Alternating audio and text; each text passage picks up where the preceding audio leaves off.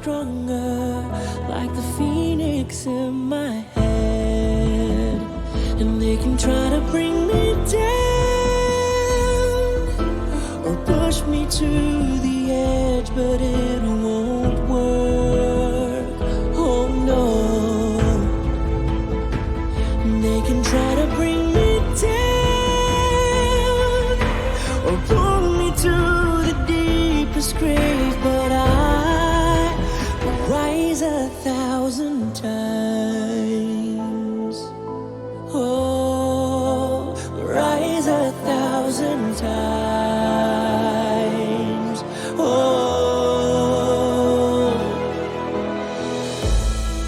see, my blood is in the shade of a burning scarlet sunrise. The end is my beginning. I will rise 1,000 times. I've fallen and rise from ashes. This time I'll come back stronger. I know life is getting harder, not like I will choose another. My tears need healing powers, just one drop to recover. Can't stop me cause I'm the phoenix. I will rise 1,000 times. I've fallen and rise from ashes. This time I'll come back stronger. I know life is getting harder, not like I will choose another. My tears need healing powers, just one drop to recover. Can't stop me cause I'm reviving. From the ashes, from the brokenness, whoa, and all the pain. They can try to bring me down or push me to the edge, but it won't work. Oh no. They can try to bring me down or pull me to the deepest grave, but I still see my blood is in the shade of a burning scarlet sunrise. The end is my beginning. I will rise 1,000 times. I've fallen and rise from ashes. This time I'll come back stronger. I know life is getting harder, not like I will choose another. My tears need healing powers, just one drop to recover. Can't stop me cause I'm the phoenix. I will rise 1,000 times. I've fallen and rise from ashes. This time I'll come back stronger. I know life is getting harder, not like I will choose another. My tears need healing powers, just one drop to recover. Can't stop me cause I'm I reviving. will rise 1,000 times. I've fallen and rise from ashes. This time I'll come back stronger. I know life is getting harder, not like I will choose another. My tears need healing powers, just one drop to recover. Can't stop me cause I'm the phoenix. Rise 1,000 times. I've fallen and rise from ashes. This time I'll come back stronger. I know life is getting harder, not like I will choose another. My tears need healing powers, just one drop to recover. Can't stop me cause I'm reviving. Rise 1,000 times. From the ashes.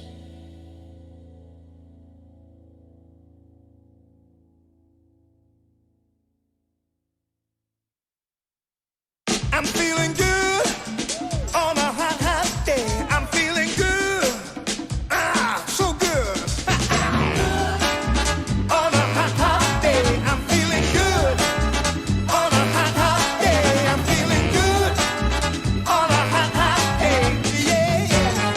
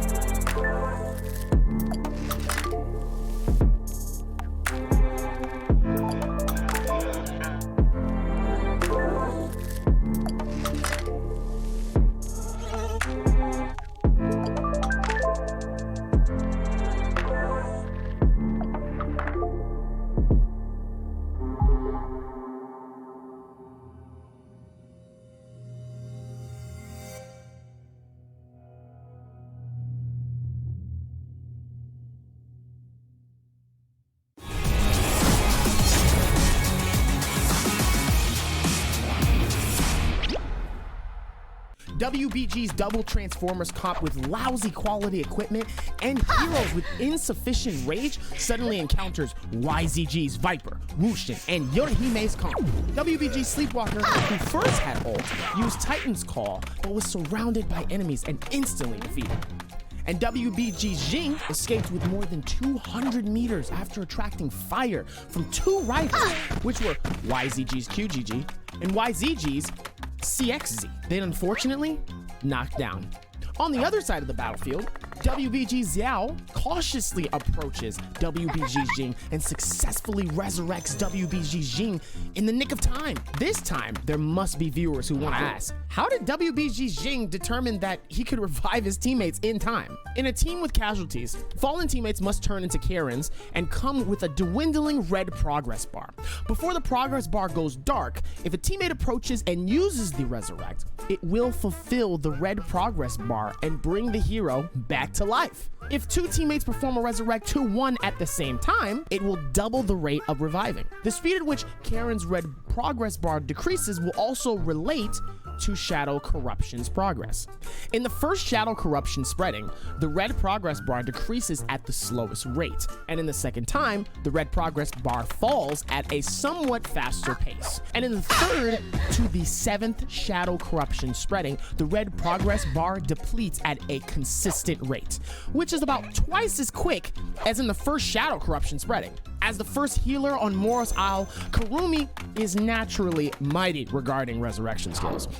Other heroes who want to perform resurrection can only do it close to a Karen. Karumi's binding player can connect with Karen from a distance and perform a revive to avoid the battle near a Karen and avoid damage from Shadow Corruption. It is worth mentioning that all three forms of binding player can also link Karen, and the speed of resurrection is the same. Because of WBG Xiao's unhurried efforts to revive team WBG Jing at the last second, the team was able to enter the final circle with no casualties and win the championship of 2022's Nbpl Season 1 Trio game.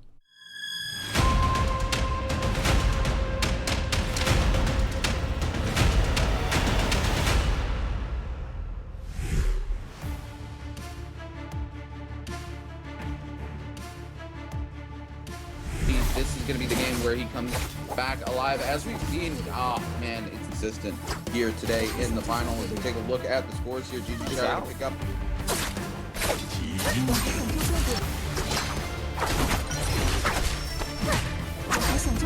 Longfly picks up Kalba.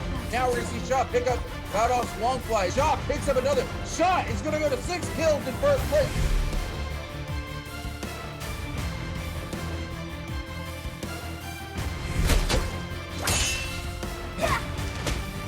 A lot of kills, but all those resurrections coming through. It's got to be good enough at this point. Yeah, there's the parry. He's done for this one, sitting on that 0-0 LXY. Oh my goodness, another parry from Mike.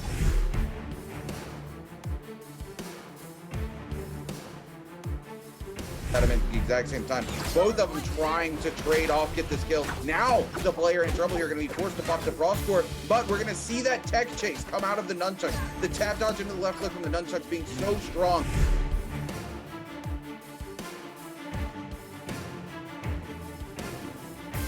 He's going to try and get that last hit. He's going to try and make Spider cry. Keep Spider on those 3 kills, not go for the 4th, but Spider here actually looks like he might be the one falling down instead. How the turns have tabled, and it's Spider who's getting the pain instead. Mike is going to bring him down.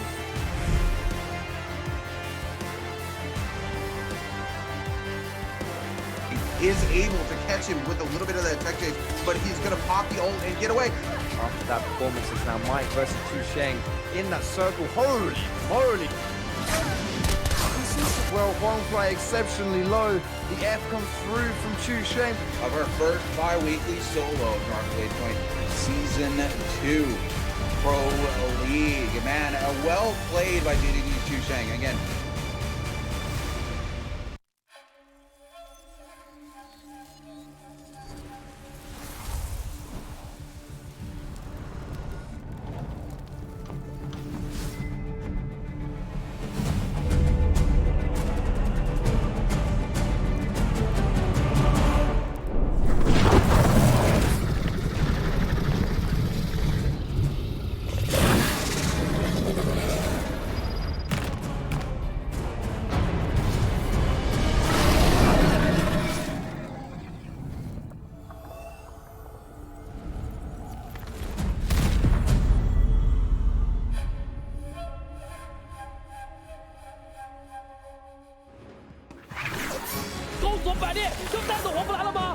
黄良这边是击败了红不来，拿下本场比赛的铁拳。这波能反杀，看起来祥月这波操作，他输了。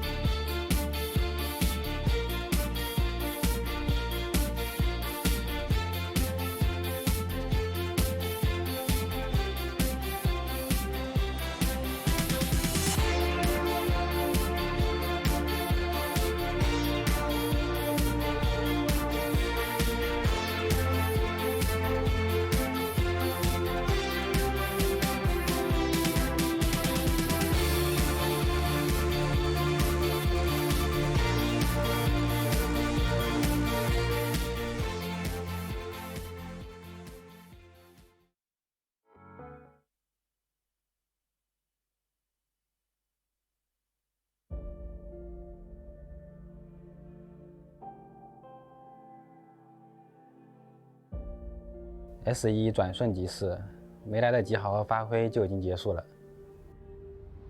第二轮，哎，对，倒了，被淘汰了。或许你曾和我们一样经历过低谷，备受质疑。2次宇宙冠军失之交臂。你们先走，先走。YZG 出局了，新蜀电竞应该是10拿10稳了。哎呦，钱滚滚也是被带走了。找到奖，有个新的奖，一打找。S1的时代已经落幕了吗？我并不这么认为。渴望是我们对于 S1赛季的总结。庆幸我还选择留在这个舞台，我仍向大家证明，我们并非弱队。他追到一个 A 队 ，A 队是带大过来的。A 队在这个位置已经拿到12个击败分了。赛场经验是我们最强的支撑手段。你往里面顶。是。我要被这个蓄力打到了。经过这个双周的鏖战，小雷神这个名号也总算保出来。那过来，小雷神这边又是进行一个双抓，空摘摘到一个，有没有计划再双抓呢？又抓到了，又摘吗？我就直接拍吧，因为初月这边其实已经给了他一个血阵。天人前10，天才少年，在座的比比皆是。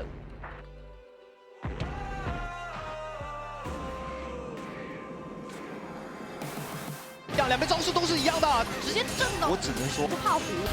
哎呦，被空震，2把刀连震。WBG 承载着 S1冠军的荣光，虽然此刻我在仰望，但终有一天我也能沐浴当中。Nbpl 这个舞台确实很大，但我还想走得更远。2022 Nbpl S2，我要把失去的全都拿回来。如今的 YZG 已经蜕变完成，周冠军我们势在必得。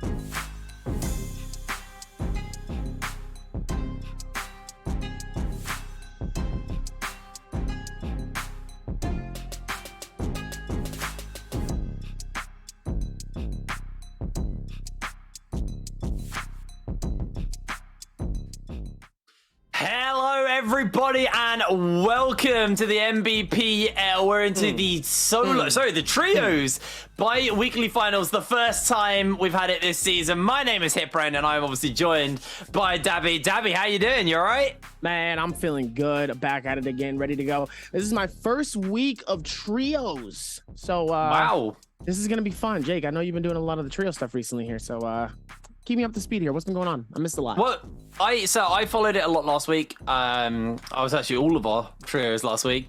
It was very bizarre, very peculiar. We had expectations of certain teams. Bizarre, yes.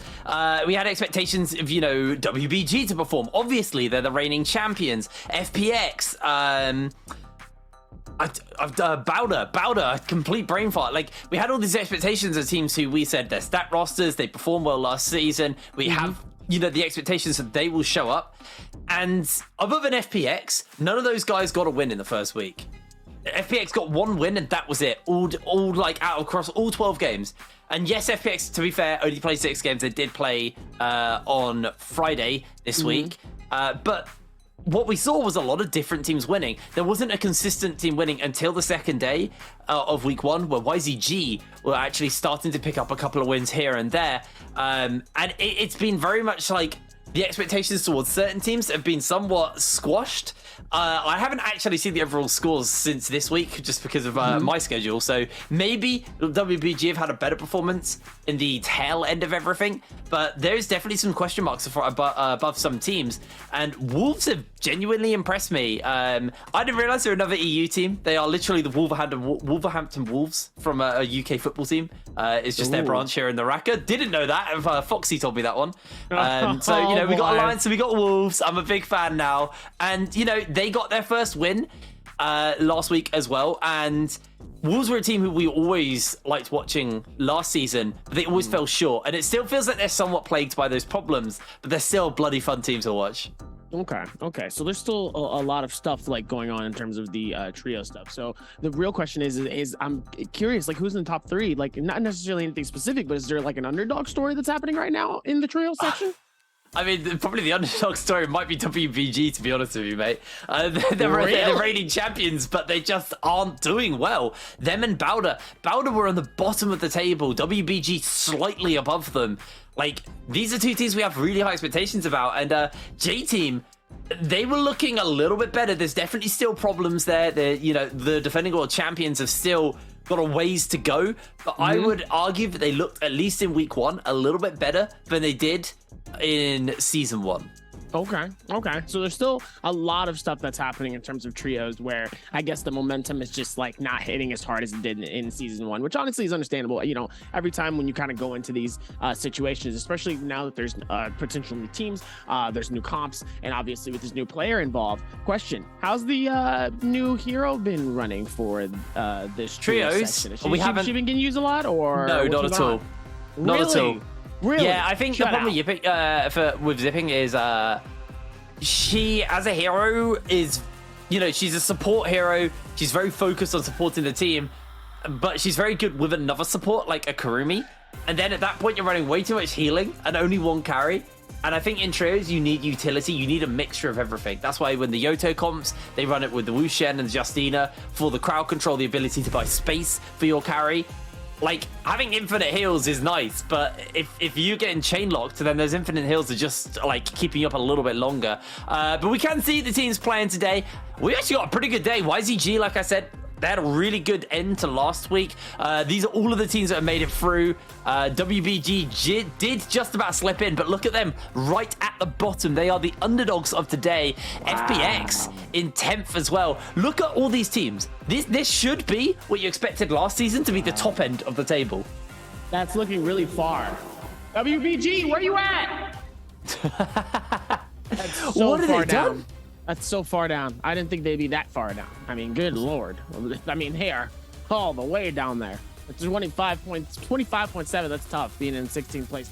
But at the end of the day, look how far it really does take, though, for one game to, like, for one couple of games to really change it up. 25 points, right? 33 points makes up from here to 9th. Okay, yeah. It's not necessarily that massive. All you have to do is really have one pop-off game, and suddenly you're in top 10. right? Now, if you go up a little bit higher, 36 points makes up the difference. So that's maybe a less than 20-point deficit from literally top 5 to all the way down to the very bottom. So in reality here, this is still a close game only because it really does take those 1 to 2 pop-off games where you're going absolutely insane in order to really move up in the rankings for the trio. Well, if you look, YZG are at the top. They had a killer day 2 in week 1.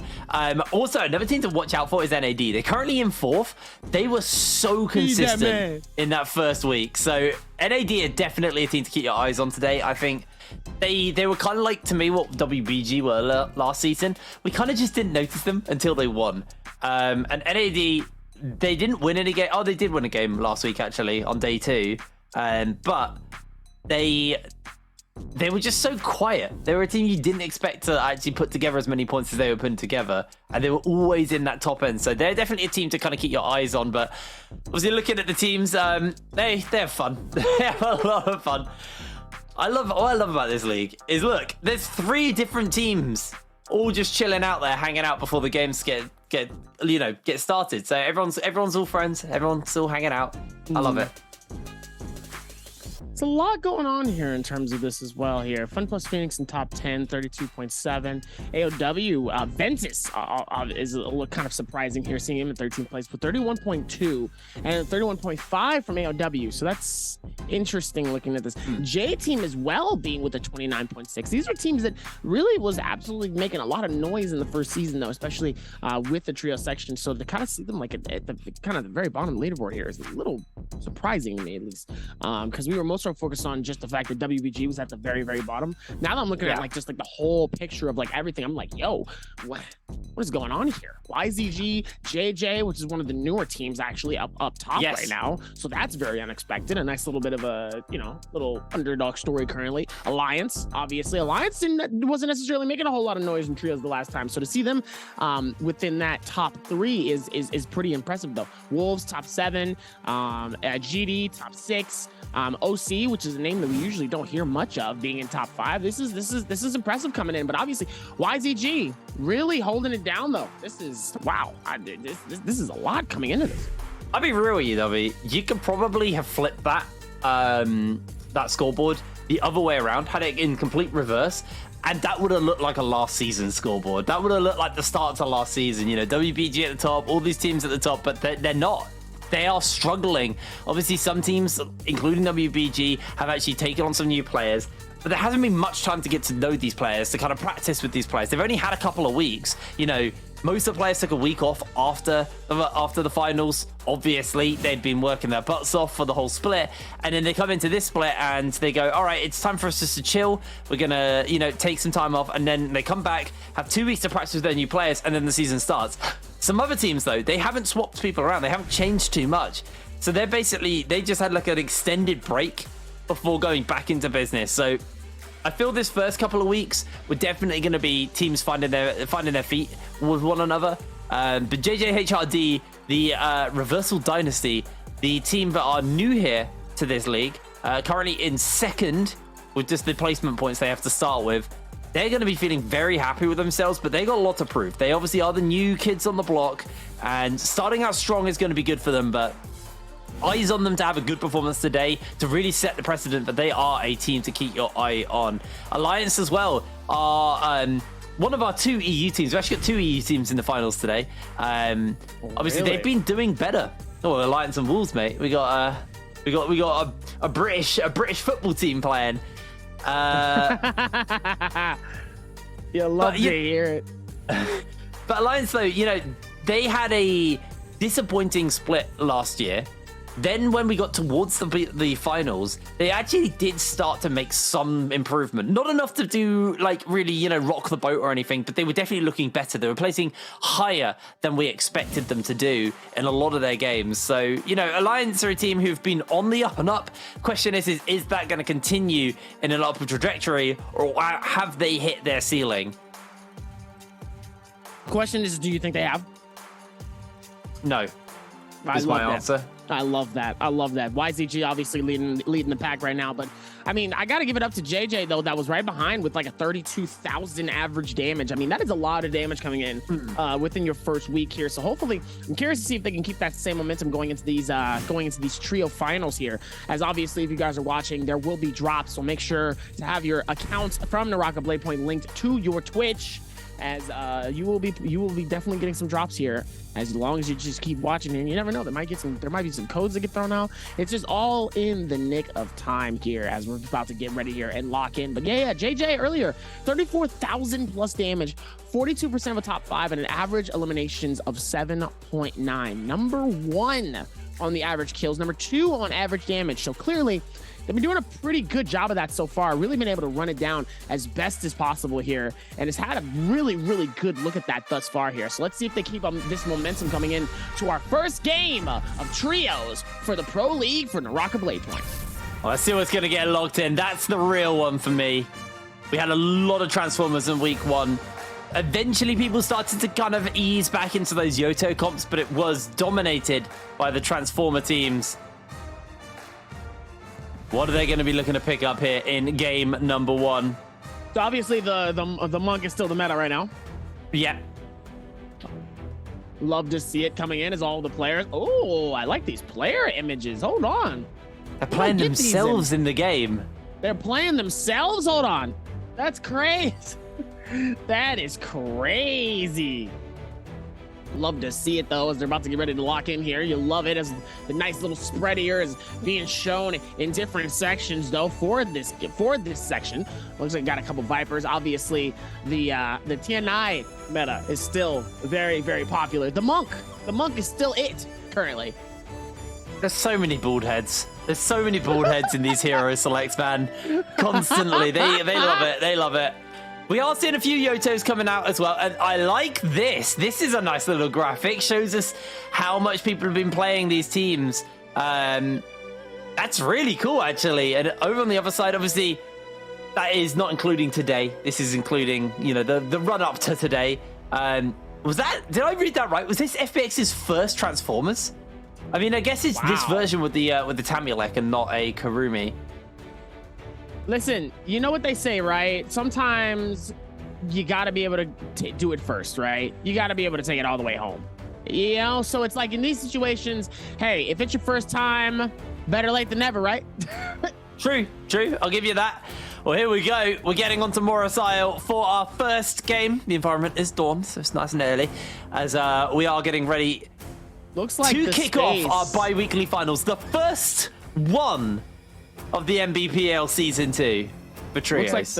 Looks like the space though has been absolutely spread out in different sections here. Usually in solos, there's a lot of these players that really are playing this together and really keeping this space like you know, they really want to immediately get into the fights. They immediately want to get into the action, so they're not really going to wait too long here. But man, I've never seen a spread this wide, even in a trios game, to be honest with you. I mean, I'm seeing people from Wreckage Plains all the way to like the back left of Cottage, which is like a space that I never would have thought people would really be landing here, as people are immediately starting going in. YZG #1, Wolves already getting elimination here, as Fun Plus Phoenix is able to catch their first eliminations, and possibly it looks like they're going to be the ones to catch the first blood.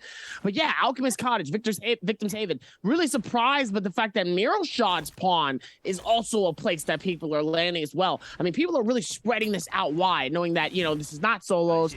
Trios are really going to be about being as tactical and being as smart as possible. Not only with you pushing and being aggressive, but also the timing as well. Knowing that we're going right back into Wreckage Plains here, a nice, insane little bit of some fog, deep fog in the middle of this might make your vision a little bit hazy, but make sure to keep your eyes bright and your ears perked up as you're going to be listening into a lot of P's and Q's here, as Ventus and GG is right next to each other, ready to make some magic happen here. But let's see if they keep that same momentum going into this game.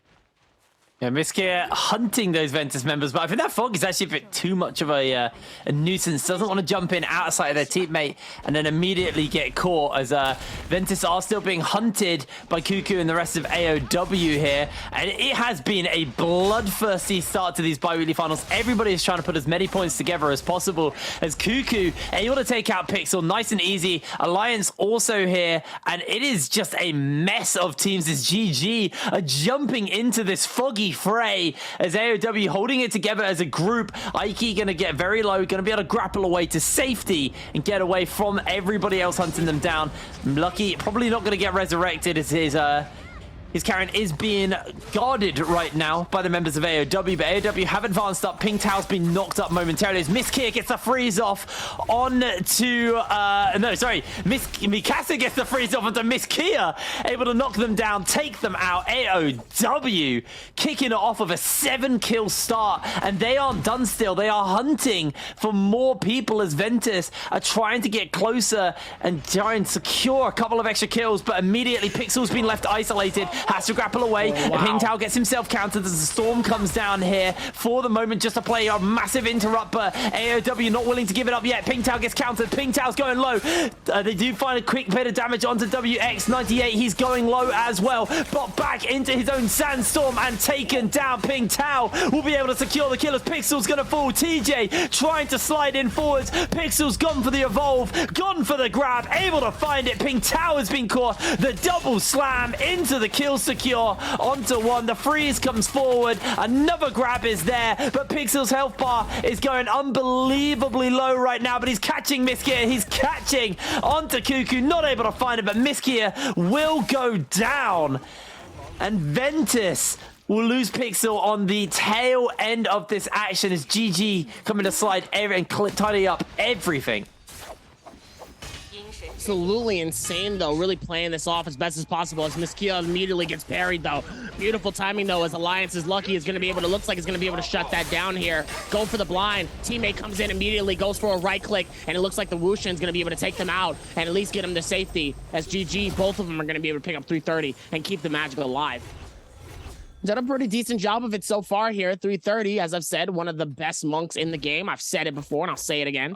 Not afraid to say that. That man is an absolute GOAT when it comes to it. And it looks like so much has gone down here as Alliance is going to be able to pick up all of the rewards from what they were able to get earlier today. And to everybody here, welcome to the stream, welcome to the games, welcome to all of the fun that you guys are going to be experiencing. Make sure to hit that follow button as we're going to be popping in from JJ. JJ is going to keep it going as it looks like he literally freezes the Terracotta Warrior. I don't think I've ever seen that yet.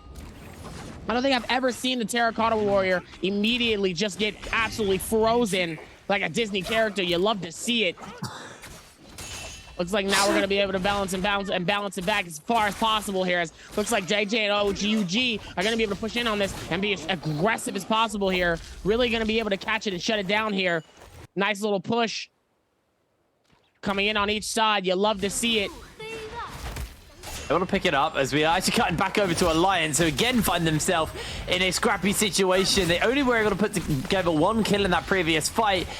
And Aiki trying to find these slashes off on the Yoto. Can't really make any damage. Stick does finally get his last couple onto 3-3-0 and takes him down from GG. But in comes the big Viper stun from Lucky to lock everybody down to finish up GG. Miss Kia will be going down here right now as Alliance able to pick up yet another kill. They'll be able to get 3-3-0 up in the fog as well. Means it is nice and safe for them to do this because people can't really see where you are. So another little advantage to these Dawn maps. FPX, it's been a relatively quiet game for them. They've got 4 kills. They did just lose LYD in the middle of this fight, so they need to take this and actually be able to pick it up because they don't want to use those resurrections early. They'd rather hold them if possible. TXJ gonna go for an evolve here, just to try and threaten OC01 away. And actually, he's continuing the chase up while the team will pick up LYD, who was down previously, as TXJ still hunting 01, knowing that the rest of his team are down, and there is no one safe for him to run to, but TXJ just going to return back to his team. Doesn't want to overextend too far away from the team. Looks like they're still going to be able to do their best job here and really be able to patch this in, probably playing this smart. Going to be able to wax it as best as possible here. It looks like GD is going to be able to do what they can here. Let's see if they can keep that magic, though, as they're going to be able to push in on this and be smart. Well, WBG find themselves in a fight here. Looking to go toe-to-toe with EWG. The Sandstorm has been thrown down. And this is 3 versus 1, W. This is bullying. That's unfair. And EWG will lose one of their members. The rest of the team just going to have to play at distance. And this is actually a key issue we saw with actually from the likes of J-Team and WBG was they were just separated a lot. And speaking of which, J-Team and AOW in a fight. It's been a pretty solid start here for AOW, and they are just going to look to break away from a whole bunch of these ultimates that were thrown down, as the Bane's Breath is going to cause a real problem for them. Slayer, though, finds himself slain by AOW. They don't even give a damn. They're just going to take the fight versus J-Team and quite happily win it. They're using the cannons to make sure Slayer can't get picked up, and now inside the zone as the Bane's Breath is still raining down, so AOW can't continue to pressure up onto J-Team, and I think for now they're just going to have to cool it and move away. There's no way they're going to be able to contest this this revive coming in from J-Team. They got the Bane's Breath to give them a lot of safety. They're in the zone as well, so they're going to heal up, revive, refresh up, and then move in to the zone and see where they go from there. As hitting that kind of early lull, actually. We're only 20 minutes left on the clock, so 10 minutes into the game. Typically the lull comes a little bit later, but it feels like some of these teams now already used their revives up, so just playing it quieter now.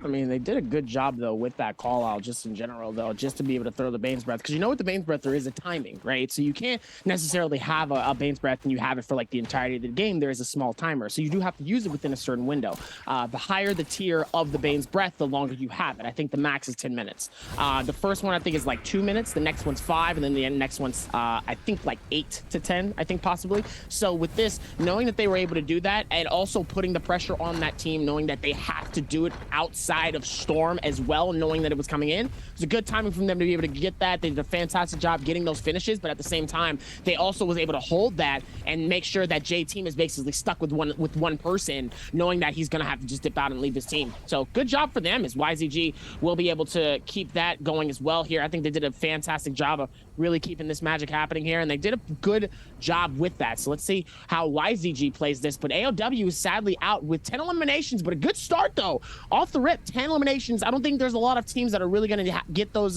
double digits, at least from, you know, most of the time whenever you see double digits, it's usually within the top 3, sometimes top 5, depends on how many teams like truly pop off in that early game. But getting getting 10 eliminations immediately off rip so far with this game, and we're still on Circle 2, is pretty impressive coming into this. But obviously Fun plus Phoenix, J-Team, Alliance, and Ventus, and OUG is definitely going to be catching up. Yeah, you do have, obviously, like you said, J-Team with not 7 points right now. I'm a little worried about Wolves, because Wolves actually haven't got a single kill for themselves so far, and they're a team that typically actually put together a whole bunch of kills early, and that's where their points come from. They're very aggressive early, and I would argue maybe a little bit too aggressive early, because whenever they get ahead, they normally just kind of throw that lead, and when they don't get ahead, they just chill until the final circle, don't really get too many points because they don't actually find, you know, a decent amount of points to apply that multiplier to. So I'm a little concerned about Wolves. Maybe we'll see some magic come out from them in that end of the game, but not the start I expected from a team like Wolves, especially into these trio finals. Lovely play there from Uran, able to just force away everybody who's chasing him down. And EWG, their biggest failing right now is the fact that they are constantly alone. And with the... I can't remember what's called. The Dragon's Bane? No. Dragon's Might or whatever. The electrical thing. When they've got that buff on, it's going to be very hard for Uran to be able to survive this, unfortunately. He does get a double grab off, which is nice. A bit of damage, but he will be going down. Has J-Team just got eliminated? Huh? J-Team, didn't they have a solo? They just got eliminated. Yeah, J-Team only had a solo. I think they only had a solo alive here, so it looks like they did get caught up by one team. And obviously, if you're a one man in the middle of a 1v3, it's not looking good because you will get pushed in, you will get finished here. As EWG also in a very, very similar situation here. Soloed out here, 1,800 of coins. So sadly, doesn't have enough to be able to pick up anybody. So they're gonna have to play the long game here. Yeah, you definitely have to chill. As YZG hunting down, obviously got the buff on them. The Draco Storm, that's what it's called. I had a complete brain fart. They got the Draco Storm on them. Storm. Or is that Mystic Might? No, it's Draco Storm. It's the electrical stuff. That's it. I had a problem with this because the Mystic Might is pretty much, it appears as a buff, almost the same as Draco Storm on the overlay. It's like a very similar kind of shade of teal. Its icon is very similar as well. It's so hard to tell them apart. It drives me mad. I always get them muddled up now. It's unfortunate, but that's okay as well here, as looks like they still... I mean, you got it, though. It's better to get it than not to at all, you know? Hey, listen. You still got it. So, GG's on that one. It looks like we'll be back at it here. NAD. Looks like they will be able to push in here. Wolves nearby as well. It's going to have to be careful as YZG definitely trying to see if they can make some magic happen in here. They only have 1 elimination, which means they're definitely going to try to play at least aggressive if they see the next team, especially close by here. If there's even a lick of a solo nearby here, as it looks like YZG and Wolves are in the middle of it. NAD is paying attention to it. They know what's going on here. The madness is wild as YZG caught outside of this, not looking good. 2 players dangerously low here. The heals come in. Gonna have to try to get those shields up as best as possible here. Playing this off and being smart.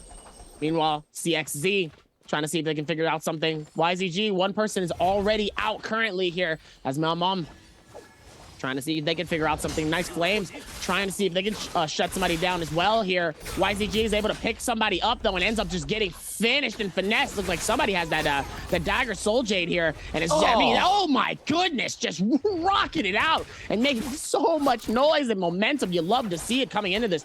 Doing a fantastic job of it. Let's see if they keep that same momentum here as one ends up getting parried. Malmon ends up getting dropped here, but it looks like he's able to successfully get out of it as best as possible. Wolves 14 trying to juggle this out here, and here comes the Monk. Monk's gonna try to see if maybe he can get something here. It's K is trying to get out of Dodge's way here, not trying to get caught up in that situation.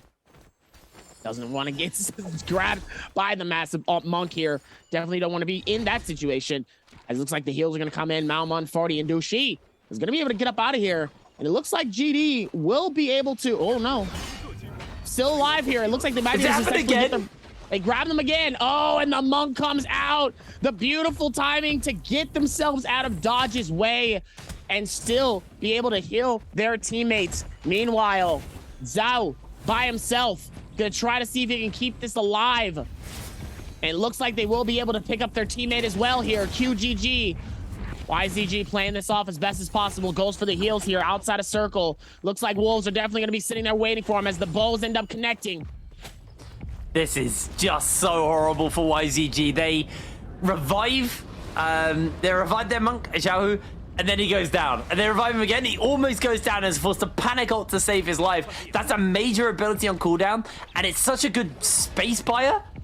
But they, right now, are just in so much trouble because they've used that ultimate.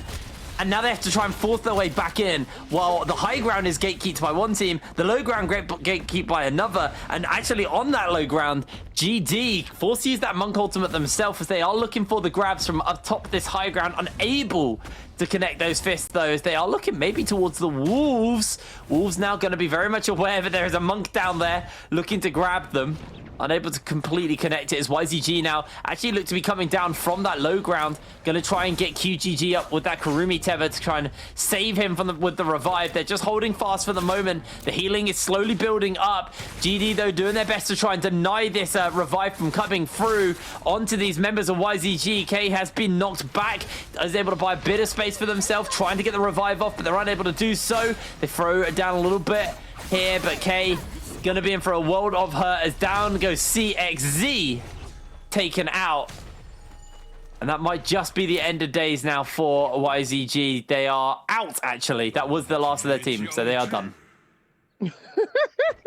It's the way you finish that off, though. It's the way that you finish that off. It's like, well, they've been doing a lot, and they're done.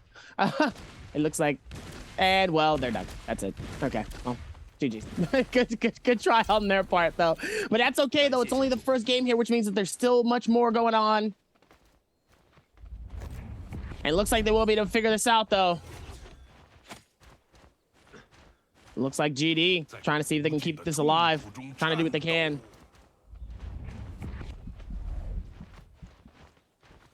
There's a lot of kind of edge of the circle play coming out from these players and these teams. They are really enjoying just hugging the circle and not like getting deep in and buckling down and setting up for these kind of later circles, because it was a hard shift circle off into the north. I think that's circle 3 off the top of my head.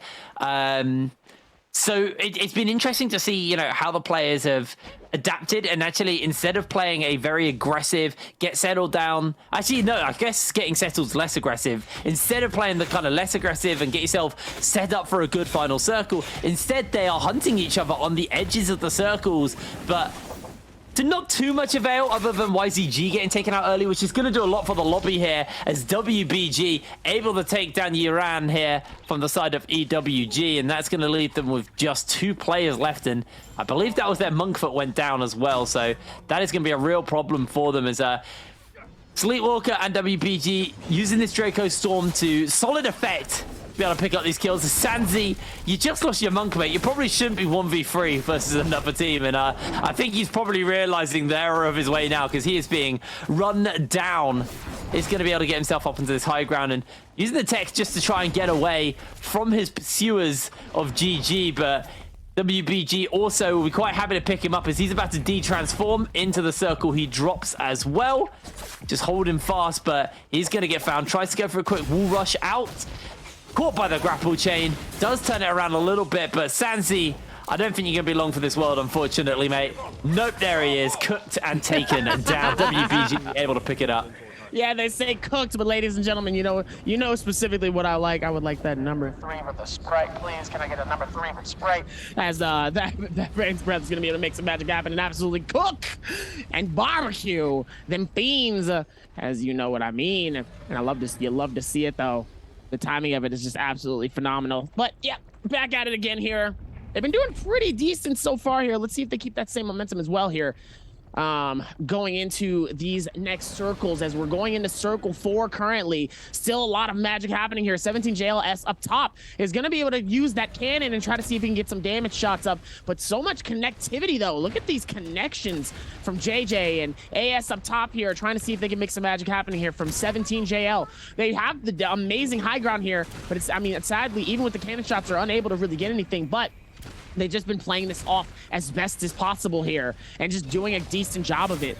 And really just being able to run it up and down and just try to play it to the best of their ability. They don't really need to force anything currently. There's no point. It's just better to just kind of lie and wait, keep the momentum happening, because obviously you can't stand still. When you can't stand still, that's when you get pumped. And you don't want to get pumped. This is not the time for that. So as that stuff starts to happen and everybody else is putting it down, you love to see the timing of how everybody is playing this. Obviously, GG's up top, Wolves is up top. A lot of people are really trying to secure their high ground spaces, knowing that most likely we're probably going to be ending on this space of the map here, and just trying to maneuver what's probably going to be the best space and for the potential to hold it here is WBG are out.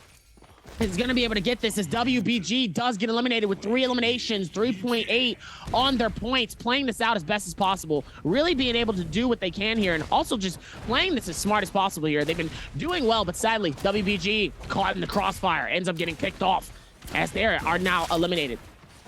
FPX, honestly, with Chad energy, standing in the middle of all of the teams in a sandstorm, just picking up the blessing, the Mora's blessing there. Golden armor. It's always scary when you get into these circles because FPX consistently get these Mora's blessings and always have at least 2 people in golden armor. I swear, it's every game. They are so consistent at this and being able to pick up these objectives. They really value them, and now they're going to use the power they've got to try and pressure up onto JJHRD. Obviously, these guys right now haven't got a single kill, have got half a point thanks to the placement points they will be able to get at the minimum.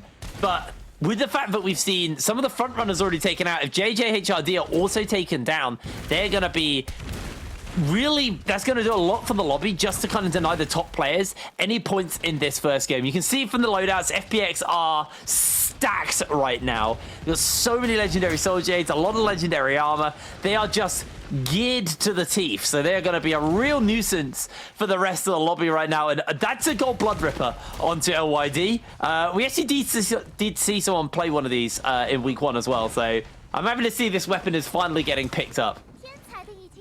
Happy to see that it's finally getting picked up here, and it looks like they still will be able to match the same energy though.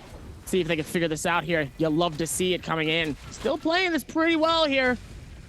And just like I said, trying not to get caught up in too many situations. So let's see if they can play this smart and really just keep the balance going.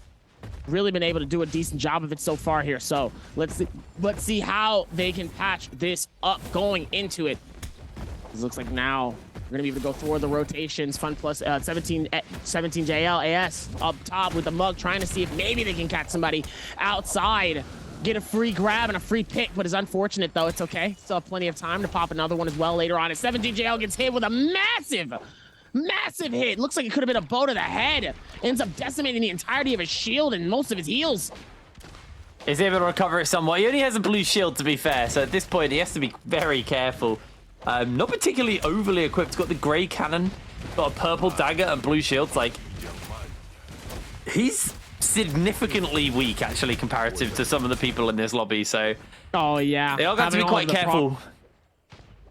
Having all of the purples and all that stuff, it's definitely a lot harder for you in these situations, knowing that there is a lot of people that have like a lot more heals and a lot more other things as well. They've done a pretty decent job of just really just staying alive here. That's one of the things you really have to maintain here in these situations where there's a lot of stuff going on here, and you really just have to just kind of play to your best abilities and just try to stay alive for as long as possible. Obviously, everybody has a lot of range. We have the bows. We're seeing a lot of no pistols. Seeing a lot of cannons as well. So cannons and that just seems to be the favorite currently here. As it looks like it's just going to be got.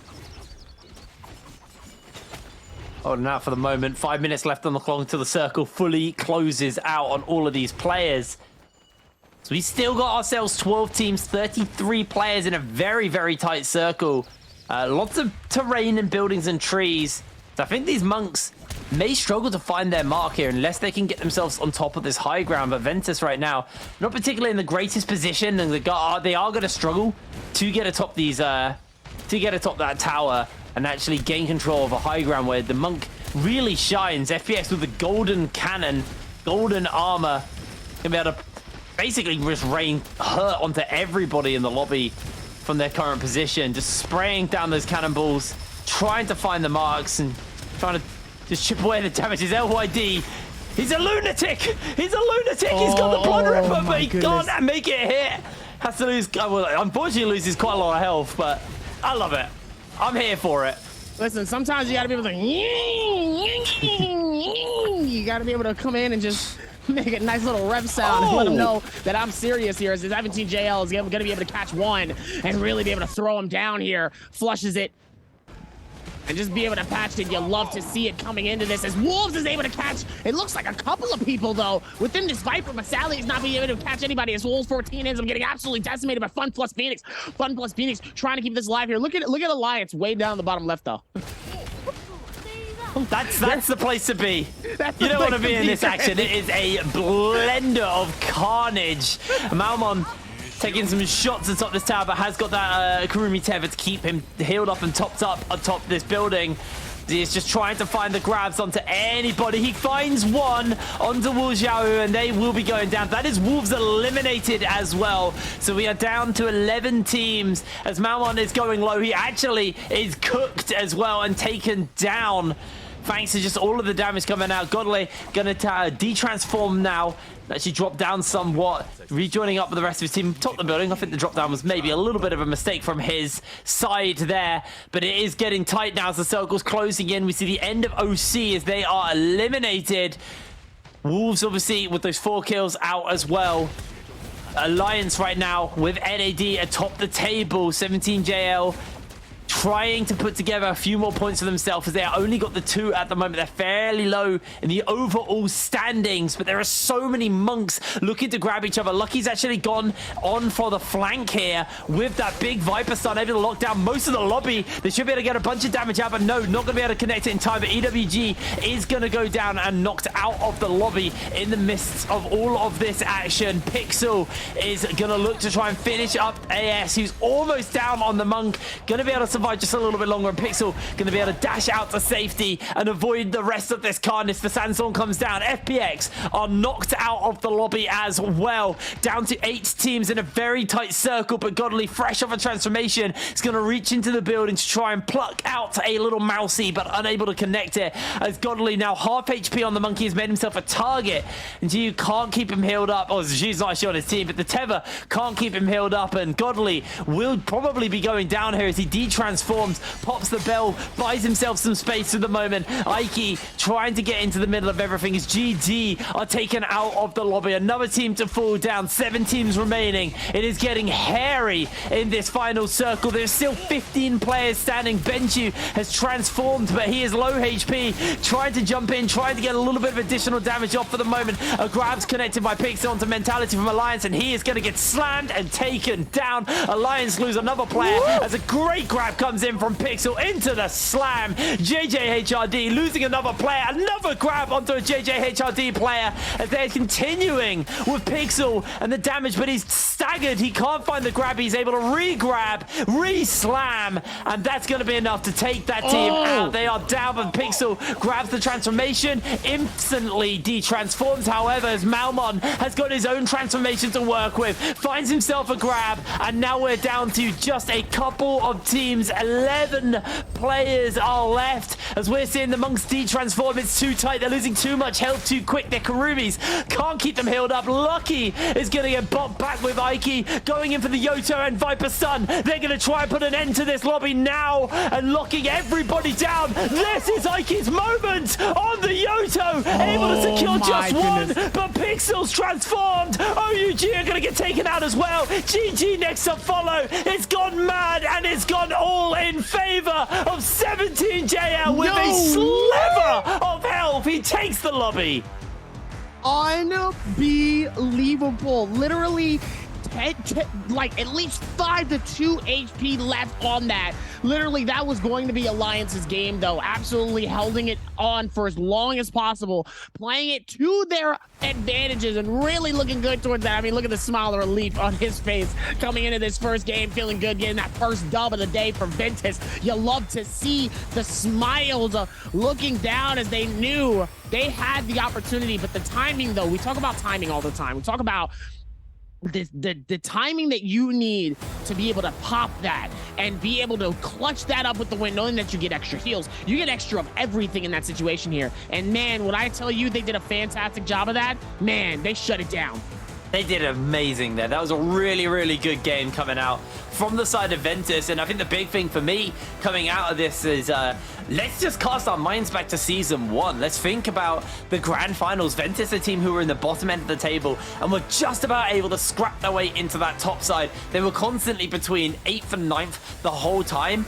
And it was amazing because they were a team who we had written off. And they actually placed very, very well coming out of that. So Ventus are a team who I was excited coming into Season 2 to watch because we'd seen some phenomenal growth from them on the tail end of the season. And taking the first win of our first Trios Biweekly Finals, they got to be feeling very, very happy with themselves.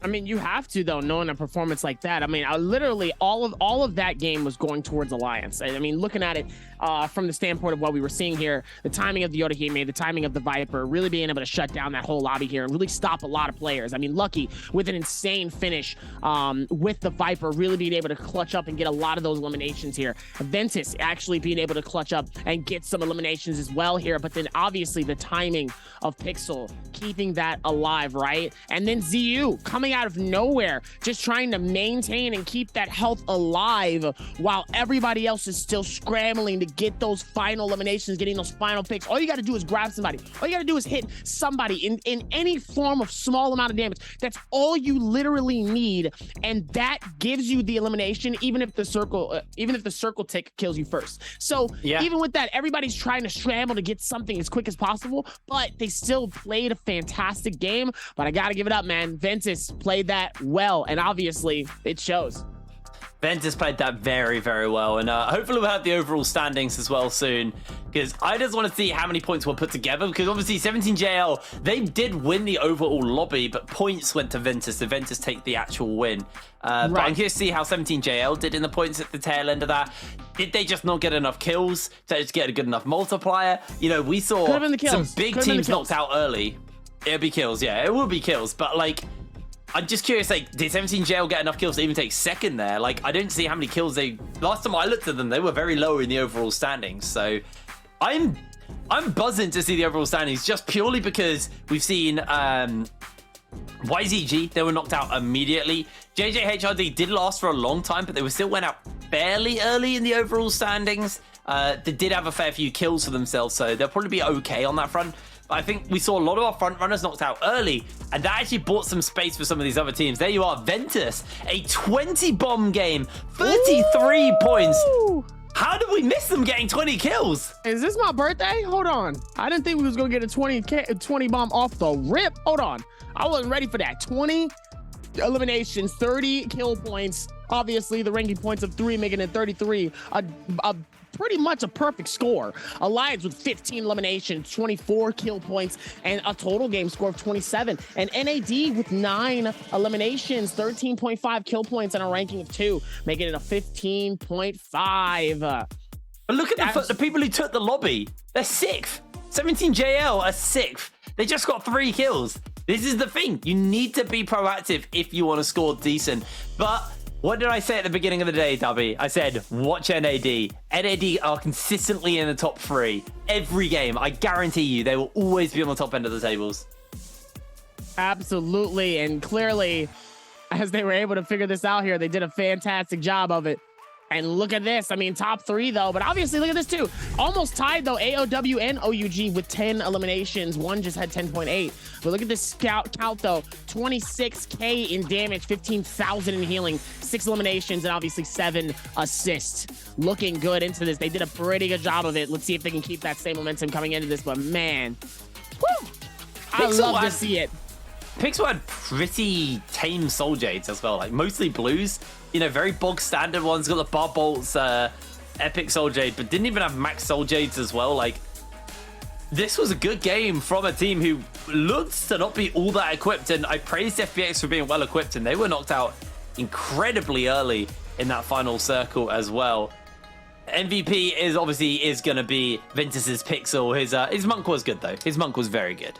Oh, Monk was very good. Like I said before, Ventus has one of those dangerous Monk teams, man. You definitely have to be careful when it comes to Ventus. And same with GG as well. GG also has a really insane comp when it comes to their Monk as well. But, I mean, obviously, Bard Bullets, resist, range assist, 2 health resist, and 3, actually, sorry, not 2, but 3 health Soul Jades. Obviously trying to keep the game alive here. Obviously it definitely helped though with that, as Ventus still is going to be able to knock that down with the MVP. And Pixel got to be feeling good going into this first game with that. And 10,000 damage coming in from just the cannon alone. This man did 10k damage in cannon. Welcome to endgame, mate. This is what happens. We're back to the cannon meta. We had that flamer meta for a while in the final circles where everybody wanted a flamer, but now everyone's just gone back to cannon. They all want to play range with those cannons. We do see a few bows as well, but typically it's just the cannon for that kind of long range. You don't really have to aim it. Just aim it at the big cluster and hope the AoE does it. Like, cannon is the end game item at the moment. 10k damage in cannon? Oh my god. That's not even fair. That's scary. As it looks like, as I go and go change because I wet myself because of the 10k damage, we're gonna take it over to our fantastic host, who's gonna have somebody that y'all gonna need to talk to real quick. We'll be right back. Hi everyone, this is Yeager and welcome to post-game interview. Today we are very glad to invite WX98 to our interview room and let him say hello to our audience. Hi 无心酒吧，那先和大家打个招呼吧。Hello 大家好，我是温塔斯的无心酒吧。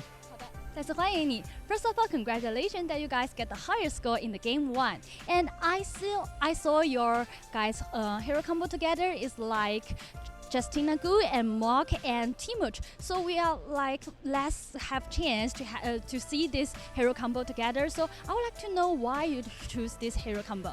那首先要恭喜你们在刚才这把比赛获得最高分。然后其实我们今天看到你们的这个英雄阵容啊，是比较少会在场上出现。想问一下，为什么会选择这个阵容呢？因为我们队的大火很厉害吧，然后他的加蓝又比较不太行，然后我们教练就推荐换一下，然后就成立了这套阵容。So actually in our team, our teammate, his Mark is very strong and like Matari is not strong enough. So we change a classical hero combo which is like Justina and the Matari and Timuch together. So we change the Matari to the Mark and then he can do very high damage. That's why we choose this hero combo. Okay, so also we saw that you guys have really high damage in the final circle. So I would like to know how you communication at that time. 那我们也看到，其实这把在决赛圈当中，Vintas 是拿了非常高的一个分数。想问一下，那你们在决赛圈整个的交流是怎么样一个情况呢？就是我们是打那个大招衔接，就皮克斯先开完杀了人之后，就我在盖杀，然后皮克斯把那些他先吃个大招出来，然后如果我杀快结束了，就逼女再开他再去击杀那些魂魄，然后再吃花，然后循环起来就可以了。So actually in the final circle, our strategy is more like using the ultimate circulation and let the Mark use the ultimate at first, and then I use my ultimate of the Timuch at second, and then when his Mark is already have the ultimate again with the soul flower, so we can have used the ultimate again, and then we can stand the position in the final circle. Okay, we also saw that you guys have really biggest threatened like from another team, which is using the Yudu, Viper and Wuchen. So I would like to know how you guys fight with them at the time. 那我们看到，其实，在决赛圈的时候，另外一个队伍他们用的是妖刀姬、宁红叶和吴晨，他们其实给你们造成了很大的威胁。想问一下，那你们面对他们的时候是怎么样去进行的一个决策？怎么样去对抗他们呢？因为我知道他们在左边规避场上的伤害，然后右边基本上都是佛，所以我们就不去靠左边打，就往右边稍微推一点，然后一步一步往里进，这就打到决赛圈了。So actually at that time, our position is like the left part is the Yudu, Viper and Wuchen, and they are avoid fighting. So at that time, we saw the right part is more like the ultimate of the Mark. So we try to fight at the right part and enter the circle, and enter the center of our final circle. Yeah. That's our communication at that time. Okay, thank you. 谢谢无心酒吧，再次感谢你接受我们今天的采访。Thank you for the interview, and we will take a break and be right back later.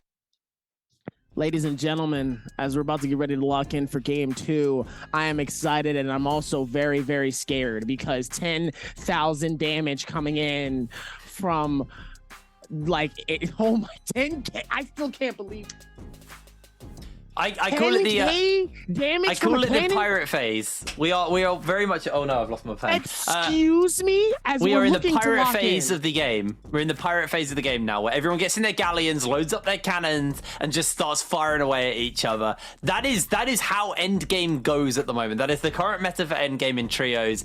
It's crazy. And yes, these cannons hurt. And keep in mind, that wasn't even with cannon soul jades. When you start to get the meteor and the bouncing ones, and you can kind of angle them and get those kind of bouncing shots into buildings through walls. Cannons hurt, man. You gotta be so careful with those cannons. By the way, hi everybody, welcome back to the stream. I'm your host, Nbpl, as I'm accompanied by my man Hip Rain. Ladies and gentlemen, as we raining on this parade for game 2 for our trios, there's been a lot of madness happening already in our first game here, but obviously, I mean, that really could have been anyone's game, and we saw so much happen, so much go down. It was absolutely insane coming into this. I'm excited to see how game 2 goes and how the rest of these games go. Obviously, tonight we still have 5 more games to go as teams like JGG, Wolves, Alliance, J-Team, AOW, WBG, NAD, and so many more is going to be able to lock it in and get ready for our next games here. You'd love to see it. As I'm excited, man. I'm very, very excited coming into this. It's going to be a good game and a good vibe, but oh man, coming in, that was absolutely insane. That was a big start. I mean, a 20 bomb coming in from Ventus. Who'd have thought, eh? I'm still saying keep my eyes on NAD. I really have them down as the WBG of this season. The team that are consistently good and then just always have enough points to be relevant, and then suddenly they might just go wild. That's what WBG did all season 1. They chilled. They didn't really make a big splash. Everybody kind of ignored them. They were always in that top 3, but never first. Never had that flashy game. Always bridesmaid, never the bride. And then boom, they come in the biggest wedding of the season and take the whole split. WBG aren't that team anymore. It's NAD. It's really NAD in my opinion. I've got my eye on them. I'm very excited to see how those guys do. But Ventus as well, a team who I'm very happy to see take the first win of the finals. A team who didn't have a great split. And it was nice for them to kind of come back and show some growth towards the end of the split. Not enough to really do anything. They didn't make any real big waves, but they're coming in with a 20 game in the first Biweekly finals. They're now starting to make some waves. Absolutely making waves. You'll love to see it. Like I said, they did a fantastic job of that earlier here. Let's see if they can be able to lock it in for our next game. Still gonna be able to put this down though. And look at this, is 17JL up top here. 17JL really had some beautiful placement in that first game, though. Obviously, we saw a lot of those cannon shots here. I can only imagine how much damage they had with their cannons, as they had an average damage of 28,000 plus and an average of 6.9. Very similar to our #1 team in the first game. They really had some really interesting differences. Obviously, 7.5 I think was for the average kills of #1. 32,000. I mean, they were very, very close here. So obviously, if they keep the same momentum, 17JL is going to look good in the standings. Yeah, 100%, 100%. As I don't know, man. That first game was pretty much almost what I expected, but in the way that, because I didn't know what to expect. If that makes sense. Week 1 of trios was very much all the expectations, all the teams we expected to do well just fell short. It was not great. It wasn't great at all. But FPX obviously being one of the consistent teams that have been at the top. But outside of that, we had a different team winning all the time. We were jumping up and down. And actually, a little bit of a note, Ventus won the first trios game of the split, and they also just won the first trios final of the split. So that just went over my head. But we had in day 1 we had Ventus Aces, FPX, 17JL, GBL, NAD win. Day 4 it was YZG, EWG, Wolves, YZG, JDG, and GG. There's a lot of teams you would expect to have on that list missing. The fact it took a GG until the end of the first week to find their first win. The fact that FPX only got a single win in the first week. And it was a lot of teams who, we had, I don't want to say written off, but, teams who we had expectations to be kind of middling and, we had set in my head, you know, a team like Ventus, their goal probably is top 5. Like, that is probably, you know, at least into 5th. Like, not even top 5, sorry, just like into 5th is probably like a good goal for them to set. But they are showing up as a team that potentially could go higher than that. They're a team who, you know, we had low expectations about, and they have surpassed them already. You know, a 38% of the time they're in top 5, that's pretty decent. You know, averaging almost 8 kills. They average the most kills in the trios right now. They are not a team to be messed with. Absolutely not a team to mess with. Mess with the bull, you get the horns. As Ventus will be able to possibly lock this in here. Let's see what type of momentum they have here in trying to figure this out. You'd love to see it with time and space. They're gonna have to sell the wind in their sails, 100%. They, you know, they just took that first win. They had an absolutely killer game. They were involved in that like kind of 4-5 team scrap down in the mist, down by shipwrecks. So, you know, they came out of that alive. They came out of that for the better. They came out with a lot of kills, ending on a 20-kill game. They're gonna be feeling confident, but mainly they've also bought themselves some space. So I think that's the big thing right now is you have just had an amazing game. As long as you have like a good game here, and you don't have to have another 20-bomb game, as long as you have just a good game here, you are very comfortably in a place where other teams have to work hard to catch up to you. And that's the big thing, is it's about buying yourself a lead and then just maintaining that lead with consistent play. And that's kind of what Ventus are going to be looking to do. They probably still need a couple like really good, like one really good game to get themselves into first if they want to take it, but that is a great start for them. We're looking at, I think this is OUG, who we were looking at a minute ago there. Another team who've been quietly quite good, I would say. A team who've just been quiet is J-Team. Unfortunately, they are continuing the problems that they had from the previous split. Yes, I think they are improved from the previous split. They did change out a player onto this roster, but they are not doing as good as we want from J-Team. You know, they are still, no matter what, the defending world champions. Yes, it's a different roster from then, but this organization, they're gonna have a lot of pride on the line for that. So expectations for J-Team are high, and it feels like we're now into the first bi-weekly final. They didn't match those they didn't match that point in the first season. So season 2, they really need to strike back with a vengeance, and so far they're not able to do so. Wasn't able to do so here, and I mean, still able to figure this out and dust it off and do a good job of it. See if they can keep that same momentum going into it. Excuse me. As we're gonna lock in here for game number 2. It's gonna be able to be nice and extra dicey. You know I love me some dice. As looks like we're gonna be able to patch this in for this next game here. So much has been going on here with this momentum. I mean, look at all the cams though from all the players. My goodness, the momentum is insane right now. Look at this. Love to see it as a Zen in the mode, ready to go. See what they're going to pick up. I'm curious what this hero select is going to look like. Remember, you can't pick the same hero off more than 2 games in a row. So they do have to change things up going into the 3rd game if they decide to go into that. But here we go. We are into our hero select. See what the players are going to be looking to pick up here. Look at all the picks though. Oh, hero picks. Less bald heads. Yeah. Way less bald heads. Wait, I'm sorry. Do I see a Takeda in Fun Plus Phoenix? I hope so. I hope that stays. Right. Look at top right. I hope that stays, man. I hope they don't switch last second. We have yet to see a Fun Plus. We have yet to see a Takeda in this ulti. Let's see if they can keep the same momentum though, with the pick rates absolutely being insane here. And this one's just absolutely throwing a loop here. Looks like they have one of the exclusive ones too, the exclusive skins for them. It looks like they will be able to lock that in possibly here. I am surprised though, coming in from Triple V with the Takeda.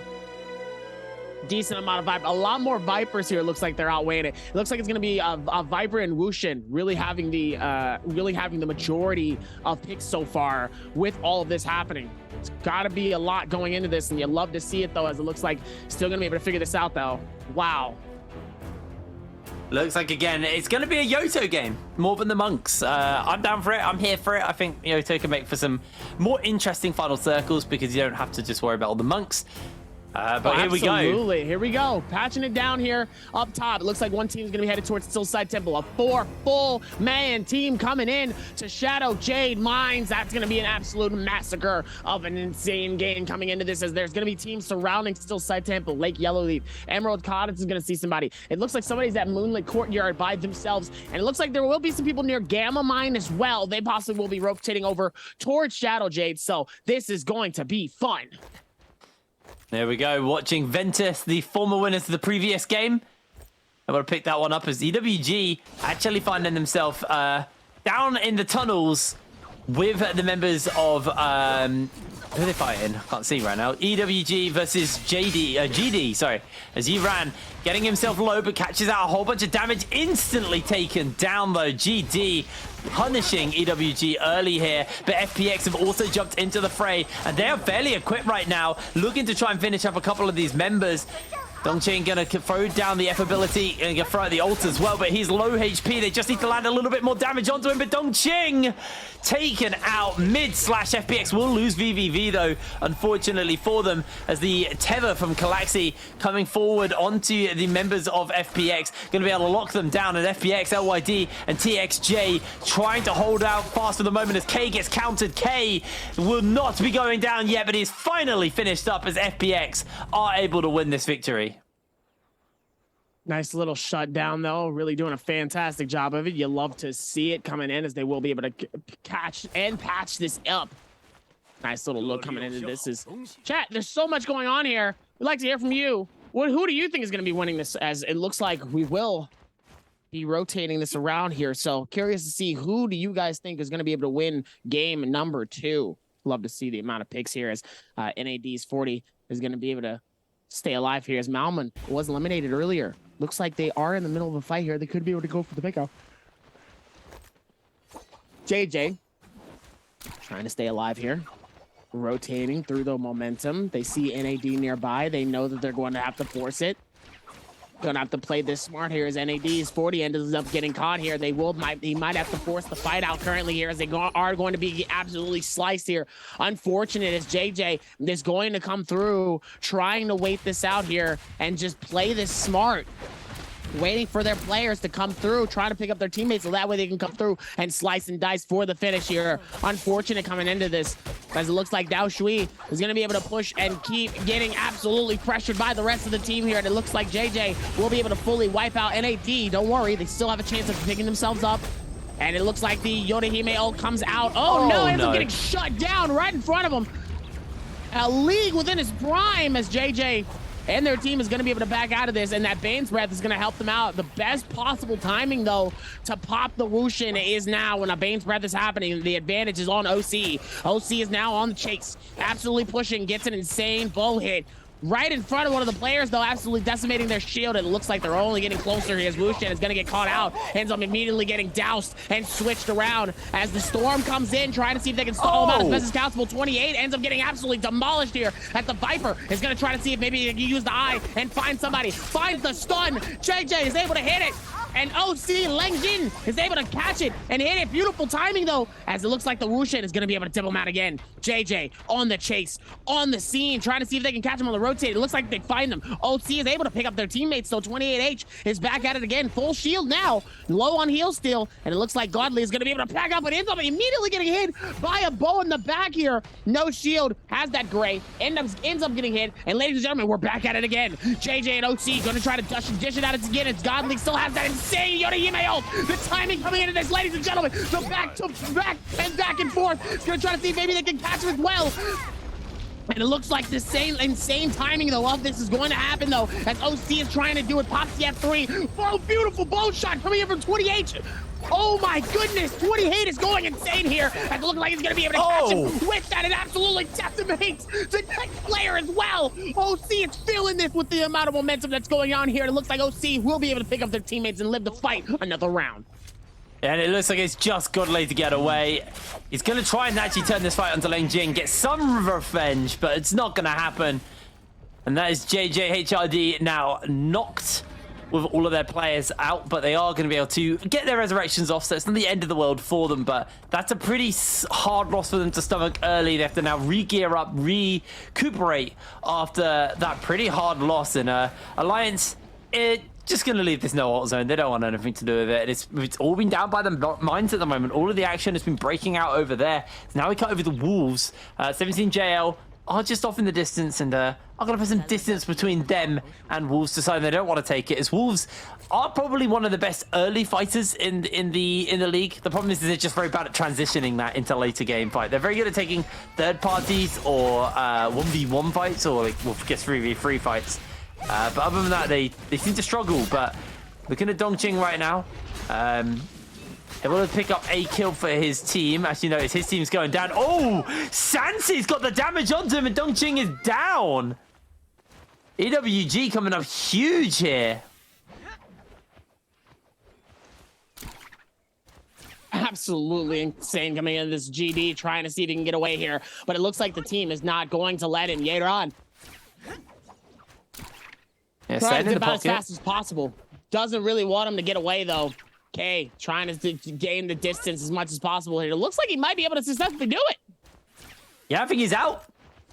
I think he's made it out as he's still got Yoran in his pocket. Only got one grapple left though, so actually this could be dangerous for him. He's going to use it there. Maybe he can grab an extra grapple here, but he is now out of grapples. Yoran has 2 more, so what he has to do is get in range, and I think K might be going down here, unfortunately. Gonna just take one good grapple to close that distance. Now Yoran's out of grapples as well, so K is gonna throw the shields down.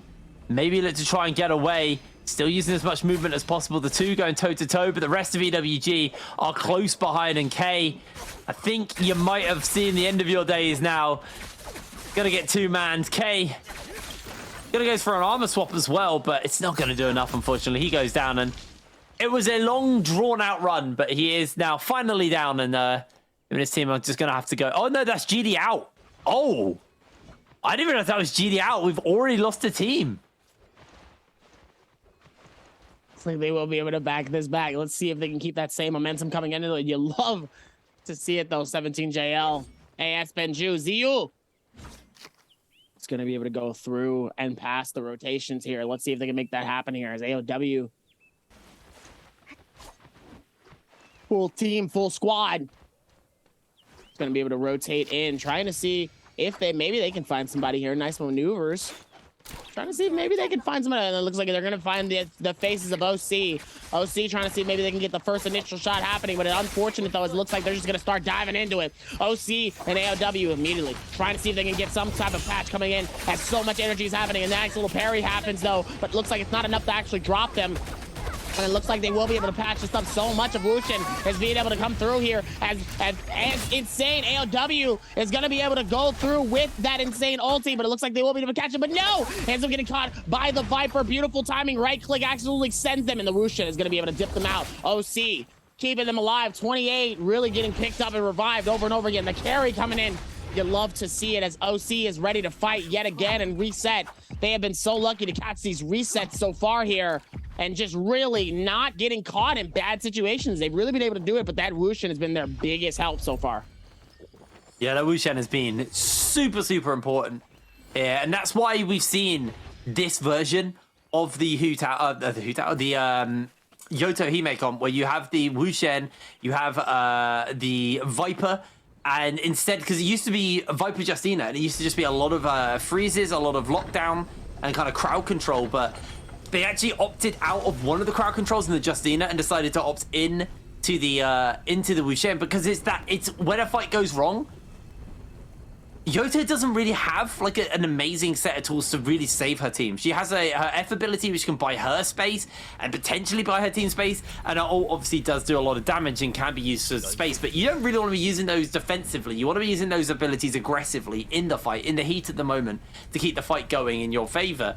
And the Wushin basically allows you to take those fights, and then if they go bad, just get out of there.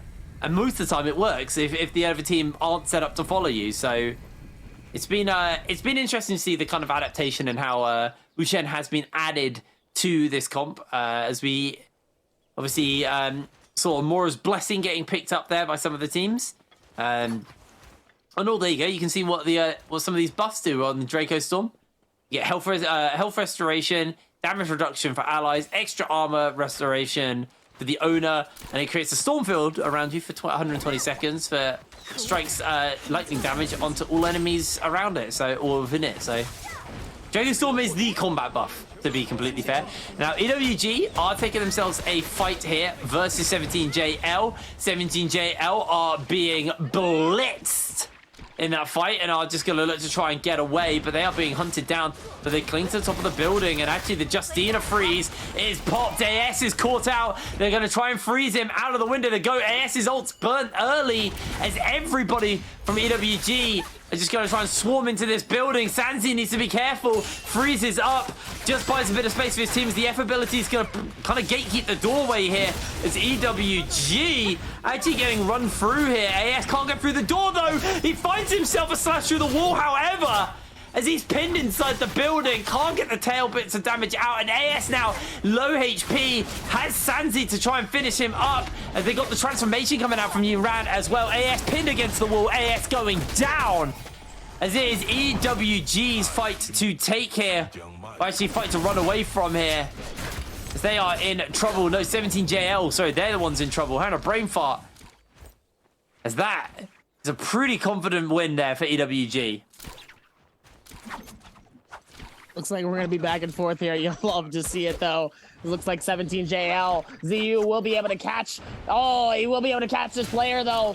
In between the rotations, though. ZU trying to see if they can fight it out. EWG trying to get caught in. W team ends up coming in as EWG is just trying to catch this with ZU. ZU is trying to stay alive here. So much decimation happening, and they don't even have the opportunity as EWG shuts him down. Goes for the finish as looks like OG Lenjing. It looks like he's going to be able to find one. It looks like he will be able to shut down at least one possibly here. No, it looks like they were able to get out of dodges just in the nick of time. You love to see it, though.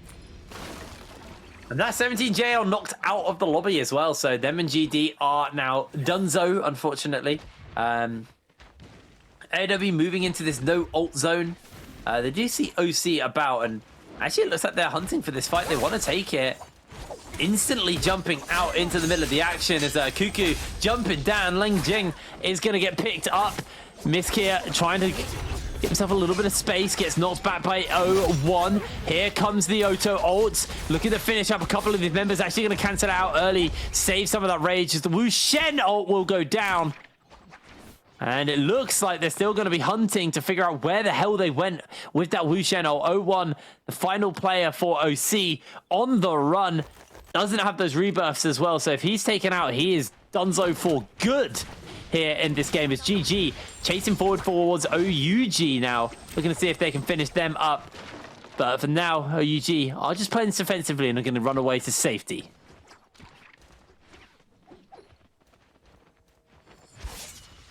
Looks like GG's back at it again. It's going to go for the shield here. Try to find some soul jades here. Maybe go through a nice little bit of trade. See if they can find something that's going to be very helpful for them. Going back and forth here. You'd love to see it.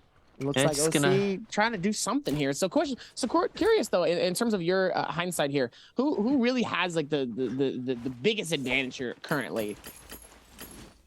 Well, I think it's very hard to kind of call it at that point. Like AOW starting with those 8 kills is always going to be an advantage to them. I think their comp's also very good towards the end game as well. Gear-wise, I haven't actually checked what AOW are rocking right now.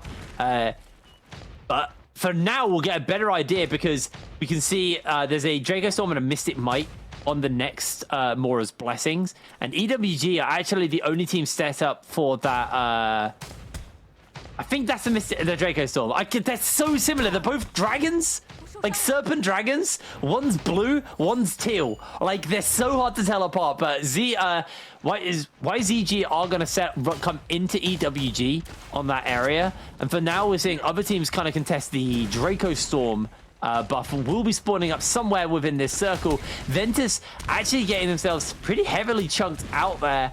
And I think these Mora's Blessings are going to be able to really dictate a lot of the control in the in the group, well, sorry, not in the group, but in this game in particular, because getting that armor, getting those weapons upgrades towards the final circles, especially if it's a golden cannon, that is super big. As Sandstorm comes down, JJHRD, they're the ones to pick it up, but immediately FPX slide in. FPX do not like anybody playing with their toys. The F ability is being thrown down, followed by the Yoto ultimate here, as JJHRD are going to be able to force their way in onto this. They do force Godly's ultimate out, and it's actually, I'd say, overextended somewhat, but it's still just going to continue the pressure up and actually decide to step away from that Mora's Blessing and wants to take the fight immediately, as GG's LXM is going to be going very, very low, but Godly actually also going incredibly low. In the meanwhile, jumps away to safety. Miskia chasing them down, cancels his ultimate nice and early, decides not to overcommit towards this, but now the grapple CC, the grapple chain coming in,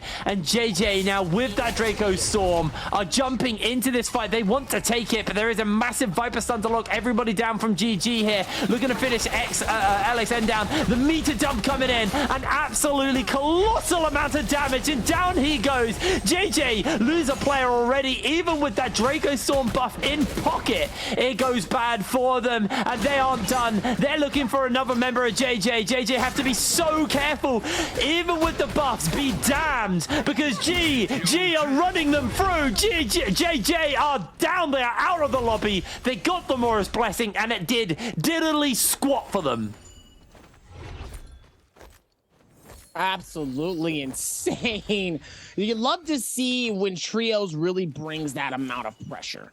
The pressure in this game can be absolutely immense sometimes. And sometimes when people aren't necessarily ready for it, it can get very, very insane depending on what type of vibes they're trying to bring and or what they're doing too at the same time. There's a lot that's happening within these spaces, and they really are able to patch this in and do a fantastic job of it. So now, even with this amount of momentum, even with this amount of space, they still have to be able to push and get those eliminations with what they can. Pigtail up top here. It looks like he was contemplating using that ballista, but it looks like he's going to be able to back out of that. But man, you love to see it when that pressure comes in, and sometimes that 2v3, that 3v3 could really turn, and all of a sudden it's a 1v3 within seconds, all because of either an ulti or just somebody just hits a beautiful bow shot, and all of a sudden one of them's just dangerously low. And then at the end of the day, that pressure of separating one player sometimes can be tough as well, but sometimes it is also beautiful too when you finally are able to see them really be able to pin it down and get it going. Absolutely. Wolves right now have only got themselves 3 kills. It's been quite a quiet game from them, unfortunately. They've not been able to really put together too much here. Just playing it relatively chill for the moment are Wolves, but they are just going to hold up on this higher ground. There's another Blessing, I believe, spawning up around here, so everybody will be looking to turn their attention towards this one. As Sansi, sorry, with the bow, just trying to get a couple of shots off onto those members of EWG atop the, Wolves atop the building. As we are now heading to the Buccaneer phase here, Dabby, where everybody pulls out their cannons and starts to fire at one another. 10 minutes until the circle fully closes. As EWG are going to get themselves this Mora's Blessing just before the circle starts to close up. We've still got 35 players in this game, and most of them very close to one another. EWG just got golden armor onto Sansi. I didn't see what else they got off that Mora's Blessing, but they're going to be sitting quite comfortable with that. Looks like they will be able to do something as well here, still being able to patch this in. We'll see where the momentum goes here. Does a pretty decent job of it here. Let's see if they can patch this in. Looks like AOW is still trying to go through maneuvering here, and it looks like now it's more of the defense in this game. It's going to be a lot more defense play styles. Yes. A lot of people really trying to stay away. Not a whole lot of people really trying to push in, really get caught up in bad situations here. Let's see if they keep the same momentum. Ooh. As they will be able to dish this out and do a pretty decent job of it coming into it. Ushi just lost so much health there as well from that bow shot right to the head. Gonna be an incredibly rough one. NAD trying to get Malmon back up, but they are being gatekept by AOW so effectively here. Malmon, Karen's gonna time out. That's gonna be the end of one of NAD's members. No way to pick them back up. AOW able to gatekeep that effectively as well and deny NAD another player as this lobby moves on. The cannons start to break out. I think that was actually a swarm or maybe a flamer. I didn't see exactly what that looked like. Coming in. Golden on the other side, so a lot of damage here. As everybody is playing it fairly chill, fairly calm and collected before we get going. Absolutely coming into this as it looks like Fun plus Phoenix still being able to do what they can here. J Team looks like they're going to be able to pick up this. Oh, it looks like he ends up getting beamed by triple bows and insane fire. Looks like J Team's going to have to be careful. They're going to be able to play this off as WBG. It's 13 Shao, Sleepwalker, trying to see if they can make something happen here. AOW. J Team actually very equipped right now. Golden armors across the board. They're fairly set up, actually. We are going to set up here as Wolves coming in with that Viper stun, looking to lock down Jing from WBG. Should be able to make easy work of him, but the grab from Sleepwalker into the Flamer. On the grill he goes. Not going to be able to finish him up. He's still raw. Isn't able to find the cook, and I think that was actually a Wu Shen ult to save the day there. Able to get them out, but Ventus now sliding in, trying to finish Wolves up. XYU here trying to get himself the damage with that Yoto ultimate, unable to make it stick, unable to finish up, and Wolves once again able to sliver away from what should be a very scary situation. But in comes GG with a potential tactical new. I think he mistimed it, so he didn't find the stun. That is so unfortunate, and now WBG can punish them hard for GG's misplay there with the Viper. They got absolutely slammed on the mistake. And now they are getting slammed by Jing. Here on the Terracotta Warrior is about to de-transform. Ping Tao looking for his own stun here on the Viper. I believe, again, unable to connect it. As we do see the Yoto ultimate coming out. Cancelled by Misk here. The Sandstorm just too effective at handling Yotos. And everyone's just fighting in the zone right now. Alliance trying to push up. AOW just kind of gatekeeping the zone, but they are just going to move back towards some level of safety. But Alliance going to have to use a lot of their resources to heal up after that.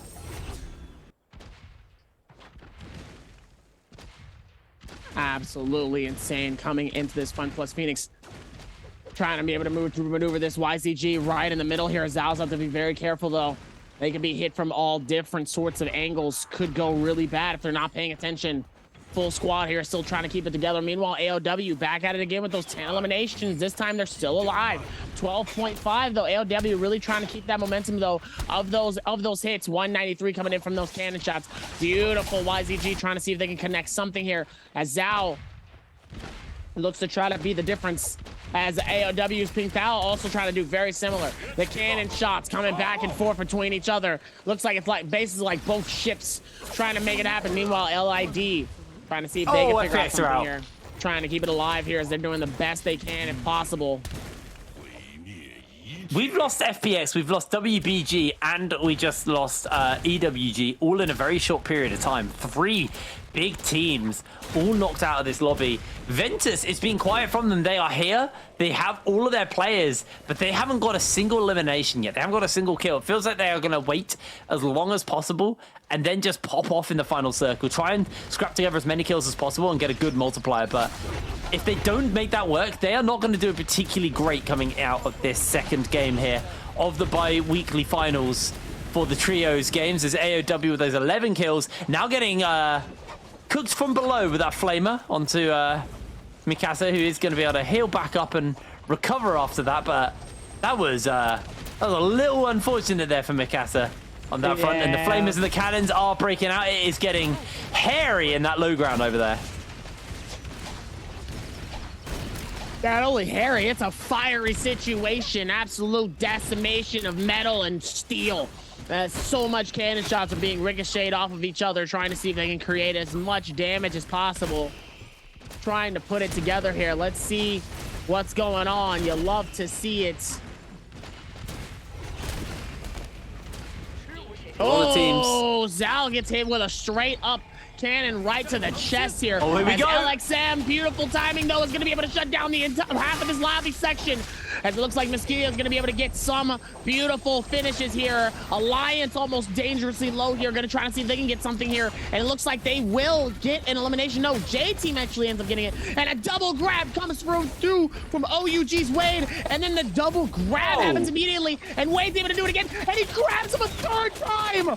Oh my goodness. OUG's Wade's going insane right now. Absolutely getting decimated by those insane bow shots, but unbelievable. He grabs him 3 different times. I know he mad.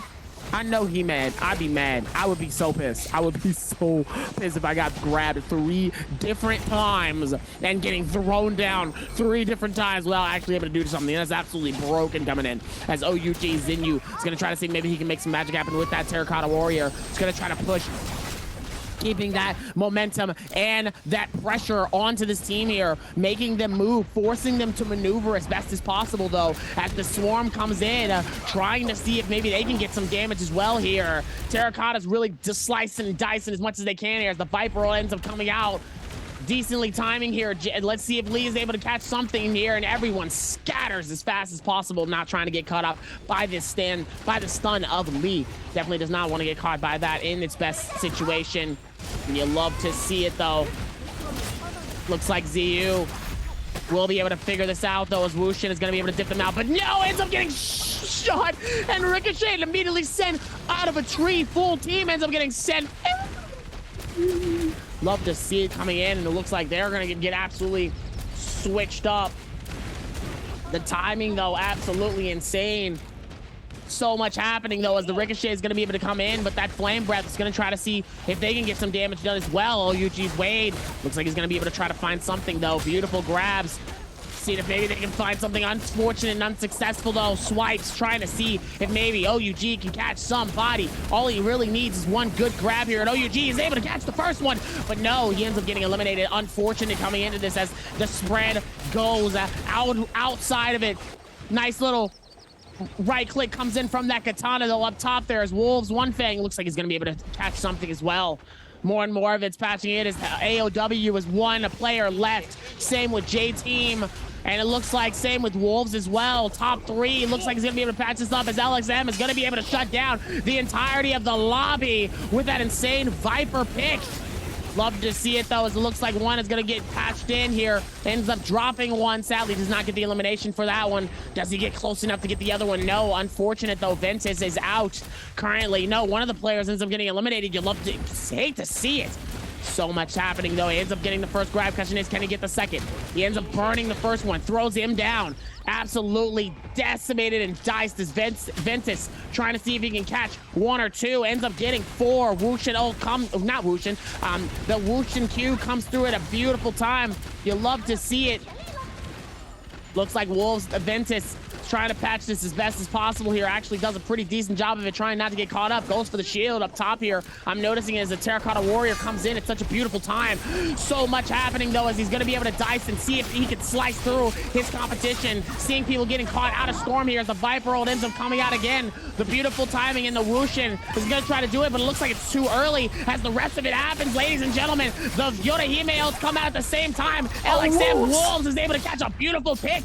He catches 2, and then he gets shut down. Shuts down the entirety of the lobby. Question is not the 1v1. Clue's gonna be able to clutch this up. Mesquite killed dangerously low. One wins the game with a 5-piece elimination and clutches the game for the dub.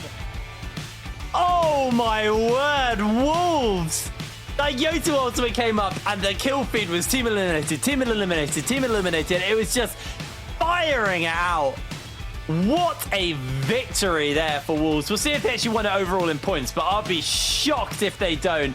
You can see very, very happy with themselves after that game. And yes, Wolves are the overall victor. A killer game coming out from them in game number 2 of these bi-weekly finals. Wolves, phenomenal stuff there. Absolutely insane coming in. It's just Wolves just closing it down and doing a fantastic job of it. You love to see it, but man, oh man, that was insane.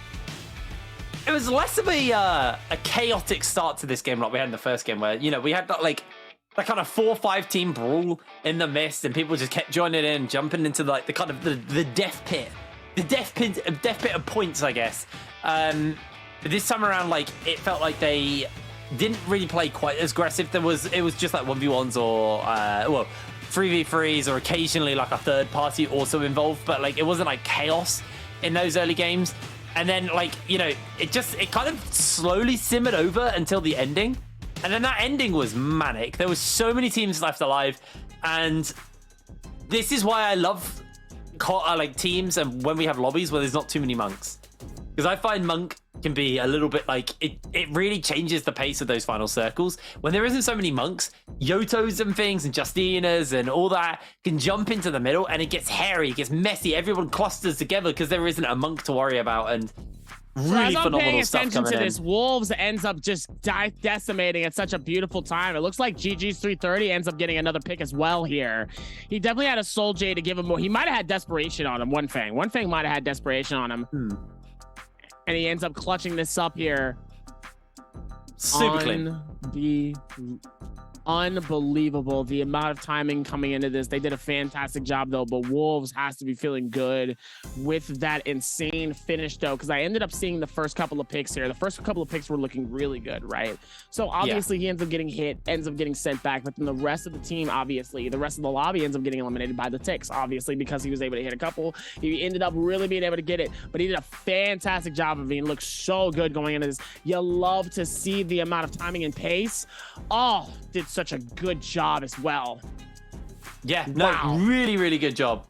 That was an amazing game, and we'll see the overall standings. Actually, no, we'll just watch the replays of this game. I Really definitely good want to see stuff the coming from replays for GG. sure. I definitely want to see the replays, especially the stuff that maybe we missed in this space here. So much happening though, as it looks like there's. I mean, look at this. Just the amount of timing and the spacing though in between each player though, trying to see if they can keep that same pressure along with the rest of them though. As Miskaya and GG's and the rest of the team are really trying to push hard as much as possible to clutch this out. They did a good job, but Wolves, One Thing, definitely the MVP of that game. For sure. I did just want to go back to that replay, just because that was JJ with the Draco Storm, losing a fight to GG. That wasn't third parties, that was a 3v3, and they lost that fight to GG. GG outplayed them with that buff on the enemy team. Like, really, really amazing stuff coming in from GG. And this is why we praised them all last season long as a team that were, you know, just consistently on it. Just consistently had their head to the ground, and they were just playing. They just played super, super well. They really did, though. They really did play to the best of their abilities here and did a fantastic job of it. And man, oh man, it looked good coming into this. There's more of this that's actually happening, though. But man, I got to give it up to them. They played so well. They did such a good job, especially with One Fang. One Fang really just holding it down, though. I mean, making it literally a 1v4 situation, though.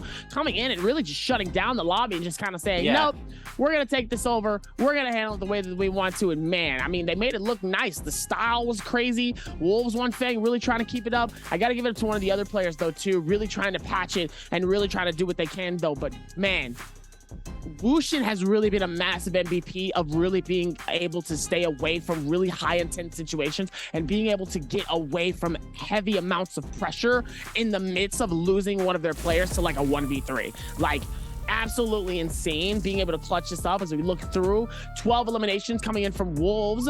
Actually, it's a 3-way kill tie. Whoa! 12 eliminations for Wolves, 12 eliminations for GG, 12 eliminations for AOW. Are you actually kidding me? They tied with Wolves and GG in kill points, but the ranking system gave them 2 more points, a 2-point difference from first and second. This is why getting that dub is so important. But GG's to GG, because of a 22.2, they're literally less than 2.0 away from taking that top spot within these games. All they needed was that dub. Gotta give it up to ALW, though, with a 15.6, 16.6 total here, putting in a hell of an amount of timing, though, and just making it look good while doing it. Keep in mind, this is AEW went up very early in the lobby. Ventus were the third seed in that lobby. Oh no, they weren't the third seed, but they were low down. They were high up, sorry, but didn't get any kills. So they get a 3.5 end. Like, it's this is the team that had that 20 bomb last game, got 1 kill. But I think we know who's going to be taking MVP here for the side of Wolves. It's going to be One Feng, let's be real. There it is. Absolutely kitted to the teeth. 19,000 damage coming out. Using the katana for most of that game. 9 kills under his belt. And that is stacked on Soul Jades as well. Really, really stacked on Soul Jades. Man, I'm surprised he doesn't have Desperation, though. Switch Daz, a Warrior Pace, Spear Storm, Focus Slide, Infernal Slash, and Erudition. Man, I'm not going to lie to you. I'm very surprised. I really thought that he had... I really thought he had that Desperation, and crazy enough, he doesn't. So much of it happening, and just, man, was able to do a fantastic job of just being able to shut it down within this lobby, though, and just make it look good at the same time. One Feng, it's got to be feeling good going towards game 3. Got to be feeling very, very good after that. Just solid stuff coming in overall. Like, really, really happy to see Wolves pop off like that. I was singing their praises with Foxy as well.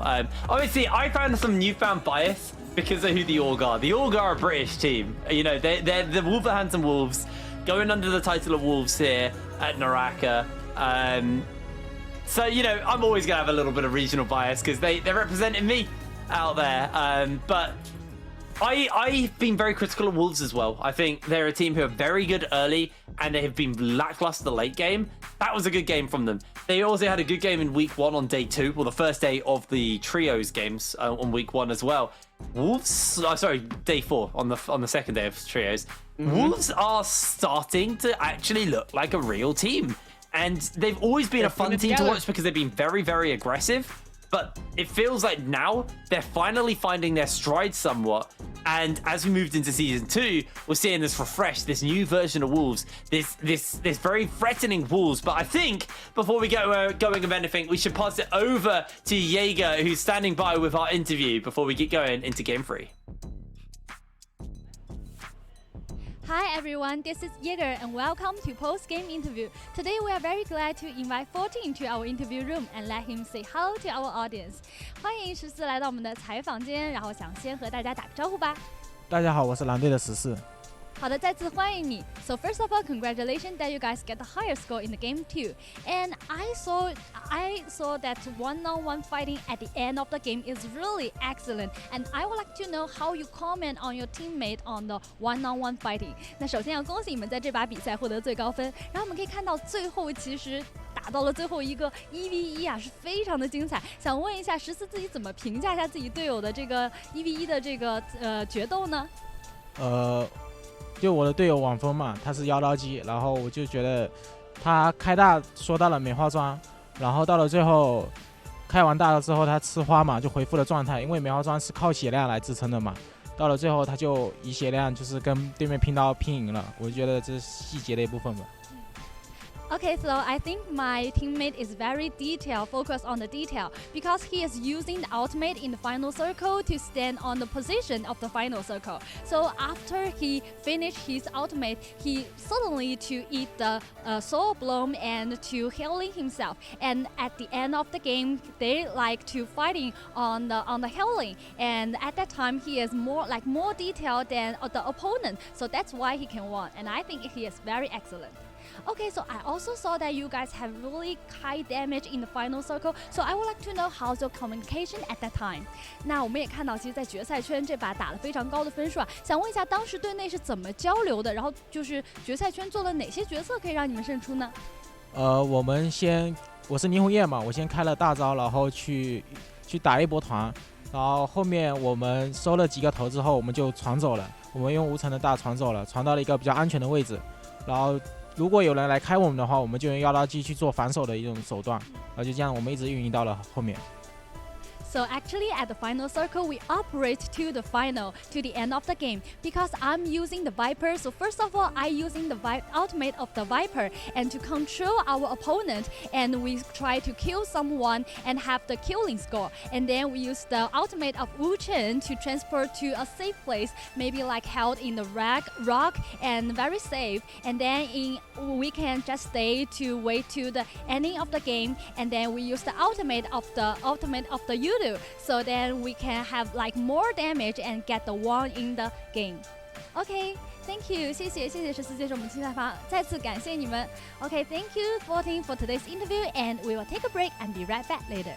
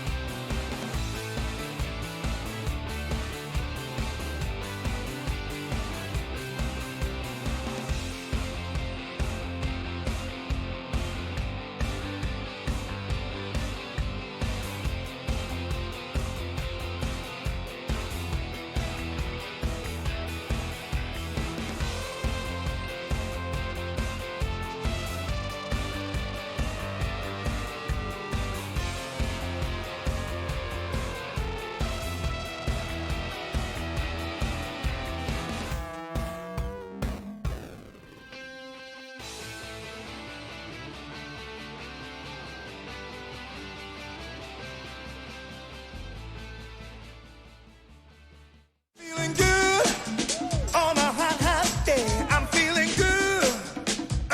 So good. On a hot, hot day. I'm feeling good. On a hot, hot day. I'm feeling good. On a hot, hot day. Yeah, yeah.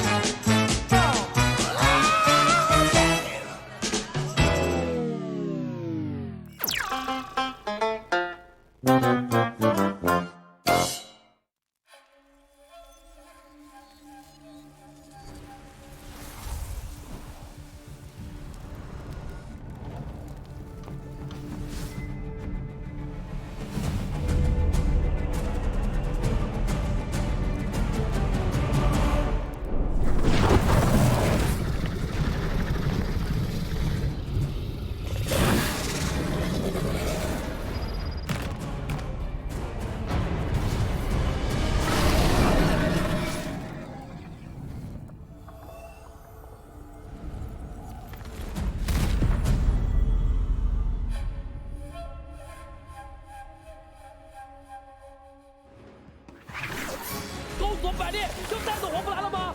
王良这边是击败了黄不来，拿下本场比赛的铁粉。这波能反杀，看一下翔宇的这波操作，他秀了。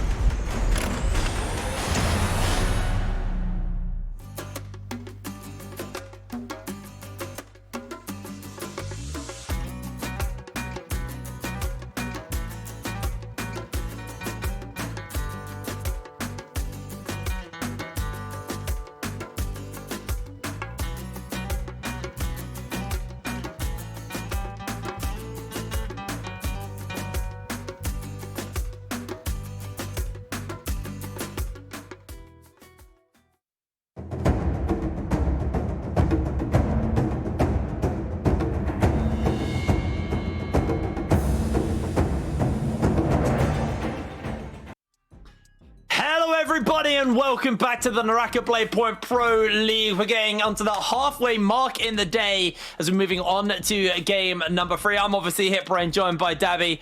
So we're getting ready to go into this game number 3. We've had Wolves win and we've had Ventus win. I'm happy to see teams that we didn't have expectations to win actually win so far. I mean, the wins have been impressive, but I gotta give it up to one thing though. Really clutching up that game in game 2 here. I mean, absolutely. I mean, at this point, it was just one thing against the world. Yes, at that 100%. One thing played super well in that final circle because he went into that 1v1 with lower health and less armor than his opponent and still came out on top. Couple of clangs came in. I think he got some of those heals from the Karens from people he'd taken down as well, just to like top himself back up. I need to watch that whole thing again just to see exactly what happened, because it was just chaos. But One Fang was able to come out on top, and Wolves find themselves their first win in a bi-weekly finals of this split. Obviously it's the first one, so every win for a new team is that. But Ventus having a disappointing game, WBG having a disappointing game, YZG, that lead that they put together at the start of the day is gone. They've had 2 games where they've scored minimal points, like half points. I think they've probably got like 1 or 2 points put together total for this entire day. So that like 41 or 46 point lead that they had at the start of the day is just gonzo, and other teams will have surpassed them by now. I mean, even with the surpassing of it, though, they still have to keep like some type of momentum. So as long as they like, I feel like they have to be able to figure it out in some way, shape, or form. But I mean, it's gonna be tough with like if they're not keeping this momentum. And so far, they've just been struggling so far halfway through these games. Yeah, 100%. It's gonna be a doozy going into this next game, into game number 3. Obviously, a lot on the line here. Looking at EWG, currently 5th overall in average damage, but again, they just fall out so early. They only 21% of the time they make it to top 5. They bowed out of that last game incredibly early, and they were looking good. They had good kills, they had good damage, they were playing well, and then they just disappeared. They just went up in a puff of smoke, completely disappeared from the lobby. Yeah, it's been, you know, it's been a very interesting season so far, because I've really enjoyed seeing all of these teams just show up, like, and then other teams just not show up. I've enjoyed the storylines, the expectations being picked up, crushed into a ball, and just yeeted at the wall. Like, we have had so many teams where we go, nah, they're not going to do well, and then like teams that just have done well. Nah, they're not going to do well. Ends up decimating the lobby in one game and just being like, okay. I was not ready for that in every which way, shape, or form here as we look at Wolves with a 7.1 on the average kills, 33,000 damage, number 2, and a 43% top 5 rate. I mean, the Wolves have really switched it up and decided that we are going to be the best of the best so far, and they are displaying it right here today. Let's see if they can keep that same momentum going into game 3. Yes, I want to see Wolves carry this forward, because that was an amazing game for them. Is that someone in the shower? What is that picture? I wish I could read. I thought it was like a ghost apparition or something. I got scared. I got a little spooked out. I'm gonna be honest. I got a little scared. What is that? I don't know, but you know what? I might as well put my camera on, because I'm gonna scan this and I'm gonna figure it out. Okay, go. Oh, it's gone. It's gone. No. It's too late, bro. You were too slow with it, unfortunately. Nah, it's not too late. Guess what? I can just look at the rebroadcast on twitch.tv/Naraka Blade Point, which, by the way, if you want to check that out, make sure to follow us on the Twitch, and also on Twitch, Twitter at Naraka Esports, which we'll be posting all new stuff as well here, going back and forth here. You love to see it, as we will be able to patch this up for the next game here. Looking at AOW for 7.4 with average kills, 38,000 points. AOW just top frag it as much as possible with 57% for the top 5. They have been playing very, very well. Yes, they get knocked out early a couple of times, but like, well, in the first game, I think they were knocked out very early, but like their early aggression is akin to what Wolves were like. It was akin to what they, sorry, I've had a brain fart entirely. It was akin to what Wolves were like last split. Very aggressive early, putting together a lot of kills, a lot of points. And then they really showed up and they just hold out. Like, AOW, they don't do what Wolves did last season. They get the kills, and then they carry it into that late game. Get the good multiplier, get the good amount of points put together. I am so happy to see it. GG, though, this is a team who were a consistent kind of 3rd, 4th, 2nd-ish in their area team. They're not doing so hot. I gotta be that guy. I'm gonna call them out. They're not gonna be so hot. Absolutely doing as well, though. It's the first time we're really even seeing the coaches currently as well. We usually don't see the coaches and stuff like that, so it's good to be able to show a little bit of highlight for the coaches as well. Trying to see if they can keep it together for the team and vibe it out. It's Jing, 13 Shout, and Sleepwalker trying to patch it up. trying to put it together and see what they need to do here. Doing a pretty good job of it so far. Let's see if they can keep that absolute same momentum going into this next game. Can they keep it going? WBG have been falling incredibly short. I mean, yeah, they're just average top 5, 30%. That's over this last 2 weeks. Yeah, I am not impressed by this, by the reigning champions of the Nbpl. They've just not hit the mark at all. They've really got to make it work. They've really got to kind of get their act together, because the reason they were so good, the reason that they won was consistency. They were consistently good, but WBG just unable to hit that mark at all so far. Absolutely putting it down, though. You'll love to see it, though. It's gonna be a lot, and I'm excited to see how this next game goes for game 3. Been doing a pretty good job of it thus far here. Let's see if they can run it back and do it again. So much has been happening, though, within these spaces, and man, let's see what they can do as they're gonna be able to lock in here for this game 3 here. Looking really good towards this next space, and man, I'm just excited, man. I'm really, really excited to see how it is. I mean, we saw Takeda last game. I'm excited to see if we can see that again. If we see that again, that'd be great. Please, I'd love that. Alrighty, well, here we go, getting ready to go into our 3rd game. We're at that halfway mark here now, Dabby. A killer start, actually. See what the heroes are going to look like. Are we going to have more Yotos, or are we going to have more of those Transformer comps like we had in the previous game? It's going to be a good one. I'm excited to see how they're going to be able to lock this in here. Let's see what happens. See if they can figure this out, though, as the teams are going to be able to lock this in here. See if they can keep that same momentum going into this.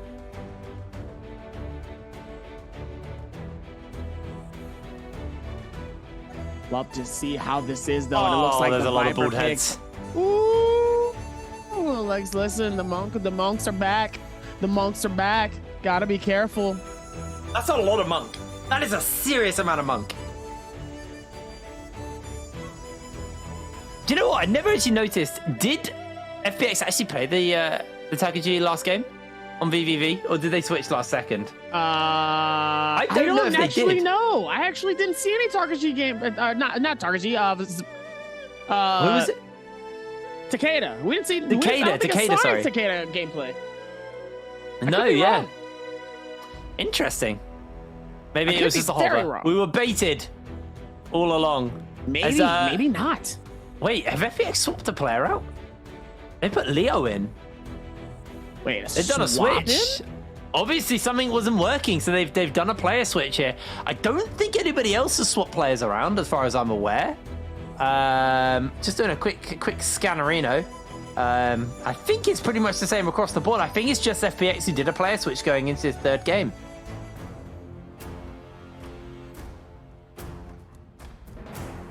Gonna be able to patch this in, though, as it looks like we will be back into it here. Let's see how this goes. Looks like this team is going to be spread out pretty decently here. Isolate Crater, Victims Haven is going to see a decent amount of people. One team in Wreckage Plains. Looks like one solo team will be headed strictly to Celestra, and Celestra alone.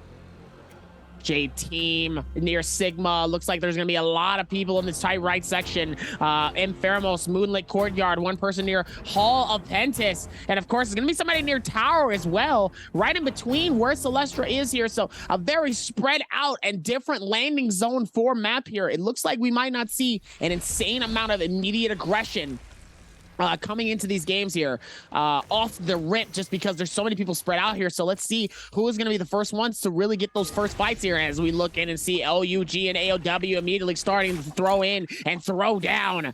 Double S immediately starting to push in and try to see if they can catch Miss Killia in a bad situation here. Right clicks, dodges, and misses, coming in from all beats of sections. OUG getting chased, though, by 1v2ing. Meanwhile, he's going to be able to back out, and the full team comes in. Man, insane parry off the rip coming in as the Yonahime down. Immediately comes in, trying to see if maybe he can get some nice decimation points, and immediately gets golds for the down. As it looks like now they will be able to push in there. The numbers are starting to dwindle for their players. It means the advantage comes in a lot higher. Right clicks comes in for Xinyu. With that, is able to get the elimination off of Cuckoo, and AOW immediately gets eliminated from OUG. Really, really good stuff coming in on that front. As J-Team taking themselves a fight here. Oh my word, what a knockback coming in. OC just blitz their way forwards, and they are strong-armed back out, though. Eagle with the nunchucks making the damage stick, and that's going to be the transformation from 28HH down as Eagle now jumps into Leng Leng, and he is in trouble here. The Terracotta Warriors are jumping backs and forwards. Eagle needs to transform fairly soon. Here it comes. He's going to pop it just in time to survive the action, but not before J-Team will lose ZK. Now looking for some other people. It's not just gonna be him in trouble. He's got to hold fast, and Eagle will be going down. J-Team are slaughtered to start it off. Looks like they will be able to do it as well here, as it looks like EWG is going to push on YZG. Top team from last one, and YZG getting eliminated from EWG. That is so unfortunate, though. Looks like they will be able to patch this back. Let's see if they can keep the same momentum coming into this. You love to see it, though, and it looks like it's going to be tough, though, as Sleepwalker ends up getting pushed and split on each side here. Ends up getting grabbed immediately. Double team ends up happening, though. TJ is able to throw the first one. It looks like the Wushin is going to be able to dip them out of there. Wow. Really unfortunate. That could have been a really bad situation, as it looks like WBG will be able to pick up their player. Are they going to be able to keep this going as they push up actually here into FPX? FPX stepping away for the moment. WBG going to get themselves a juicy little knock up there. Sleepwalker keeping the pressure up. WBG, remember we criticized them. They need to have a good performance, but FPX not going to give it to them as VVV coming in on his signature Viper, locking them down as WBG are just slammed as 13 Xiao, the only remaining player for WBG after that play, is going to run away, but the revives are going to have to get used, and 13 Xiao on the run as FPX are still hunting him down, actually. Looks like he should just be able to get away for now. I feel like WBG have actually come in behind FPX and now going to force them to go into a fight there as J-Team ZK being hunted by AOW. Remember, J-Team have already used their revives. If they go down here, that is them donezo. They are out of this lobby in game 3. And again, it would just be a fumble of the century from J-Team as ZK going to get himself caught out against the wall. He's separated from his team. His team can't come in to save him. And AOW able to secure themselves the kill onto him. Looks like they will be able to batch this and go back and forth here. Let's see if they can keep that same momentum. So much going down, though.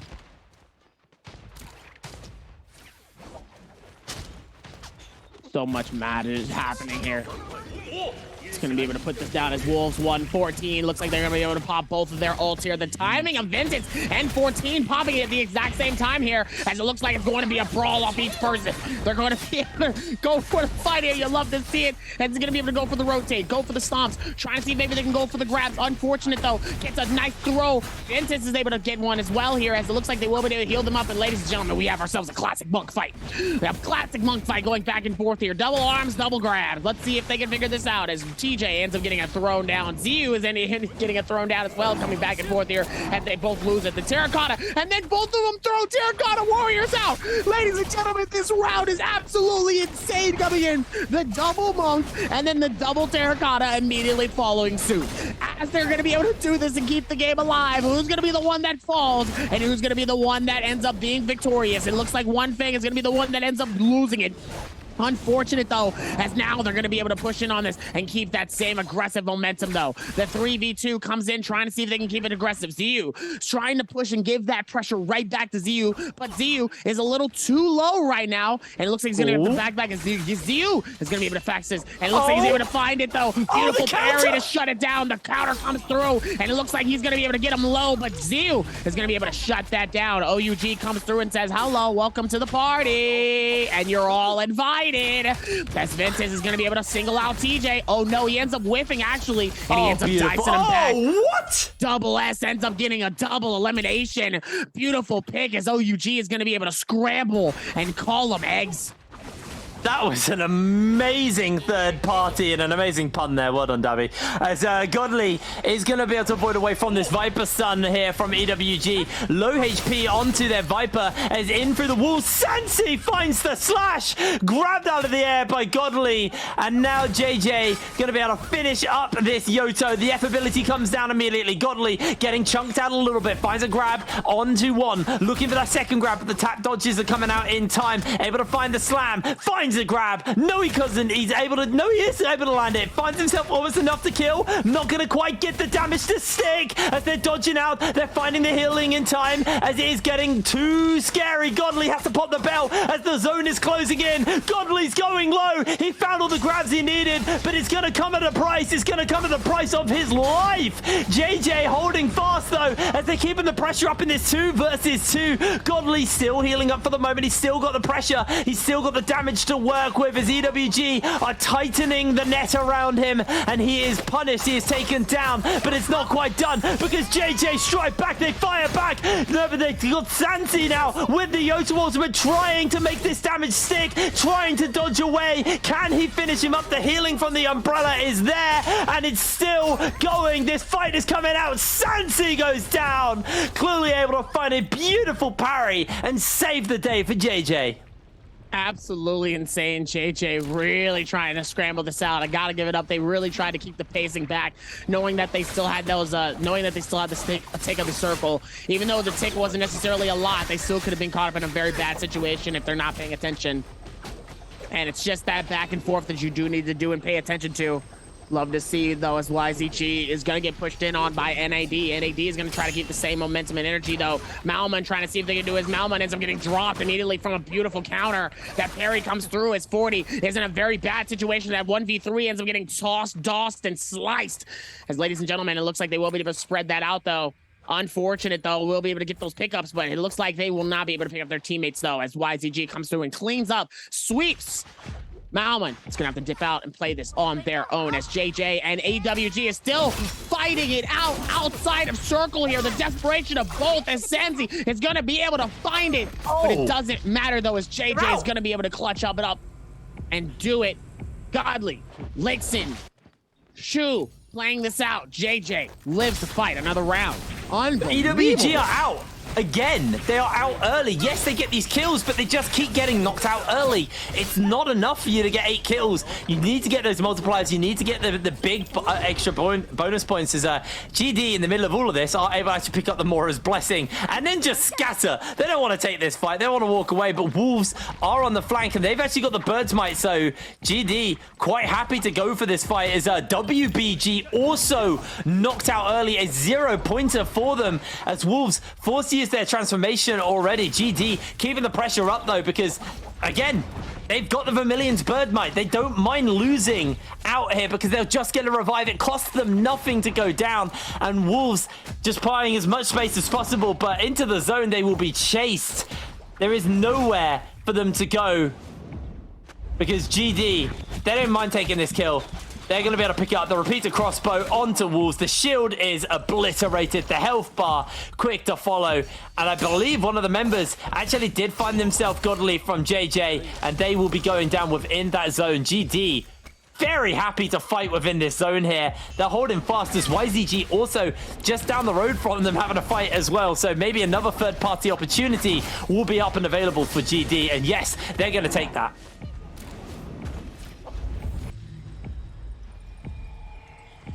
Oh, Clyxy coming in. Got himself a big stun, able to lock it down onto just a... Actually misses it, unfortunately. But YZG is going to lose their health here. Going to be losing a player. GD using this Bird Might very aggressively. I love to see it. Catching teams in the zone and just taking names constantly. GD played that very, very well. Absolutely playing it to the best of their ability. Was able to make it look good as well as they will be able to catch and get it going though. Let's see if they can keep that same momentum going into it. it looks like YZG will be able to pick up their teammates, keep the game alive here. Make sure to check and see if you don't have the game. Check out those active Steam codes here. You can get the game and use that code right now. Put it into your Steam. And if you don't have it, tell your friends, because your friends might also have it as well. And if they don't have it, tell them to come get it. So that way they can play some rank and grind up just with everybody else. I also play the game as well. So come by, come through. I haven't had an opportunity to play for a while, actually. I love this game. It's so much fun. I'll always hark my mind back to the time I carried you and Rune, and I'm very proud of that because you guys are much better than me. So the fact I carried makes me feel happy, Darby. Absolutely happy as they're going to be able to come through with it. That was a pretty good job of it. YZG actually are they're actually in this area alone, so they're quite happy actually where they are. GG and Alliance very close to each other. Alliance actually got a golden katana onto Aiki, so very desirable weapon actually to be picking up here. Obviously, remember when you are playing this monk, your gear equates to the level of like your strength. So if you have a golden weapon, you basically have extra damage. If you have golden armor, you have extra health. So when you play these transformer comps, gear is incredibly important for you, more so than on any other comp, just because your damage and like your main thing is very linked to your gear. As YZG unfortunately will be losing CXZ as GD able to take them down, but YZG, maybe QGG can do something to contest this and maybe try and save his teammate.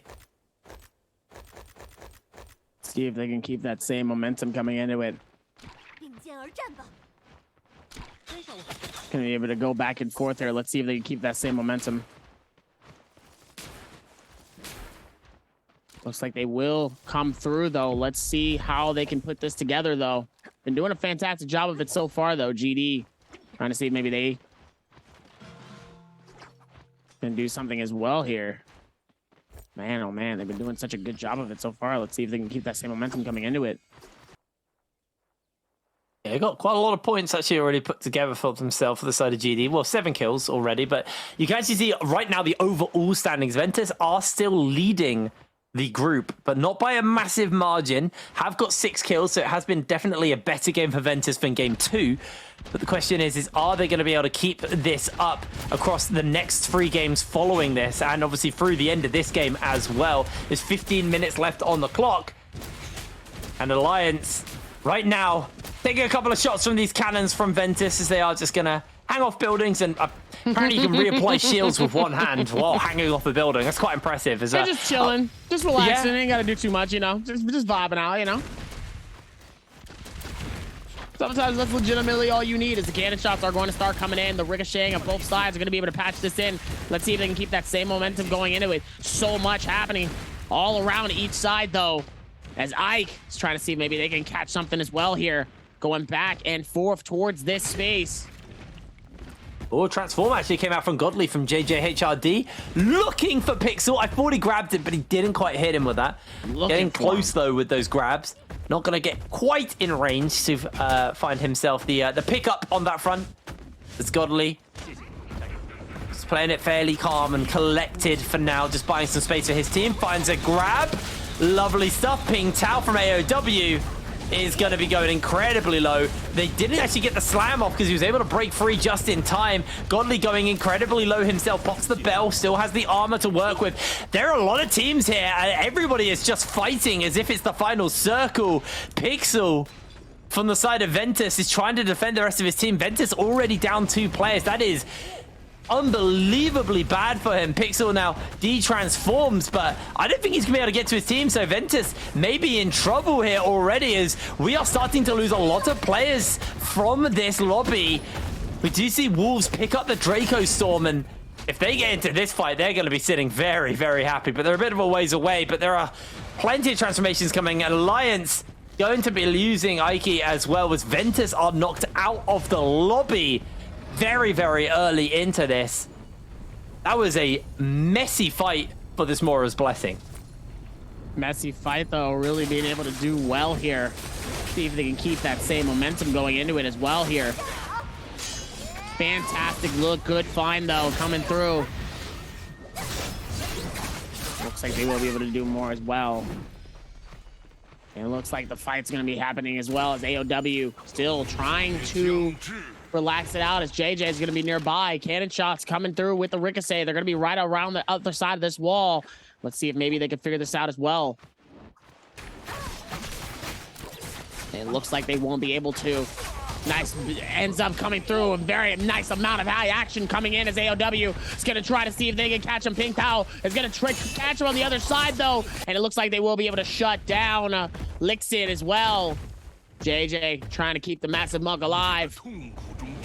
Doesn't want to get him eliminated as AOW will be able to rotate this in. And it looks like they're going to spread themselves nice and wide so that way they can come through and pick up their teammate and keep the game alive.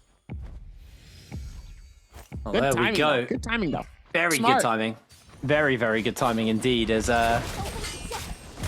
11 minutes left in this game. We've got 12 teams left, 30 players, but OUG doing their best to try and slim that down a little bit more as Ping Tao taken up by Wolves, who actually sniped that kill away from OUG with the musket shot. Really nice pickup and denial against the enemy team there as Alliance now have also been knocked out. So we are OUG running the roost right now with that 13 kills. And Wolves only got 3, considering they got that Draco Storm earlier. Unfortunately for them, they didn't really get too much with it. They just, everyone was scrapping elsewhere. So they couldn't really get the opportunity to use it. NAD gonna get their rebirth charm, so they can potentially pick up one of their teammates if they're given the opportunity to do so. Meanwhile, we're going to cut over to FBX, who are having a fight versus Wolves here. I think they picked up that legendary katana from one of the teams who were rocking that earlier. And FBX not actually going for the fight, so it feels like we are going to slow down and approach towards the Buccaneer phase, Dabby. All the cannons start to come out. The Buccaneer phase. That is so funny. Did you see that snipe? No. He just got him midair and took him out. No way. That was sick. But we are in Buccaneer phase now. Miskier did it. That was sick. Wow. Curious how far was he? Not overly far, but he caught him midair, which was like with a headshot. That was sick. Okay, that's even more impressive coming into it. That's actually nuts. Love to see it, though, as the spacing will be able to come through with each side. See if you could figure it out as much as possible here. Still more coming in as GG's. Still trying to wrap this around and do the best they can here. Nice little look of it as well as OC up top. Gonna try to see if maybe they can put something together here and flush it out. You'll love to see it. So much, absolutely so much happening though, as it's only getting crazier though. Yeah, it really is. They are pushing up ever so slowly towards the opponents, but we're still in the pirate ship phase. Everybody's just getting as much damage off as possible. I think we just had a little emote there to catch his breath as J-Team holding on in this game, but only got a single kill. Remember how early J-Team went out last game? They need to have a good game if they want to stay relevant in the overall standings. With the likes of YZG just having a bad day overall, already out with 3 points. YZG have just slipped from their spot at the top very, very hard. And it was Ventus ahead of them, but Ventus going out early now has opened up space for some of these other teams to potentially pull it back. And I'm looking at OUG right now. These guys sitting very pretty with it. 14 kills in their pocket right now. That's a Bane's Breath going down as well in a second. But also, NAD, a team who I've been constantly praising as, you know, a team to watch. A team to keep your eyes on. A team that are very consistent. You know, they're not flashy, but they're always up there. Right now, 0 points. They are not doing so hot in this third game of the day. Oh, yeah. Well, you technically have to, though, even with the insane amount of stuff happening, though. You just definitely have to be able to work through it and pay attention to it.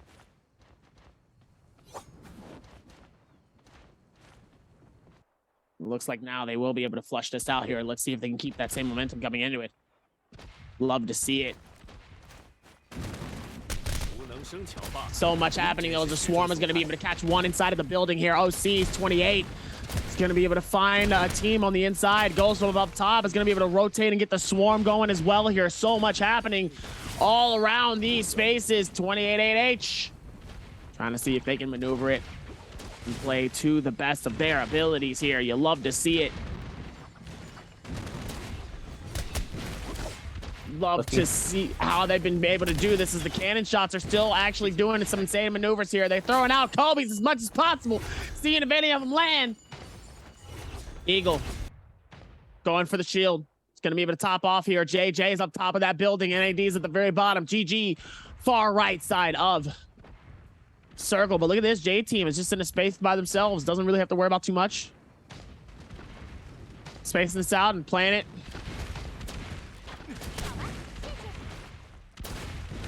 Holding it fast right now. 6 minutes on the clock until it fully closes out. We've got 26 players, 9 teams. We've actually seen a lot of teams already go low. NAD's Daoshi just able to break away from Eagle's grasp and find an opportunity to recover. But J-Team and JJ in a scrap inside this building. They're looking for it. But Eagle already low. Needs to be careful though, because the moment he steps out, he can be punished. Eats himself a shot to the face. He's going to go for the transformation, but already will just be a big target for everyone to kind of far away out with these cannons. Feels like the tempo going to slow down somewhat. Nobody really wants to overextend right now into the middle of this action, but Eagle being swarmed by Bose and that swarm finds himself a grab onto one of the members of NAD, but he is going low and has to find a position to get himself back to full HP. But Daoshi hunting the rest of his teammates down. Very, very heated section as Daoshi gets inside the building and now has actually got himself stuck inside the building, so it's just going to have to go the normal way out. A little bit too over eager there from Daoshi, but is going to be able to maybe break away for now, although he's about to de-transform and now will be very open to potentially getting picked up here.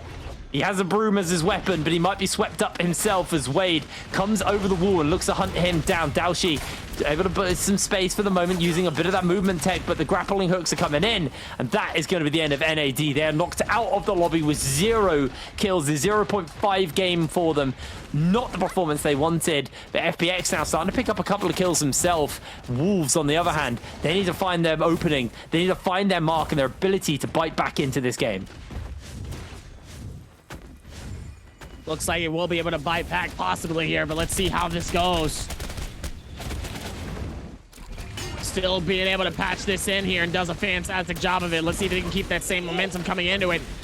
It's only going to be a little bit more crazier as Wolves trying to patch it in, making it look good here. Let's see. Godly up top. Trying to see if they can get a grab, though. Unsuccessful, though, with any of these grabs. I have a feeling he's probably going to get one, though. Love to see it, though, as there's another grab coming in. Absolutely trying to see if they can get the grabs. Oh, Eagle's in trouble. 330 has this high ground. Ooh. I thought he got the grab, but he didn't. That was so close. I thought he did too. It was so close. That really could have been that really could have been a deciding factor right there. Could have been anybody's grab. In these situations, it's really, really hard to try to get those grabs in as much as possible, but you never truly know as the, oh my goodness, absolute decimation coming in from that repeating crossbow comes back, and look at that katana sap. That katana coming through could be absolutely massive. It could be very dangerous for somebody else, though. Looks like more and more of it will be able to patch this up and down, ladies and gentlemen. Yes, it is, as it looks like the Yoda is going to come through. TXJ, Phoenix plus Phoenix is going to try to see if he can cancel it. Ends up fighting Wolves in the middle of all of that insanity. Looks like he will be able to get some massive amounts of damage, though, and it looks like Wolves, one of the Wolves players does get eliminated, though, and OC gets one off of 330 as well. Looks like that could have been a Monk Slam coming through as well here. They do have that high ground. They have been playing this out as best as possible here. Let's see if they keep that momentum going in for this third round. Ladies and gentlemen, we're hitting the halfway mark of our games. Let's see if we can keep the same energy moving forward here. As now, back in, Fun Plus Phoenix absolutely getting sideswiped and finished as Triple V ends up getting cornered and finished. Unfortunate though, GD is going to be able to pick up that elimination. 15 eliminations coming in from OUG, 14 from GD, 20.5 as is the leader currently here. Let's see if they can keep that going as the Monk ult comes out, 330, one of the best of do it in the game. Let's see if he can get a grab. Looking for it, almost finds that grab there. Almost finds the first one. Unable to connect it, however.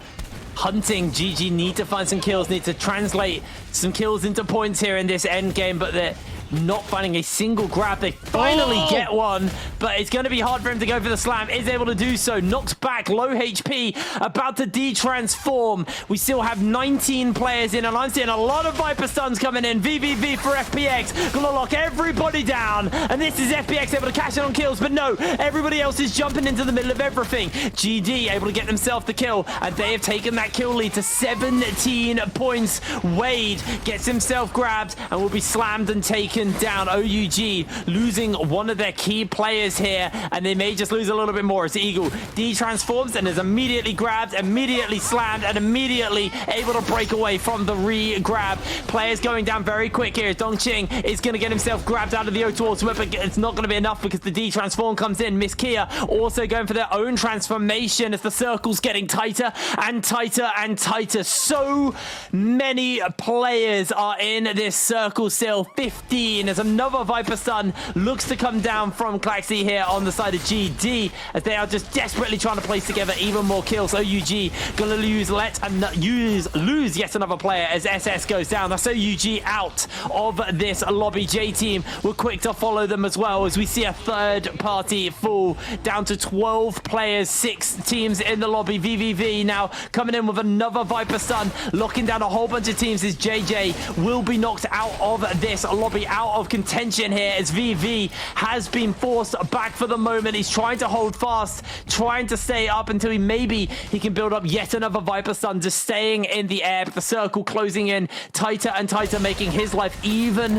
harder for him as Wolves are going to push up. They've got their transformation to work with, but they still got the free kills. GD, looking for that 20 bomb game. They are one away, and that is going to be enough for them to lose another player. GG lose Miss Kia.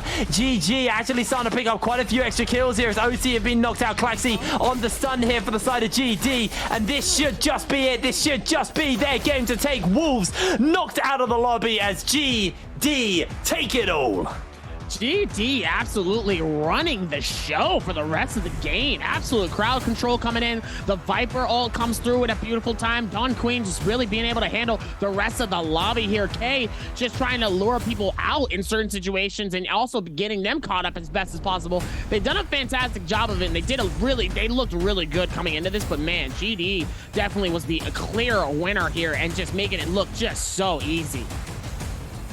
There we go. As we look over at the side of GD, who did win this game. Was it GD? Sorry, am I my brain fart? Yes, it was. Oh, my brain isn't working, Dubby. It's falling apart. No. We're only halfway through the day. It has been action-packed, and I am scrambled by it, but it was GD who came up huge in that game with well over 20 kills as well in the end. I'm about to say, don't fall apart, not just yet. Don't do that. We still got 3 more games left of insanity in terms of these games here, and it's only going to get crazier as we will be able to lock this in.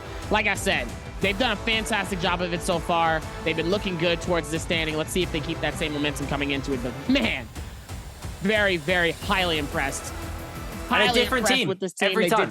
It's a different team every time, but it's a different ending every time too in terms of how they've been playing it. They've done a fantastic job of really being able to crowd control the rest of the stuff. Like I said, GD really coming in and just absolutely decimating the lobby with a lot of fashion. Meanwhile, when it came to Wolves had a very tight-knit game. It was one person basically alive there was able to clutch up and get 4 eliminations really to be able to slice it up. In the very first game, it was still a lot of stuff scrambling. There was a lot of momentum, so then it still wasn't enough to be able to just shut it down. They did a fantastic job of it, I'm telling you. They did an amazing job. Yes, now they did a very, very good job at the end of that.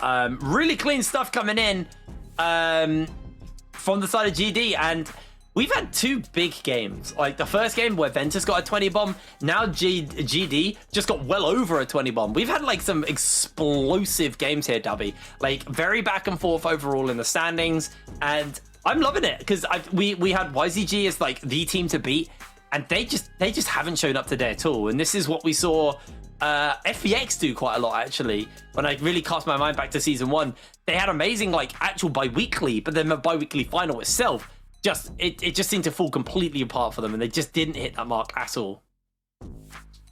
Absolutely insane coming into this. I'm excited to see how the next 3 games go now. The momentum in the games have been set, right? Yes. So now we look into this and we go, okay, you're doing well. Let's say you're in the top 5. Where do you go from here? How do you keep that same momentum and that pace? Is it more so you have to just really try to go aggressive, get those first real quick eliminations? Because obviously we saw AOW obviously out in the first game, but they still had 10 eliminations before they actually died. So as we go into the next 2 games, they still kept the same consistency of getting double-digit eliminations every single game. It's just the placements have been different. So for AOW's sake, they need to do that again, and they need to keep doing it.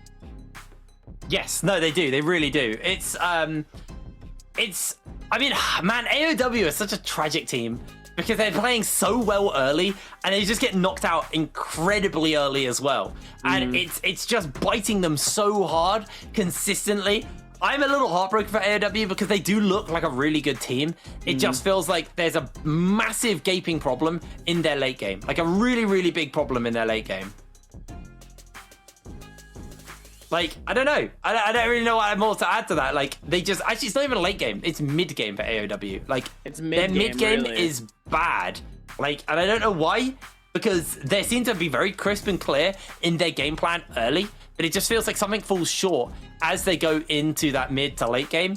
And they're just unable to make it work for them. And AOW now, you know, they've got 3 games left. And they've had 3 okay games just because of the kills they got early. But like if they actually want to be competitive and keep up in the top end of the tables, they need to actually make those early leads, early kills translate into a late game.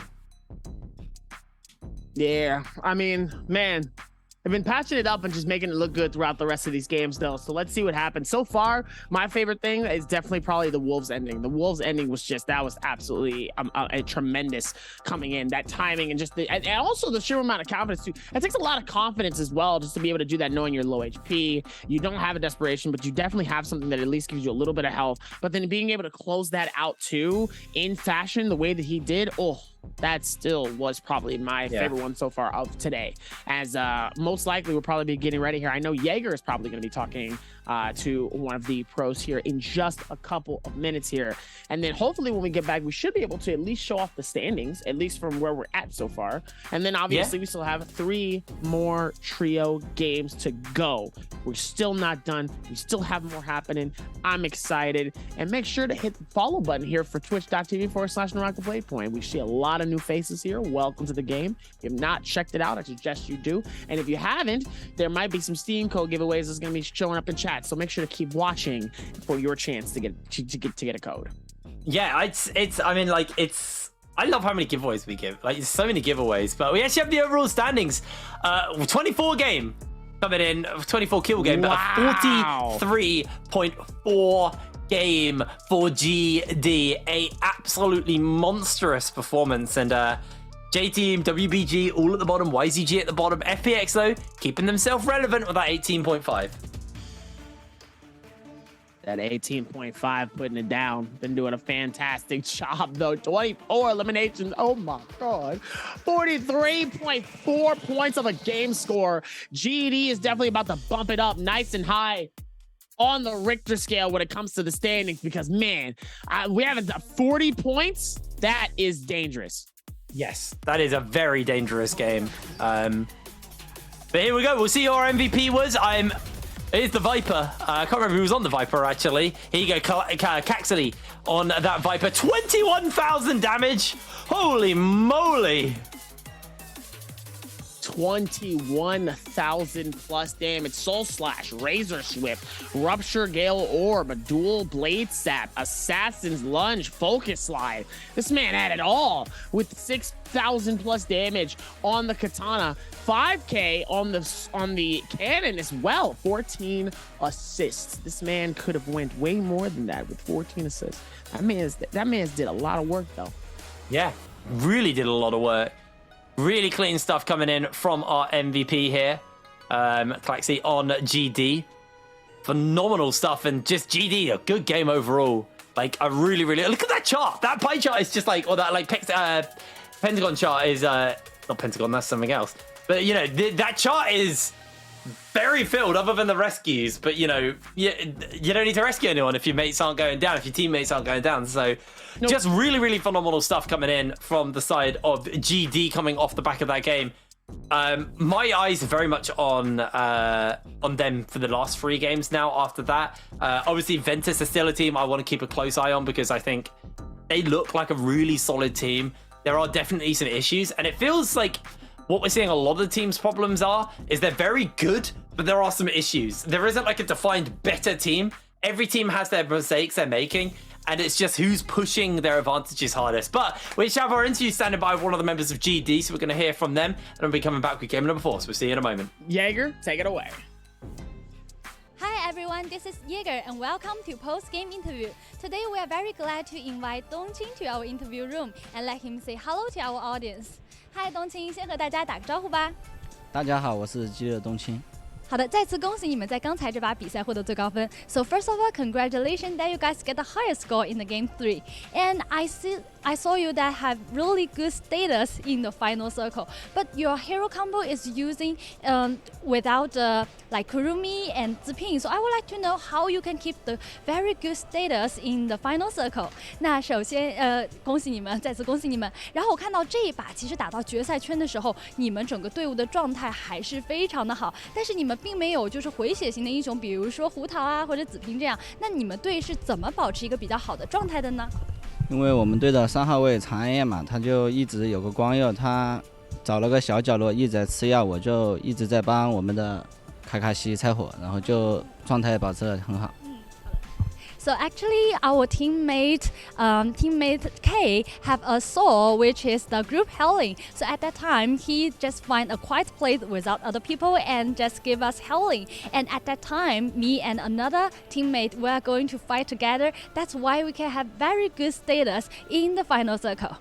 Okay, I also would like to know in the Trails game, I saw like your group like the style is like very aggressive, but sometimes other group is very like they would like to keep safe to get a score. So I would like to know how you comment on the 2 different style and which one you think can get a higher score in the Trails game. 那我们也看到这一把其实你们战队打的整个风格是非常的激进的。我特别想让东青评价一下，因为我们有些在3排当中有些战队呢，它的风格会很激进，有一些它是比较保守派，是主要是为了去拿一个排名积分。你觉得哪一种风格更能在3排比赛当中拿到更高的分数呢？就各个阶段会有各个不同的策略吧。就比如说我们前2把没有分数，所以我们第3把需要追分。然后如果我们分数很高的话，领先很多的话，我们肯定会采取保守一点的措施。So in the Nbpl, I think like different level we have the different style. So like game 1 and game 2, we don't have score. So at that time we try to change our strategy and we would like to be aggressive and to get more score in the game 3. And if we have the higher score and we would like to keep safe and keep the ranking to get the higher score in the Nbpl, then we can win. So you told us about the how to get a higher score. So I would like to know how's your team, your ambition in this weekly final. 那我们也因为刚才说到了分数嘛，特别想知道一下基地战队对于这次的周决，你们的目标是什么样的呢？就我们一开始目标，卡卡西他说前8，然后我们的老大说放长，就自信一点前3吧。So for our teammate, like one teammate said, just we would like to get the top 8, and another one say, I would like to get the top 3.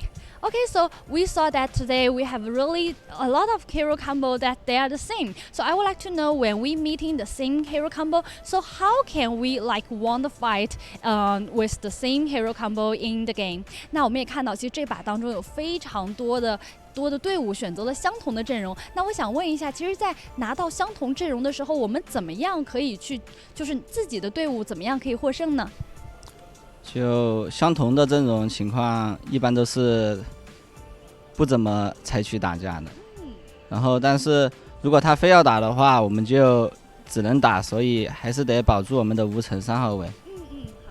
So for our hero combo, is Yudo, Viper, and Wu Chen. And for this hero combo, if we met the same hero combo with other teams, we try to avoid fighting with them. If not, they really want to fight with us. So we would like to keep the status of the Wu Chen if he can keep safe and we can survive in the game. Okay, so we know Dongqing also is a solo player and trios player. So I would like to know how you comment the new hero Ziping in the solo game and the trios game, and why like Ziping is have a lot of chance to have in the solo games. 那我们也知道东青因为是单排选手，也是3排选手嘛，所以我特别想让东青评价一下子平这个新英雄在单3排的一个表现，然后你自己怎么看？为什么在单排当中子平其实出场率非常的高呢？就子平他的 F2 嘛，可以免疫僵子，然后拿一把灵活一点的武器就可以一直逃生嘛。然后如果3排的话，就其实3排没有给子平多大的发挥空间，因为3排讲究的是个配合，他的那个僵子其实不那么强力，就希望子平还有一个 F3 和 V3 没有解锁嘛，就看 F3 和 V3 技能。So actually for the Ziping, this hero, so in the solo game, because he is very strong in his skill, and her skill can using like avoid, its skill can avoid the grappling hook, and also can steal the other hero. So steal by the other hero. So it's very strong in the solo game, and in the trios game it's more like the hero combo have to cooperate with each others, and we don't have the skill F3 and V3 of the Ziping right now, so maybe we will expect expect the performance in the future. Okay, 谢谢东青接受我们采访。Thank you 东青 for today's interview, and we will take a break and be right back later.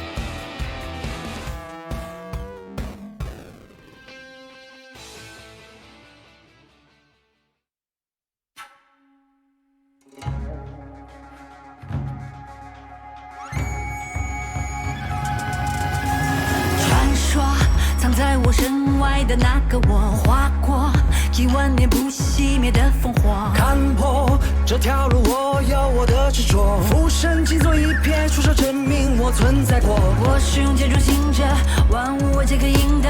我的剑可不惧平仄，并不需要谁的认可。浮生尽作一瞥，出手证明我存在过。出招，让你吐无奈何。一剑君冲破万劫，无名无间。一剑君冲破万劫，无问无解。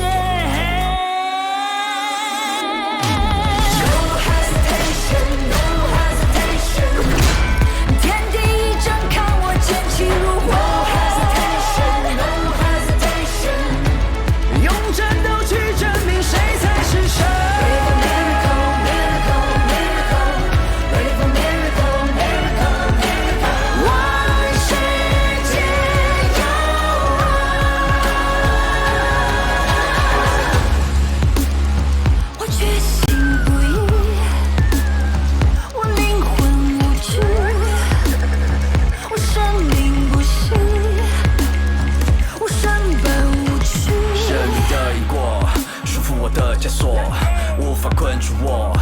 坠落他云朵。不做这来世的佛陀，占尽这现实的疯魔，读不透这一份执着，扰乱这人间的烟火。莫问归期，不要再问我要去往何处。信者的声音，我们本性迎合不了无数。浮生只做一瞥，出手证明我存在过。出招，让你徒无奈何，让你徒无奈何。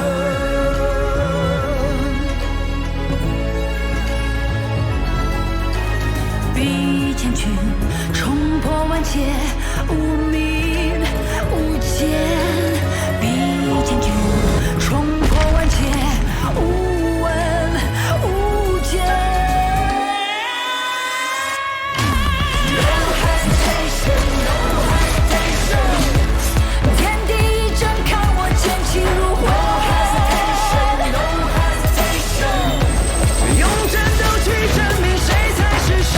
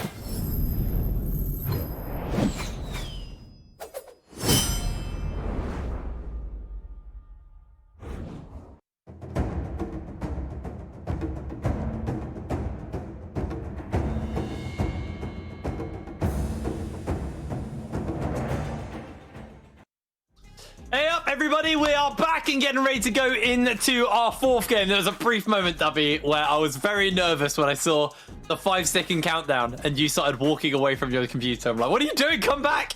We're ready, though, to go into our fourth game of the day. We've had some good ones, Sabby, actually. We've had, very, like you said, very different circles, very different kind of styles of play, but we've had some explosive teams showing up today.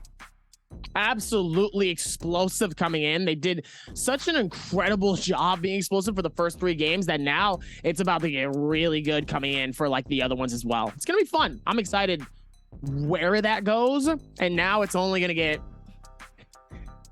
crazier though. I'm stoked. Yeah, I'm stoked. I'm stoked. I'm ready for part two, because obviously, we went through part 1, which is our first 3 games. Now we're about to go into part 2, which is which is 4 through 6.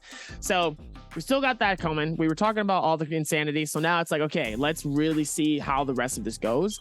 And man, this is gonna be really, really fun. Yes, we've hit that halfway mark. I think, teams can no longer argue that they're not warmed up. I think every team is warmed up. They've had those 3 games. Obviously, they've had 2 weeks now. But, those nerves need to go. If you are YZG right now, you have to have a real hard, long look at yourself and gone, what the hell have we been doing wrong? Why has our most points been 10? Why do we start in 1st and now we're in 12th? They have not performed. WBG, look at how... That is appalling. And I'm gonna be rude. I'm gonna say it. That's not good. That is bad from a team who are the defending champions from season 1. But goddamn, GD, they just had a bad start and they went, nah, I'm done now. It's time to play. They popped the hell off in that game 3. 43.4 points. Ventus as well. A couple of bad games, but overall, coming in with a good point start, a great game 1. Yes, they need to figure out what's been going wrong in those last 2 games, but they can get themselves quite comfortably in this position of power. And again, I think it's the stories. You look down the numbers, you have like 1 big number and then just lots of little numbers from these teams. Like every team has had 1 good game and then like 2 bad games. Oh, absolutely. Even with that, though, they've still been playing it as best as possible. And at the same time, they've also made it look good, too. Especially with that amount of destruction, though. We've had some sick plays. I think like game 2's ending was hype as hell. That was sick, actually. When Wolves won Fang, getting that like final 1v1 off versus Miss Kia from GG. But yeah, no, we've had some really back and forth games, but it looks like we are getting ready to go on to game number 4. It is now time for these teams at the bottom. The times for your WBGs, your YZGs, your FPXs, to be fair. They're not in the bottom, but they're still not there to actually show us why they are teams who we have respected coming into today. Oh man, a lot of respect though. Especially YZG and all of these teams that have really been just trying to put in so much momentum. But at the same time, GG has just been absolutely decimating. They've been doing a lot, and there's been a lot of games. It's crazy. So it's only going to get crazier towards these next couple of games, though, and I'm very, very excited to see like kind of how they play it, what's next, and there's going to be a lot of stuff. It's going to be honestly, I think there's going to be a little bit more desperation, but I'm hoping, listen, with 25 eliminations that we saw earlier, I'm going to be honest, I think I want to throw this out here. Go on him. I want to see a 30 bomb. You want to see a 30 bomb? I want to see a 30. I think we can see a 30. I honestly, genuinely think we can hear, so we can see a 30. What are you gonna do if we get a 30 bomb though? That's the question, Dabby. I want a prize for the team that gets a 30 bomb. What are you gonna do for them? I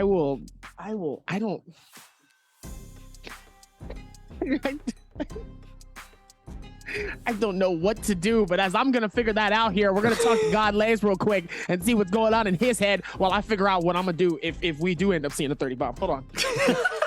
Be fine. 局赛圈的话，最好是等别人立佛，然后你再立，就等场面一旦混乱起来，你就立佛站脚，这时候是最好抓人的。还有抓人技巧的话，就是你不能一直抓，你要看准，就是那个人他是什么状态，他在跳啊什么的，跳的话是80%能抓到的。目标的话，争3，至少就争前3吧，能拿冠军最好，但是一定会尽力，拼尽全力打，不给自己留遗憾。我非常感谢，首先我非常感谢我的粉丝们，真的从几个人做到现在，很多人陪伴我差不多1年多了，真的非常感谢你们。如果当时我没有做起来的话，可能就可能经常打螺丝去了，真的。然后就是你们真的少做点表情包，真的，还是谢谢你们的，谢谢你们的支持。All right, so I figured it out. If I see a 30 bomb, I will cosplay as one of the characters in Naraka, specifically one of the girls. Can I pick the girl? I want to say no, for sure. Let's do a Matari. Although, actually, didn't Leah cosplay Matari yesterday? Let's do Matari. I'm going to go with Matari. I thought you were going to be... You know what? I was going to pick Valde. I'm so bummed. Yeah, you shouldn't have given me that power, mate. You shouldn't have given me that power. 30 bomb! God. And Darby's cosplaying Matari. I've never wanted something more in my life. And we are getting ready to go into our 4th game of the day. Feels like a more even spread here of Yotos and Monks here. Actually, it's directly down the line. Like, if you look, one side of your screen is Monk, one side of your screen is Yoto. Oh, there's a Matari! It's a sign! Pingtail's playing Matari! It's not a sign. It's not a sign. It's a sign. It's not a sign. It's not a sign. Hold on. This is not a sign. Nope. We're not doing this. We're not doing this. Oh no, it's coming. We're not going to do this. Here's what we're not going to do. I mean, up to you, bro. Is it? I assume for the rest of the day that offer's open. Listen, all I'm saying is that the lock-ins are looking good here, and I'm seeing a lot of red Vipers. I'm seeing a lot of bald heads, and I'm seeing a lot of white hairs with the whooshins, okay? So I'm seeing a lot of teleports, a lot of monks, and a lot of blinds, okay? I'm scared, and I don't know exactly how to handle it, okay? As it looks like we're going to be able to look in towards this next map here, filled with so much going on here. Looks like Celestra is going to see nobody here. Looks like there's going to be some people surrounding it as well. It looks like there's still so much happening towards this other sections, though. Still going to be able to put it down, though, but we love to see the amount of movement happening for each one. They've still been doing a fantastic job of it. Let's see if they can keep the same momentum coming in to this game here. Two people are going to be headed towards Shadow Jade Mines here, but it looks like Wreckage Plains, nobody's going to be there. Still, Side Temple's going to see a decent amount of people, and this is going to be game 4 for our trios.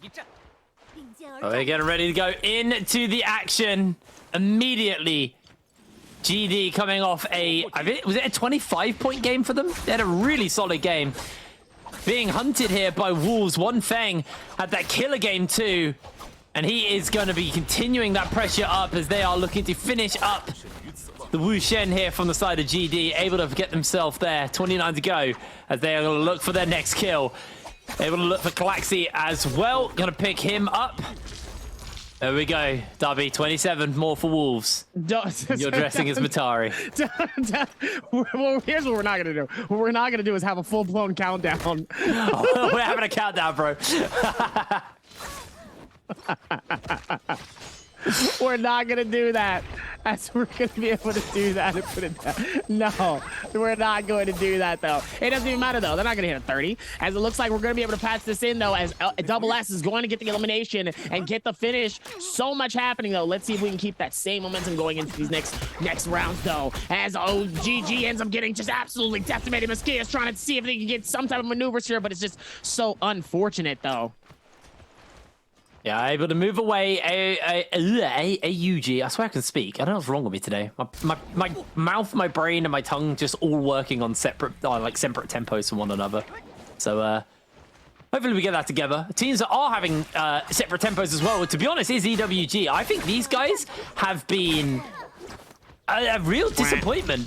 They have good starts and they get good points, and then they just fumble. They just fall apart. They don't really respect other teams, and they just seem to have a really bad going of it. As Uran is waiting to see if he can find a member of OUG. As NAD as well, a team who I've been bigging up all day, who haven't actually had a particularly great day today at all.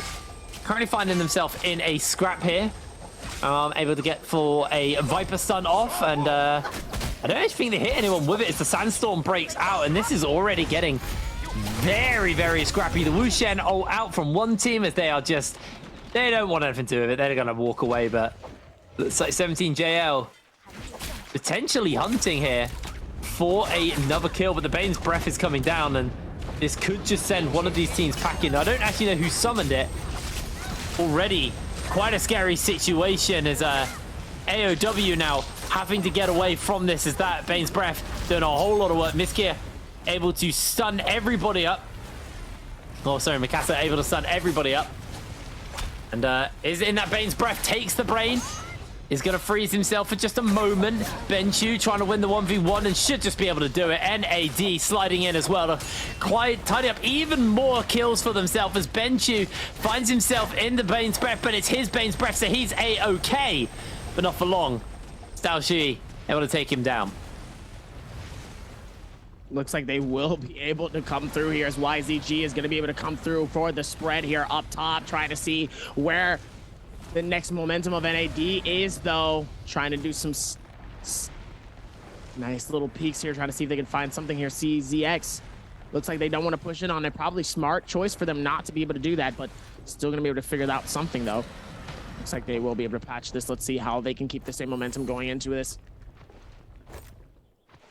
More time as NAD's Dushi is going to be able to rock this out as well. Holding fast for the moment. So we have had a very quiet start to the game, probably in your favor, Davi. Not getting closer towards that cosplay yet, but it really feels like these teams are paying respects to one another. They're not really over-committing, over-chasing. I say that as YZG find themselves in a fight versus NAD, and YZG are just being swept up. Clean fight as YZG are going to be able to use their Wu Chen ultimate away and recover QGG, but even so, 0 kills for YZG, 0 impact for YZG. Really not the start they wanted.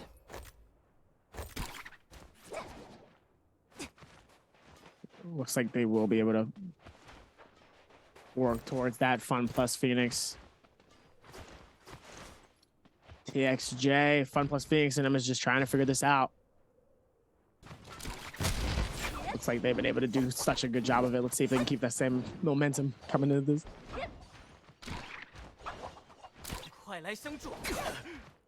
Very, very tempered fights. Like, Very, they're very really tempered, not yeah. that scrappy. I feel like the mistakes that I was calling out has kind of got to the players now to the point where they are playing way more reserved and wanting to actually get it into those final circles. Because I think it started as a very bloodthirsty day. A day where the players, you know, they were looking for as many points as possible. Oh, that's a big Bane's Breath actually coming down. But the Wu Shen, oh, ow! Actually puts himself in a nice little cubby where Alliance can go for the recovery as well. So they're going to be able to get a full reset off, and non-committal fight, Stubby, is what we're getting so far. Whole lot of that coming into it, as it looks like Ike is going to be able to see if maybe they can see somebody that's going to be nearby, but I don't think anybody's going to be in the rotation, though, as Alliance is going to be free and open here.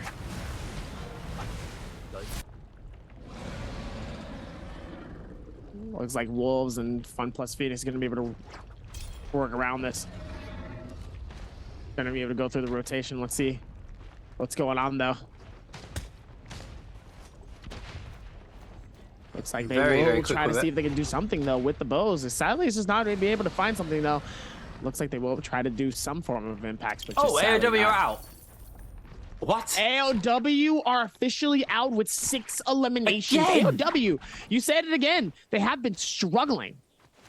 But, like, this is what they do. They get loads of kills. They sit in, like, second or first in the overall standings, and then just die first and don't even get a multiplier.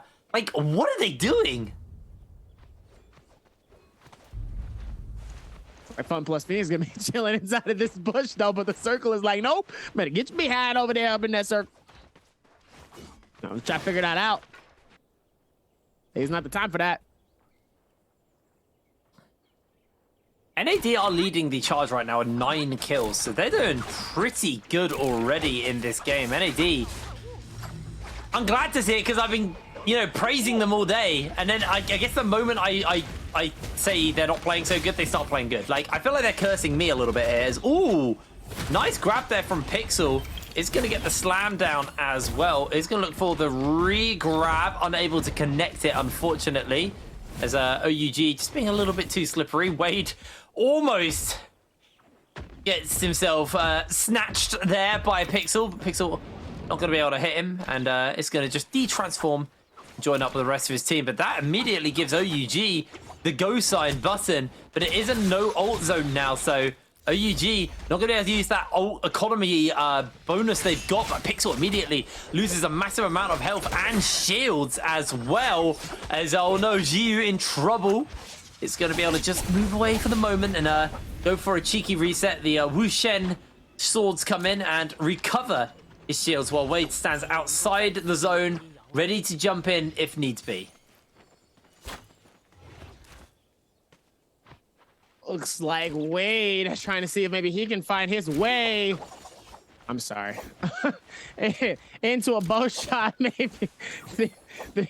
Y'all should have seen y'all should have seen Hip Rain, the most dismissive look ever. Like, God. It was God's sake. Could have said Wade as well. Expected. And it was so funny coming into it. Love to see it. As the timing comes in, though, Zio is going to get pushed in, though, from Ventus.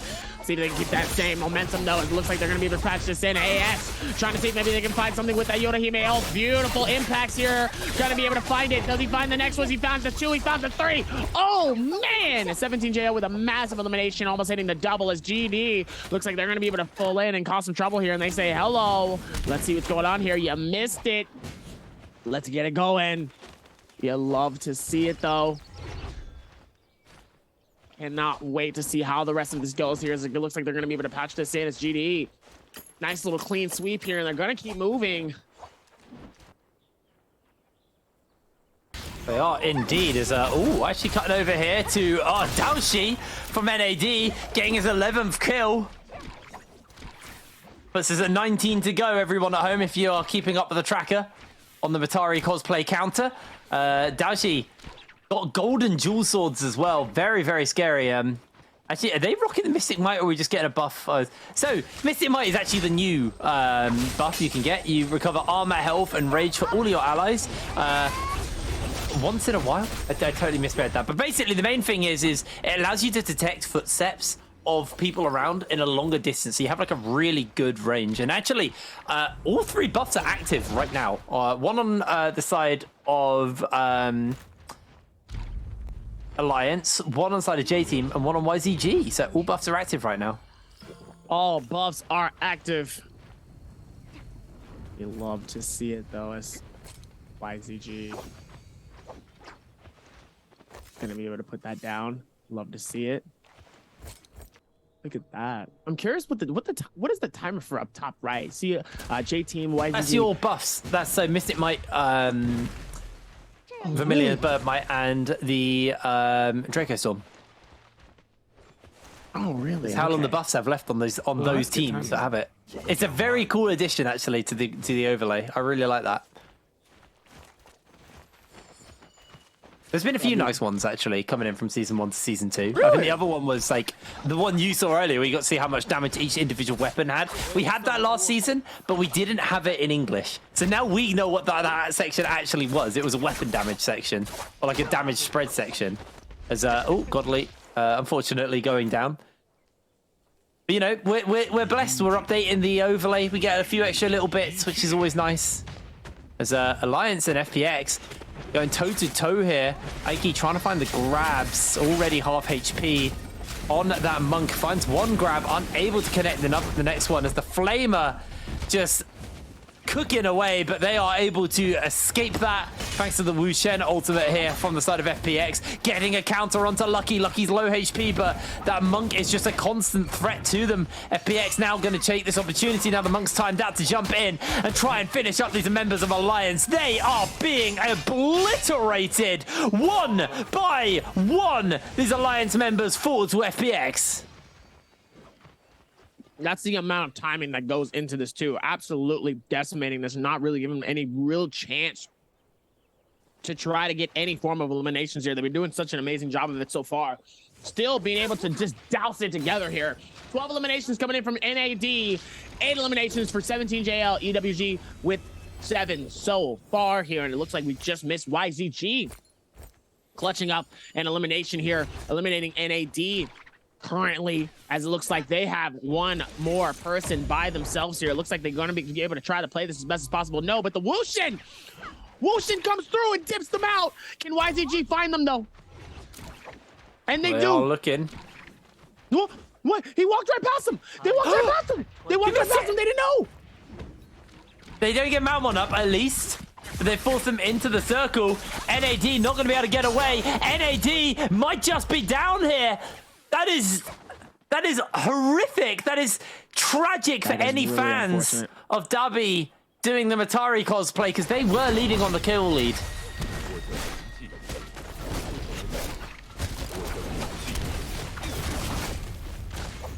Going over to Wolves here, though, having a fight versus OUG.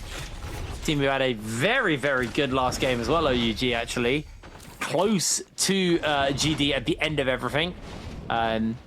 Looks like Wolves not going to be able to find anything from that and are just going to step away, just going to recover for the moment. We've got 15 minutes left, and we've still got most of our teams in this lobby. There is most of the people here. This is still very, very tight, Dabi. Oh, very, very tight here. Doesn't drop. Don't worry, ignore me. Even in this situation, it's still close at hand, though. OUG and YZG with 6 eliminations so far. EW with 7.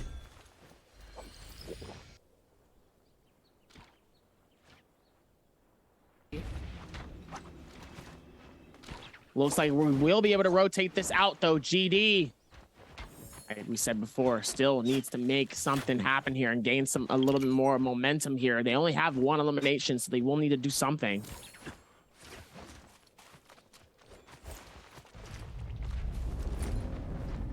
Looks like NAD still being able to put this down, though.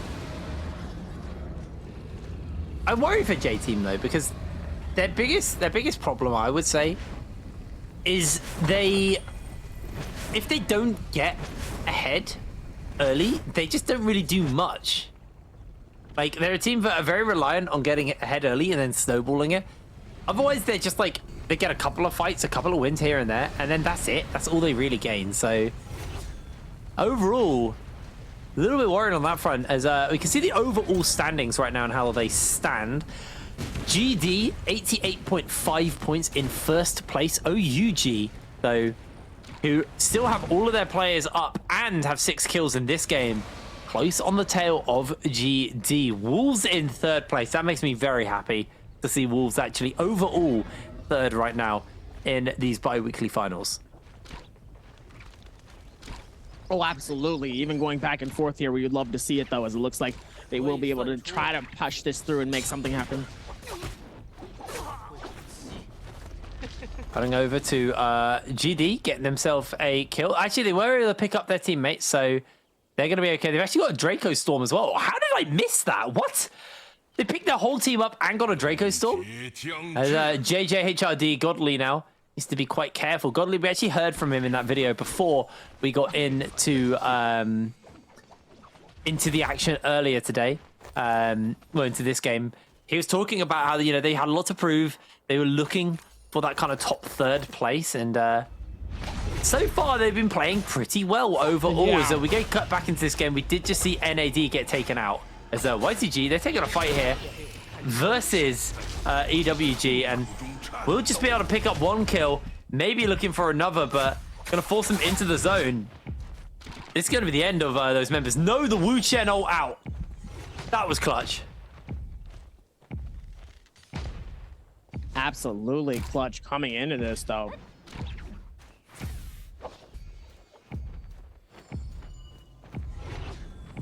Love to see it, though, even with everything going on there, still being able to patch this down. Able to get their teammate up, head back into the circle as OC is going to lead the charge back in, but they're being gatekept by YZG, who are waiting. Golden Katana onto QGG as well, making it even harder for the members of EWG to get in. And again, a team who are very good at getting ahead early, but very good at getting knocked out earlier as well. EWG just going to get sent back in there. They lose a player. Iran, the only one standing right now for his team, going to try and get back in and get the revive up on his team, but this is going to be very hard because he is being chased. So he tries to head back into that circle. He's going to be just about able to do so. I say just about able to do so. Hopefully he gets a reset off because he's going to get hunted down here if he tries to hang around for too long. Kind of interesting.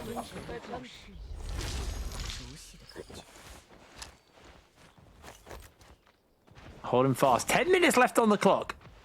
14 teams left in the game. It's been a much slower pace game, this one. A lot more chill, a lot less action. Yes, NAD were leading with 12 kills, but were knocked out. And actually, will now slip up a few places in the overall standings, thanks to those 12 kills they got for themselves. It's definitely going to be doing quite a lot of favors, but in this game, there's still a lot of points to be earned. A lot of players left in the lobby, 34 to be precise. OUG with 6 kills. GD with just the 2. GD do need to have a good game if they want to maintain their spot at the top here.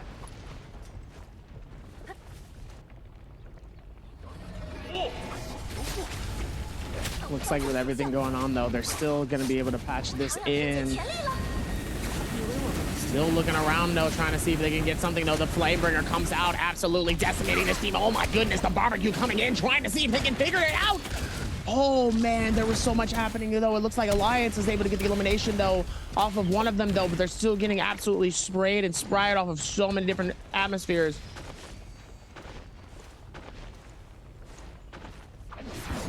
And it looks like Mentality, looks like, where did he just go through a hole? I mean, he might have just went through a hole. I was like, wait, he just went through somewhere. Hello?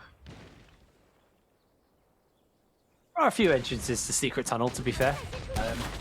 Definitely just using one of them. That's definitely one of them for sure. Definitely one of them. As we are in the Buccaneer phase now, Dabby. as everyone is switching to those cannons. But back into Secret Tunnel, Dongjing trying to find those slashes on the Yoto. Not able to actually line those shots up effectively, so won't be able to do too much with them, but at least they tried.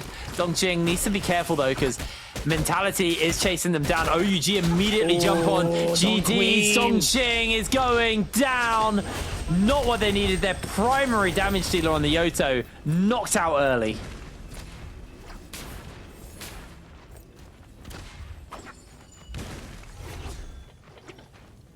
Holding up for the moment is OUG. So much happening like within this space though. OUG is circling around this, Fun plus Phoenix. Looks like we're seeing GD like nearby as well. Still like a lot of stuff happening though. It's like it's still like a pretty decent amount, like really being able to like layer it down as best as possible. And there's so many people in this game.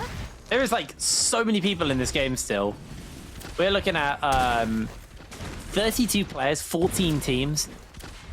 When there's Cannon Fames, obviously the Swarm is there on, I can't remember who had that Swarm, but someone has the Golden Swarm, which is always quite horrible to play into when you're in this phase of the game, where everyone's taking those long-range cannon shots at each other. And it's just a Golden Swarm raining down. And look at YZG's loadout. They are geared to the teeth right now. Absolutely stacked coming in.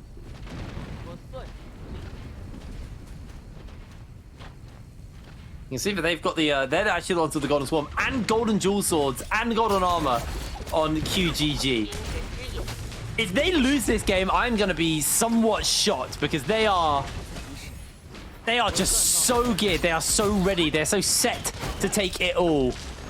But it would have to be a fumble and a half for them to throw it out of the window this game as OUG holding on fast here as Wolves taking a fight here versus EWG. That was Wu Shen ultimate out just to bail out of this action. EWG have been knocked out of the lobby, however. That's that Katana Soul Jade coming in as the cannon from WBG raining the pain down onto the big cluster of people in the middle of the fight there. So much as an actual cluster, not alone there in that situation though. It's gonna be able to patch this in though. So much. Oh my goodness, so much of the actual.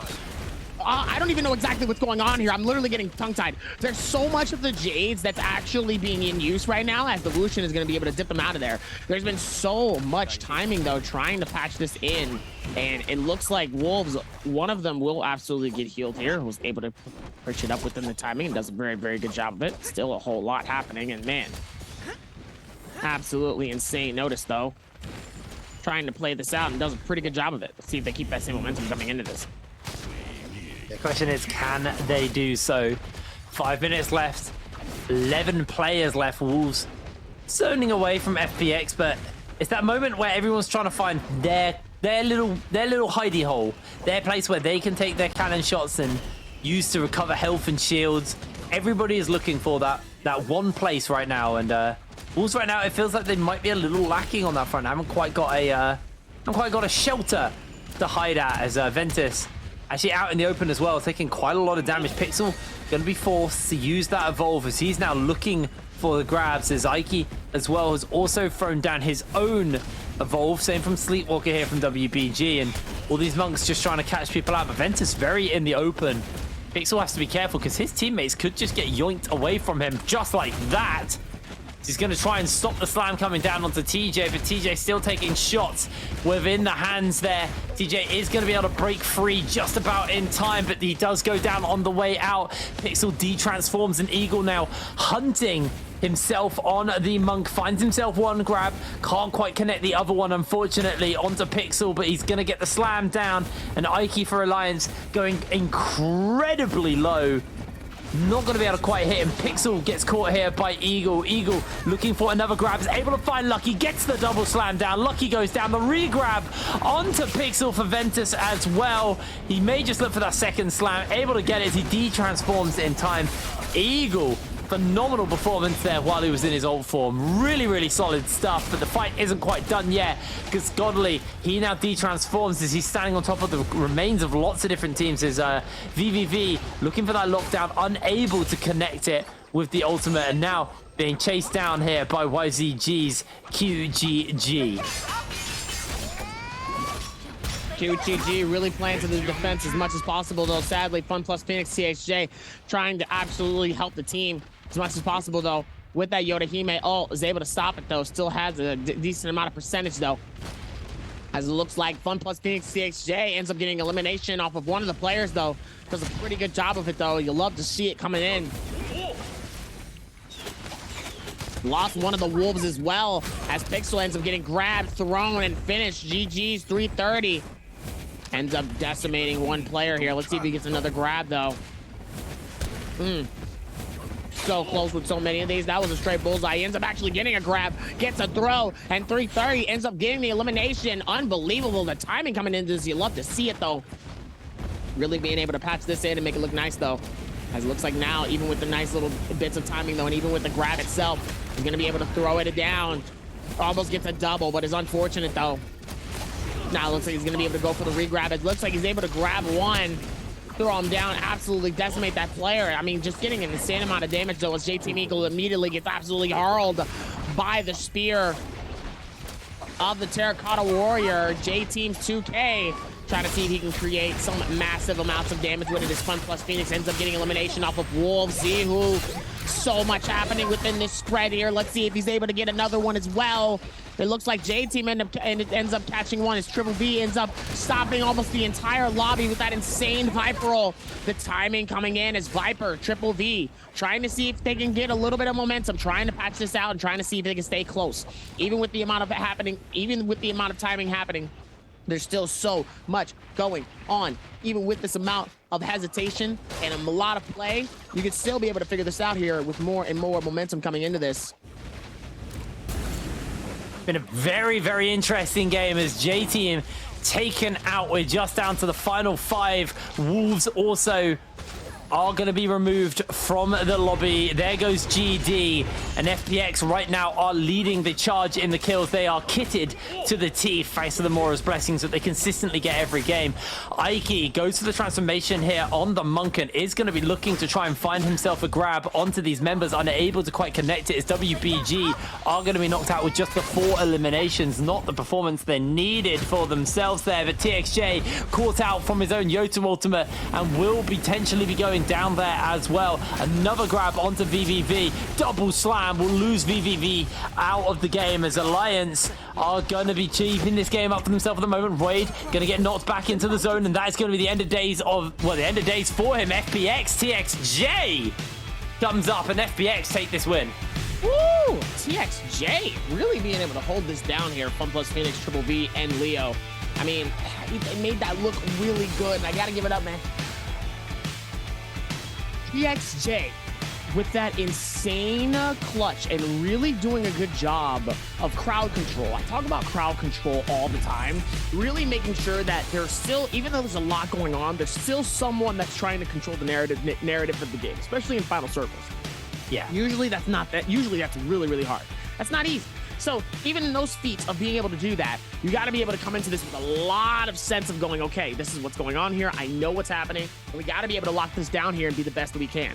Obviously, for them, they came through with a lot of momentum, and they did a fantastic job of that. And the TXJ was definitely the clear MVP for their team.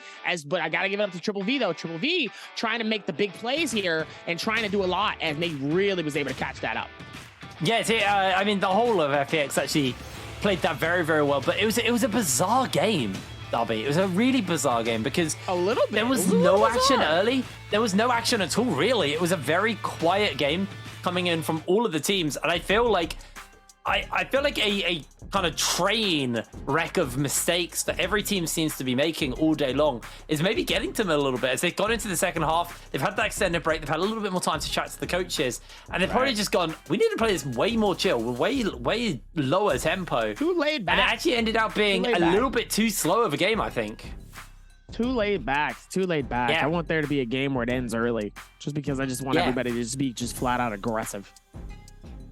I don't know. It was a very bizarre game. FPX do take the win, but it's not going to be like a massive point game like we had from the first couple of games. And I'm sure GD, even though they got knocked out fairly early in the game, going to be happy with the fact that that was probably quite a low-scoring game for all of the teams. So they will still be in a very comfortable position coming in to game 5 and game 6 off the back of that. And, you know, if the games continue to be like that, GD are going to probably be happy as long as they're scoring average with everyone else, because no one's really scoring high enough to actually have a monumental game.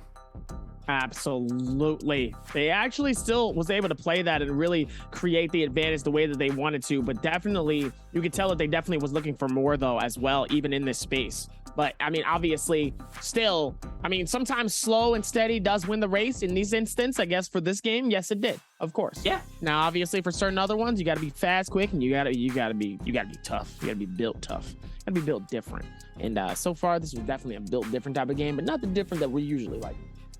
Yeah, I'm a little sad by this game just because it didn't feel like we really achieved, you know, what we were wanting out of the game. You know, it felt like like I said, it was a way slower game. It was a way lower tempo. We'll see the overall points in a moment once that's all finished calculating. And then we'll get an idea of, you know, what this actually looks like for our for the teams coming up. But here we go. The overall points right now, a 27-point game from FPX. So not bad, actually, to be completely fair. Not OUG bad. also 23, but it's a fairly decent spread. Like, you know, AOW in 12th got 6 points. It's actually a very even spread of kills. Nice even spread, though, at 27.4 of a game score, 23.8 of a game score coming in from OUG. Really coming through here with some really nice stuff, though. Done a pretty good job of it as well. Fun plus Phoenix, OUG, YZG. Let's see if they can keep that momentum happening, though. They've done a fantastic job of it so far. Well, YZG haven't. YZG have had a bad day. And, like, their first decent game is only 12 points. That's not amazing for YZG. They have a lot of work to do to actually catch up to that top end of the ladder once again, because that's where they started. They started at the top. And when we looked at the overall scores coming into today, just before this game, sorry, into game 4, the eyes were on YZG, and YZG, they were in 12th place. They went from 1st to 12th. And yes, this will definitely propel them a little bit up in the standings, but overall, YZG, they really still need to have a better game if they're going to pull it back. But finally for FPX, they found themselves a good game. And, you know, I remark at how well FPX gear themselves up every game, because they always have, like, lots of legendary weapons and legendary armor. TXJ didn't even have a legendary Soul Jade. He was mostly blue Soul Jade. That was very bargain bucket Soul Jade from him, but he still made it work with 19,000 damage. 19k damage, still putting it in as the Flamebringer, and Great Sword putting in very similar amounts of damage, though. 4,100, 4,200 coming in from the Great Sword. 4 assists. The Great Sword still putting in a massive amount of damage here, as this man has 4 attack Soul Jades, 1 melee assist, and 1 Blue Moon. Absolutely insane coming into this. Again, speaking of, high voice there. Again, speaking of kind of even damage spreads, look at his Great Sword, his Flamebringer, his skills, and ultimate, like, very evenly spread out. Obviously, that doesn't equal all his damage, because as you can see, he did 19k, so there was more than just that. But yeah, it was just a very, I don't want to use the word boring, but like it was a very just relaxed game coming out from all of the teams. It was not the Naraka that I'm used to. I'm used to a very chaotic, explosive game, but this was a, you know what, this could be the relax before the storm. This could be the relax before the storm. Relax for the 30 bomb, yeah. I'm hoping so. I'm very much hoping so. I'm curious to kind of hear what the players have to say about this as well coming out, because they,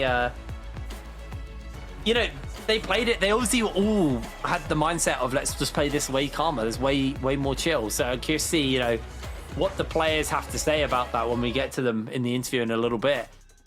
Because I'm sure that'll be one of the questions is, you know, why were you guys so relaxed and a kind of slow tempo in this game?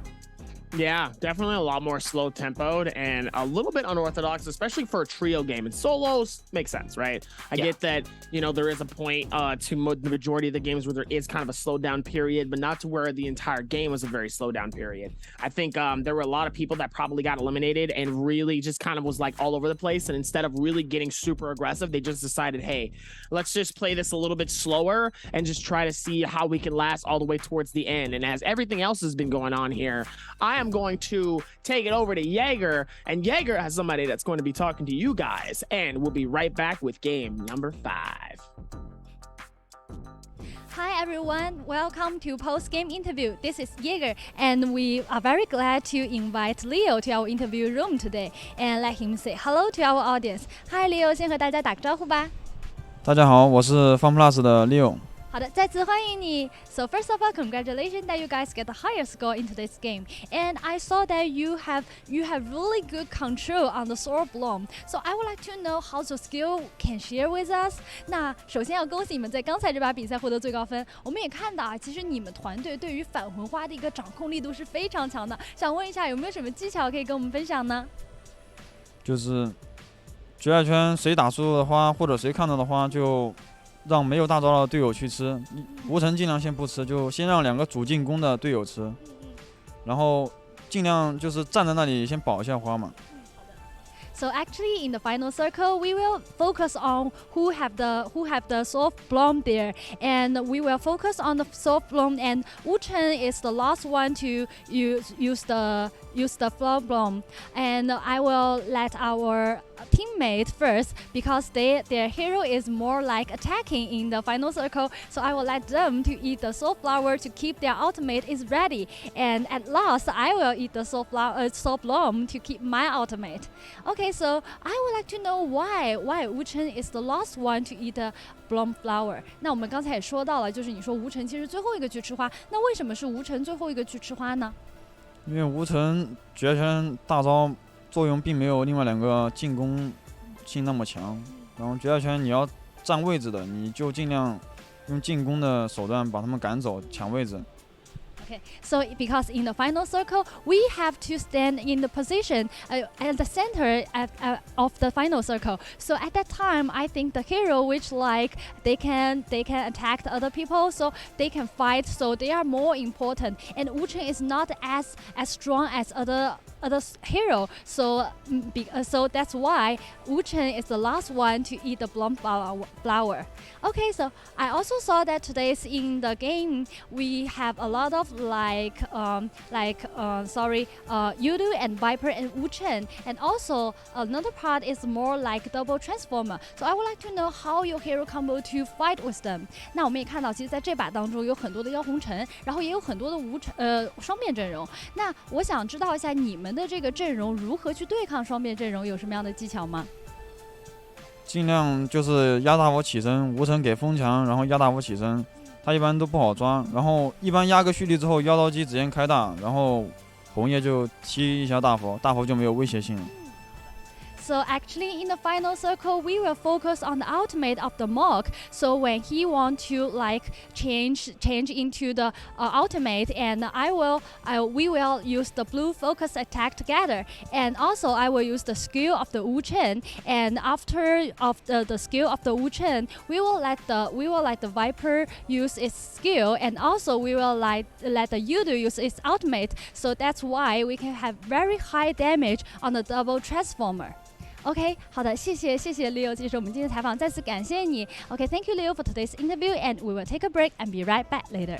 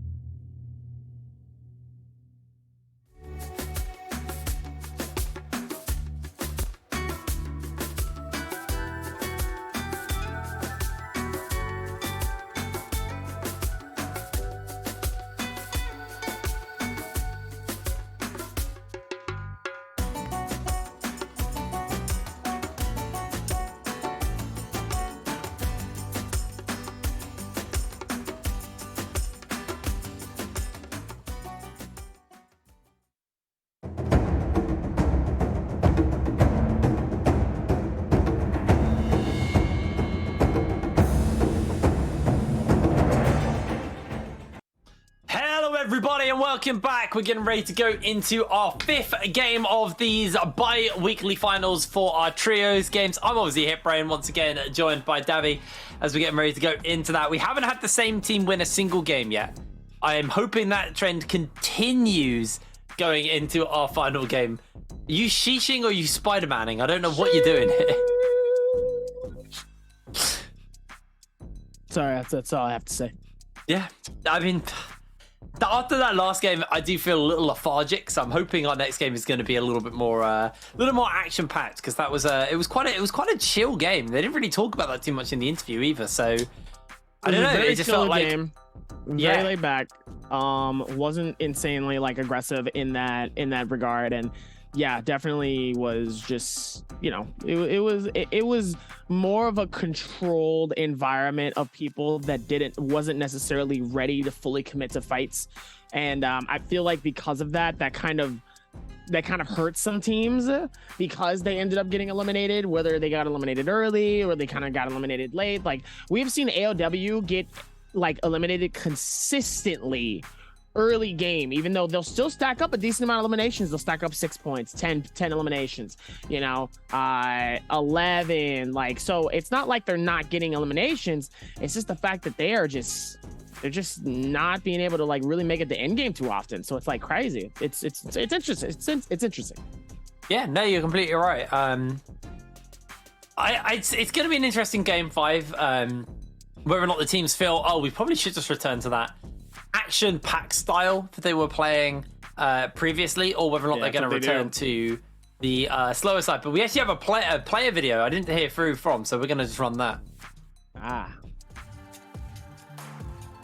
Oh, no, we don't. We're going into game. Oh wow! Immediately skipping. That could be the last game, maybe.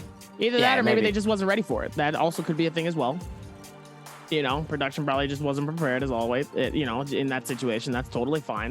Looks like we'll be able to pick it back up. Let's see if we can keep the same momentum and same vibes going, though. As it looks like we're gonna be able to figure this out. And then, hey, we could just kind of go from there and just kind of have some fun. But listen, GD, other team that's been absolutely dominating. They've been doing a great job of really keeping this consistency as often as possible. Hopefully, let's see if they can keep it going all the way to the very end. Because, like I said, the consistency is definitely going to be your best friend, especially in a lot of situations. So now, if they're able to put this down towards the next sections, let's see how they can do it for another team. We'll keep our eyes peeled on them going into that. For now, though, we are just getting ready to go into the game. But we have a bit more time, so we'll come back to us first. I'm curious. I've got a few things I'm interested going into this game. One, the tempo. Right. What are we expecting for the tempo to be? Is it going to be a fast-paced game? Is it going to be a slower-paced game? Or are we going to be having a game, you know, also on the other side, are we going to be having, what the hero selection is going to look like? I think the problem is when you have monks in the game, it slows the game. But let's do this. Before we do this, let's talk to one of our other teammates that's been, they got a lot of stuff on their mind. 什么样的变化？就是我们队变得就是容错很高，因为他是玩3号位的，他一直可以保着我们死不掉，他们一直有一个很好的眼位，就我们两个可以放心打，反正死了他也可以传我们。对，以前的话我们一传，兄弟传人脸上去了，就直接卡了，就没有之前那么有压力了，因为也打过1个赛季了，比赛经验也比较丰富，就稳扎稳打，我觉得是没有问题的。Do you think that's a mole or a rat he was holding? I don't know. I couldn't see what he was holding. A little teddy bear, though, but it was cute either way. But here we go. YZG. Our first place coming into today, and now not doing so good. They have 2 games to fix it. Yes, they finished 3rd in that previous game. That was only with 12 points. We've seen teams in 6th take 12 points today, so that is not particularly great at all, unfortunately. So definitely eyes on them going forward. Definitely eyes on them going forward here. Let's see if they can keep that same momentum coming into this. Love to see the time and the space on when stuff like this is even happening. We're gonna have some fun with it as we're gonna be able to lock in for game 5, second to last one. going to be fun just to see how and where this goes here. And the momentum still steady, being high as always.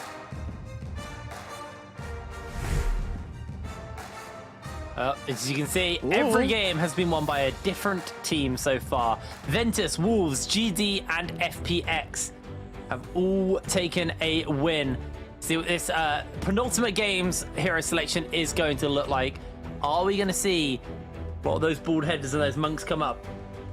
Or is there going to be something else in store? I felt like last game had the most monks we'd seen, and I really feel monks does slow the pace of the game.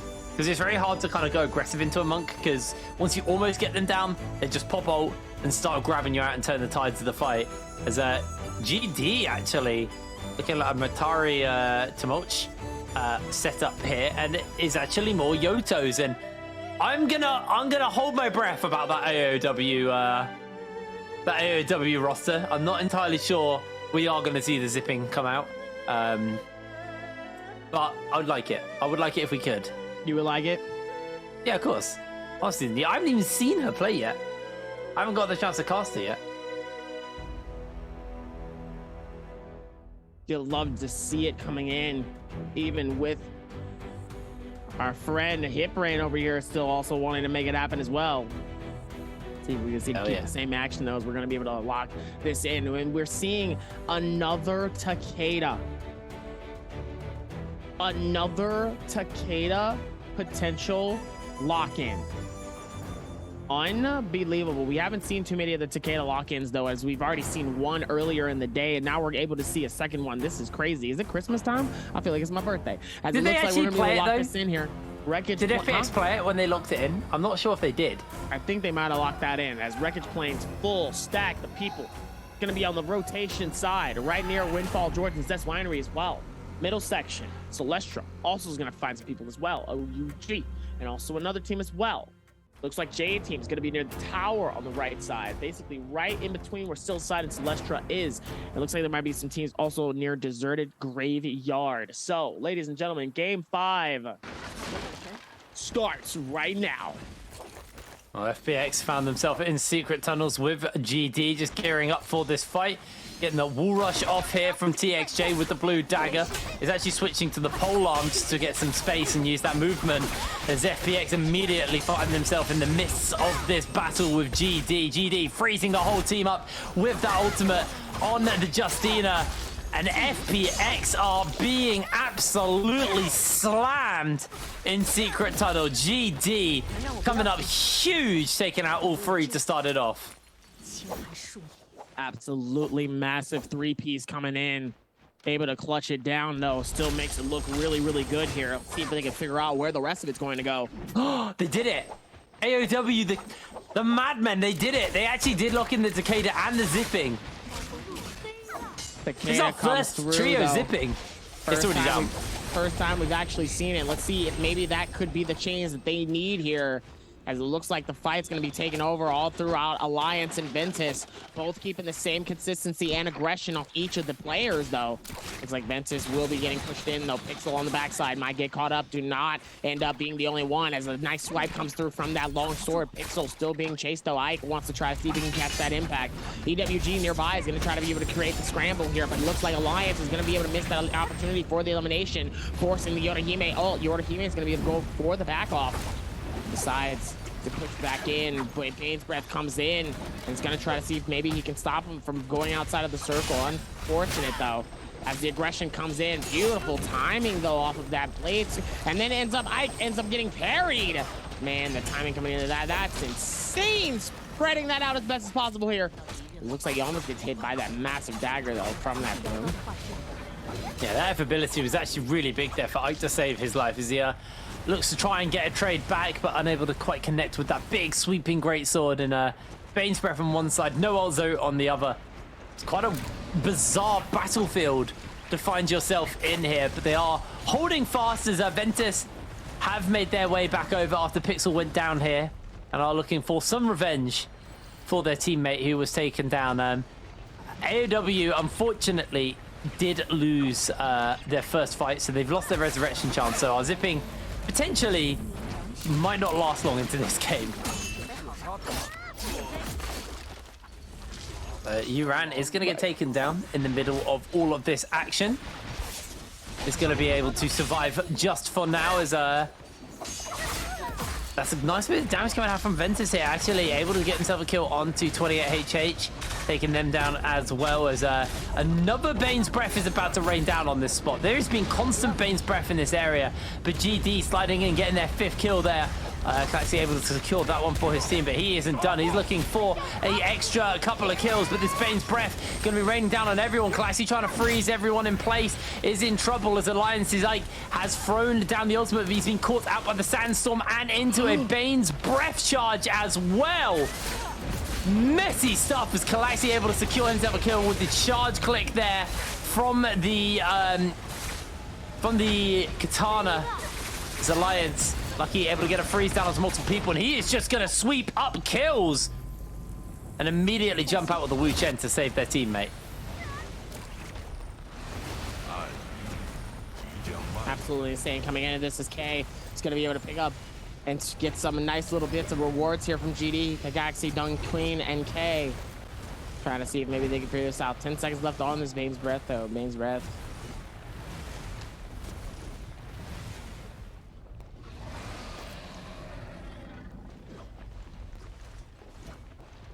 That was 2 Bane's Breaths on top of one another, by the way. This is like a quick note. We had so many Bane's Breaths go down on that extended fight, and this is a bit more like it, Darby. A little bit more bloodthirsty to start us off. Yes, there are obviously the rebirths, so people aren't going to be going out early, but I'm good to see some action to kick us off. Yeah, AOW actually, with this very exciting comp, this is Takeda and the Zipping, have already got themselves 5 kills. So they are making it work right now. Not close to a 30 bomb though. Not close to a 30 bomb yet. Not close to a 30 bomb. It looks like the Force Yorihime ult is going to connect, and let's see if maybe they can get something here. As they're both going to try to see if they can keep the slice and dice as possible here.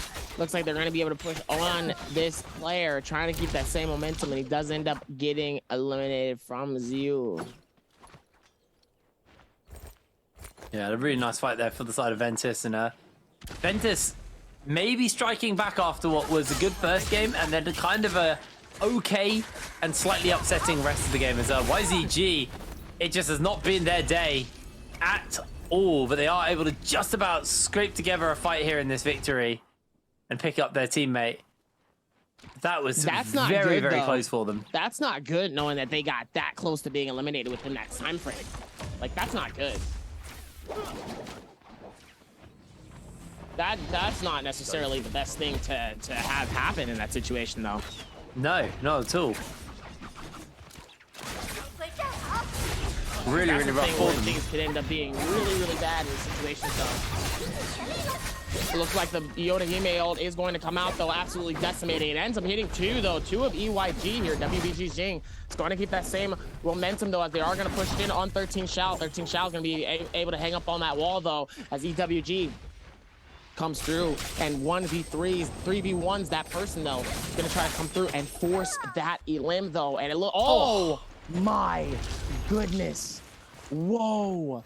The bow eliminations coming through to just absolutely decimate their heals is insane.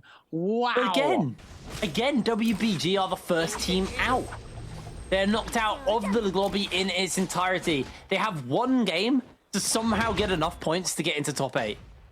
That is gonna have to be that 30 bomb if they want to make top 8. I don't think they're gonna be able to make it, unfortunately, Davi. They're gonna fall very, very short on that front. And that is going to be a very rough one for them on that front, as CXZ now getting jumped onto. It's just going to be able to avoid away for the moment, as we see the Yoto ultimate come out here from Ziu on the side of Ventus, looking to pick up a couple of kills. CXZ potentially getting caught out. He throws himself down the Viper stun for YZG, and there we go. Again, the Wu Shen. This is why you see the Wu Shen get picked up so much. If the fight gets scary, you jump out every time. Absolutely scary every time, though.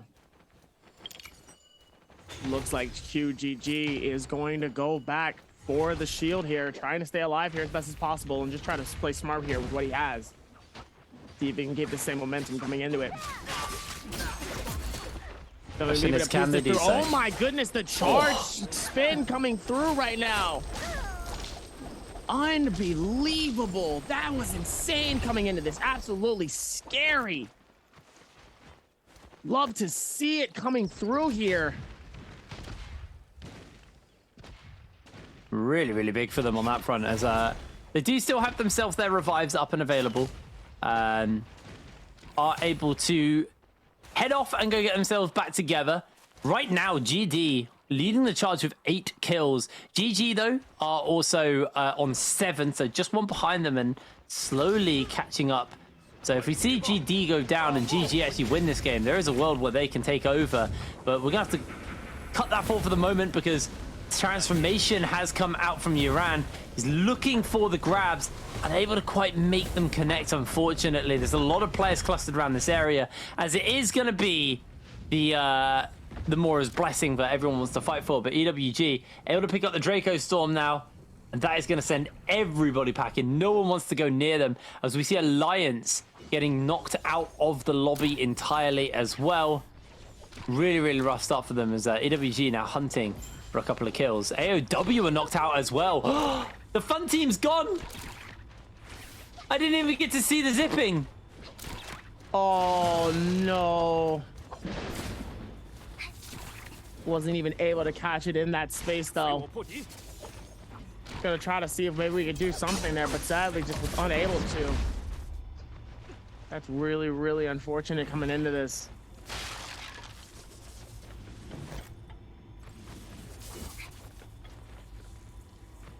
And looks like more and more of it has just been happening, though. EWG Zyliu trying to see if they can figure this out. GD with 8 eliminations, 7 tied it up with GG and YZG. And AD tied with EWG for 6 eliminations as well, coming through back to back to back. Let's see if we can keep that same energy going into this. The question is, can they do so? 18 minutes left on the clock here in this penultimate game of the bi-weekly finals. This game really matters for quite a few teams if they want to either lock down that first place spot, or if they want to try and contest a higher spot of the overall standings. GG with the Draco Storm. I said they are actually in with a good game, and they potentially could actually catch up to first right now if this game goes good for them. They've still got the Draco Storm for another 87 seconds. So just over a minute. We'll see where they can kind of like hunt down, maybe find some people to secure themselves a couple extra points. But right now, there's just nobody about them.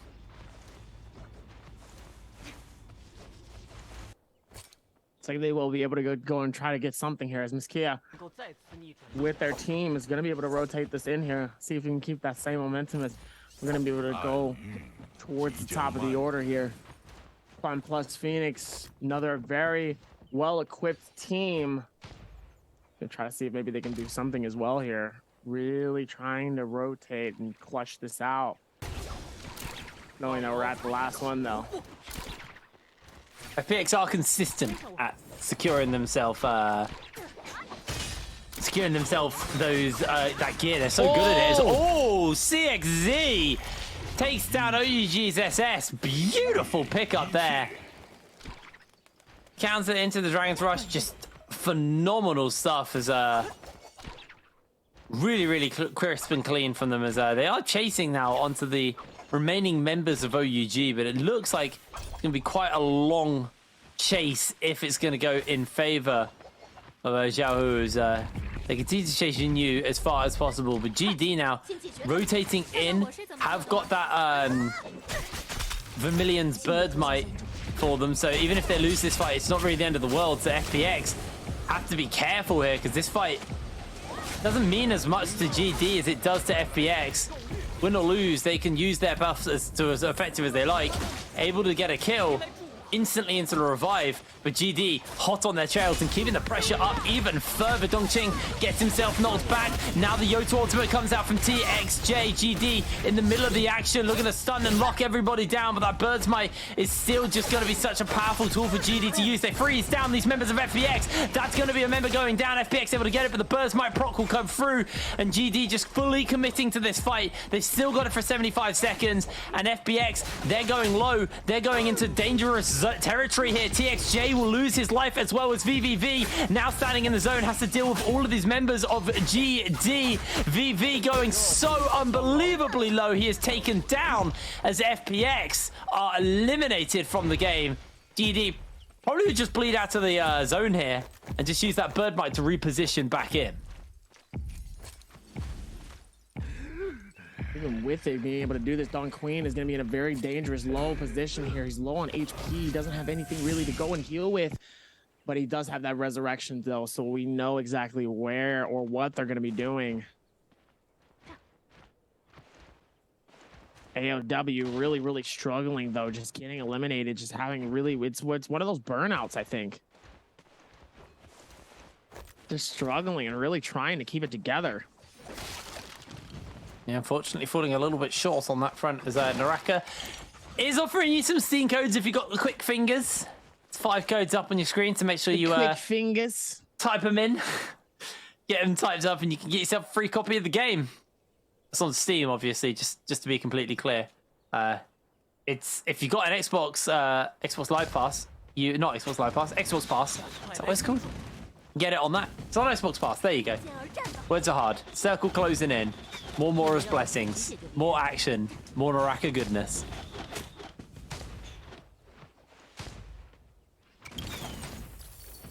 It looks like this is pretty keeping with everything going on, though. It looks like LXM and GG is going to be able to try to rotate this out, trying not to get caught up, though, as another team is going to be able to swoop in.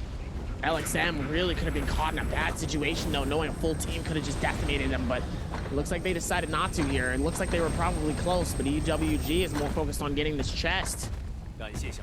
Way more focused on that. They're like, we have better priorities right now going on. Yeah, absolutely. Looking to fight here versus JJ HRD Godly being caught up by Uran as EWG all day long have been going out very early, so it's nice to see them actually make it into a later stage of the game.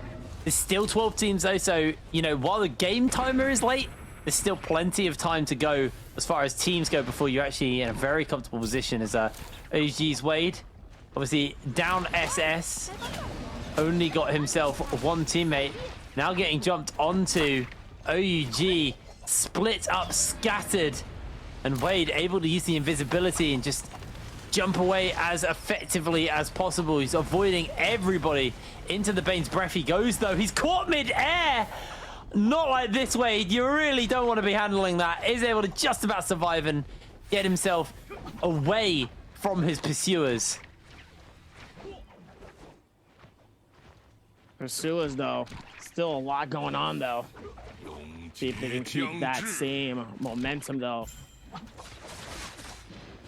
Looks like they will be able to put it up and put it down, though, as EWG is going to be able to get those eliminations, though. A massive tornado happening on the other side, though, as it looks like OC is able to clutch up that elimination and get that finished. So much happening, though, and going on, though, even within these moments here. You love to see it coming in. Well, 11 minutes on the clock till the circle fully closes up. GD are leading the charge convincingly as well. OUG, Wade actually, after everything, able to just about make it along long enough to be able to revive one of his teammates. They are still, unfortunately, down a player, but being able to have 2 is way better than 1. Double is good. So do get, obviously, that extra bit of power from just having the Viper back with them. Now, UG, one good game off first place behind GD. The problem they got is GD are having a good game right now, and they got 12 kills already. Once those point multipliers come in, it's going to be even harder for them. As cutting over to some action, Wade, he may just have revived his teammate. I may have just said he needed a good game, but he's immediately shut down by YZG. SS, he was just revived, very under-equipped, grey armor, grey dagger, grey musket. He's just going to struggle to resurrect his teammate here after that. So much happening, though. We will be able to piece this together and keep it going, though. Oh, they found him. Oh, SS has been found. That's what happens when you try to get it within like a nice tight corner. It's just unfortunate, and you just sadly just cannot get out of that situation. You just end up getting caught up in a really bad situation. That's just tough. As sadly, that full team ends up getting eliminated. GG with 12. GD with 12 eliminations thus far. YZG with 10 eliminations. A lot of double digits going on right now. Yeah, really good stuff coming in from them. YZG needed this game as well after everything that had gone down so far. But GD, that 12-pointer, setting them up comfortably going in towards the 6th and final game. Still 30 players, there's still points for them to grab as well, as they are holding fast right now. As Galaxy here with the Smurf Justina jumping in into the middle of everyone, trying to get the freezes off. The charge strike is there. Oh my word, EWG lose so much health as Ran goes for a transformation. Galaxy's gonna get slammed down. It's just about able to survive that as the grab's going a little bit wide overall here. Not quite able to find the damage as K able to avoid away. Ran goes for the evolution, goes for the transformation. He is not going to be punished and not going to be able to find his team a kill. Unfortunate though, not being able to find it though.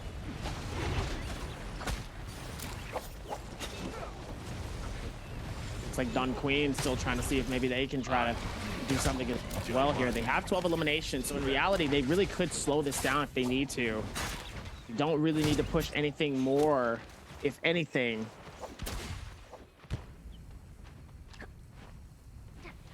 Yeah, they're gonna be quite happy, but now just holding fast, waiting for some more teams to bow down. They don't really need to do anything. They can really just hold. Wait for the final circle, pop off in the final circle. That's all they really need to do. You are correct. Wolves, on the other hand, 0 kills. Not really had an impact, so they have to make this final circle really go in their favor if they want to get themselves in a decent score point going towards the end of this. As see, the overall standings for our bi-weekly finals are coming up on your screen right now. GD are leading the charge with the current 12 kills they've got as well. Once multipliers and things get added to that, they could be in a very, very good space before we get into game 6, our final game of this first bi-weekly back here at the Naraka Bladepoint Pro League. So much happening though. You love to see it though. Looks like even with this amount of time, still gonna be able to put it together though. Wolves able to get the shield, get themselves up for the moment as a teleport out there for them with the help of their Matari, keeping them going. 7 minutes 30 on the clock until the circle fully closes in on everybody here. 28 players, 10 teams. It's such an important game for all of these players. Taking the first bi-weekly finals is phenomenal, and it gives such a big confidence boost going further forward into the tournament, into that final day, or sorry, into the well, you're in the final day of this week, but going forward, it sets a precedent as one of the best teams in the group, and well, within the tournament, and also just puts you ever so closer towards that overall goal, which is Worlds. Absolutely insane coming into this. You love to see the amount of timing it really takes for more things, though. Ooh, EWG are out. The Wolves like actually lost a player though. as well, I think.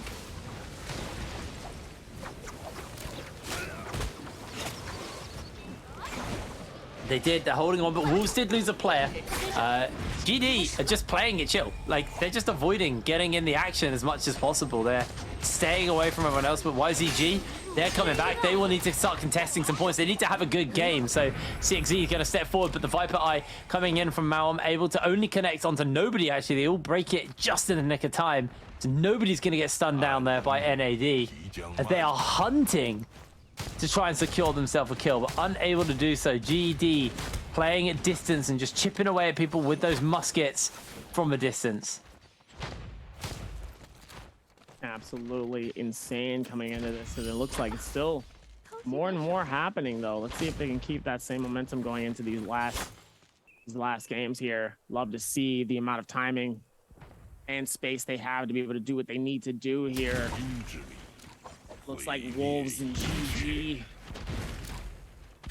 still nearby. It looks like they might be also fighting it out as well. GG's trying to see if they can throw some. Actually, that's them and Ventus as well. The cannons are throwing out massive damage hitting on Ventus Q currently here, as it looks like W looks like he's going to try to see if he can do something too. A lot of those grapple fakes happening, a lot of that. The connectivity on each player, they've been doing a pretty decent job of that so far here, as J-Team's Lee up top of trees, trying not to get caught. Wolves up top too, very similar on top of trees. Wolves currently fighting to stay on top of trees. There's a lot of people that's trying to knock them off right now. This circle is very, very tight already, and there's still so many players alive, 26 players alive. This could be a scramble so fast. And by the way, GD has lost, it looks like 2 of their players. It looks like they only have 1 left. And YZG has their full squad available, ready to go. Almost everybody has their full squad ready, except for, it looks like, and I could be wrong now. I think GD are all up. I think. Yeah, they're all up. GD are fine. They got themselves a nice high ground. They got this golden flamer as well. GD very comfortable right now for the moment, as Ventus is trying to find himself a slash with that Yoto sword, unable to do so. Eagle has transformed here and has caught himself one fang from the side of Wolves. This should probably just be a freebie. Immediately has to throw that ultimate down, but is grabbed out of it. Is a desperation play from One Fang. And One Fang is going to be taken out. Another grab coming in for Eagle. J-Team starting to cash in on a few kills. They do freeze up the monk as Eagle immediately. He's going to have to pop that bell to keep himself going, but he's immediately caught out. The tether from the Kurumi, keeping him healed up, keeping him alive in these final moments of the game. 3 minutes 22 until the circle fully closes out. We still got so many teams and players. 17JL looking to stun everybody down, but doesn't actually have the follow-up available.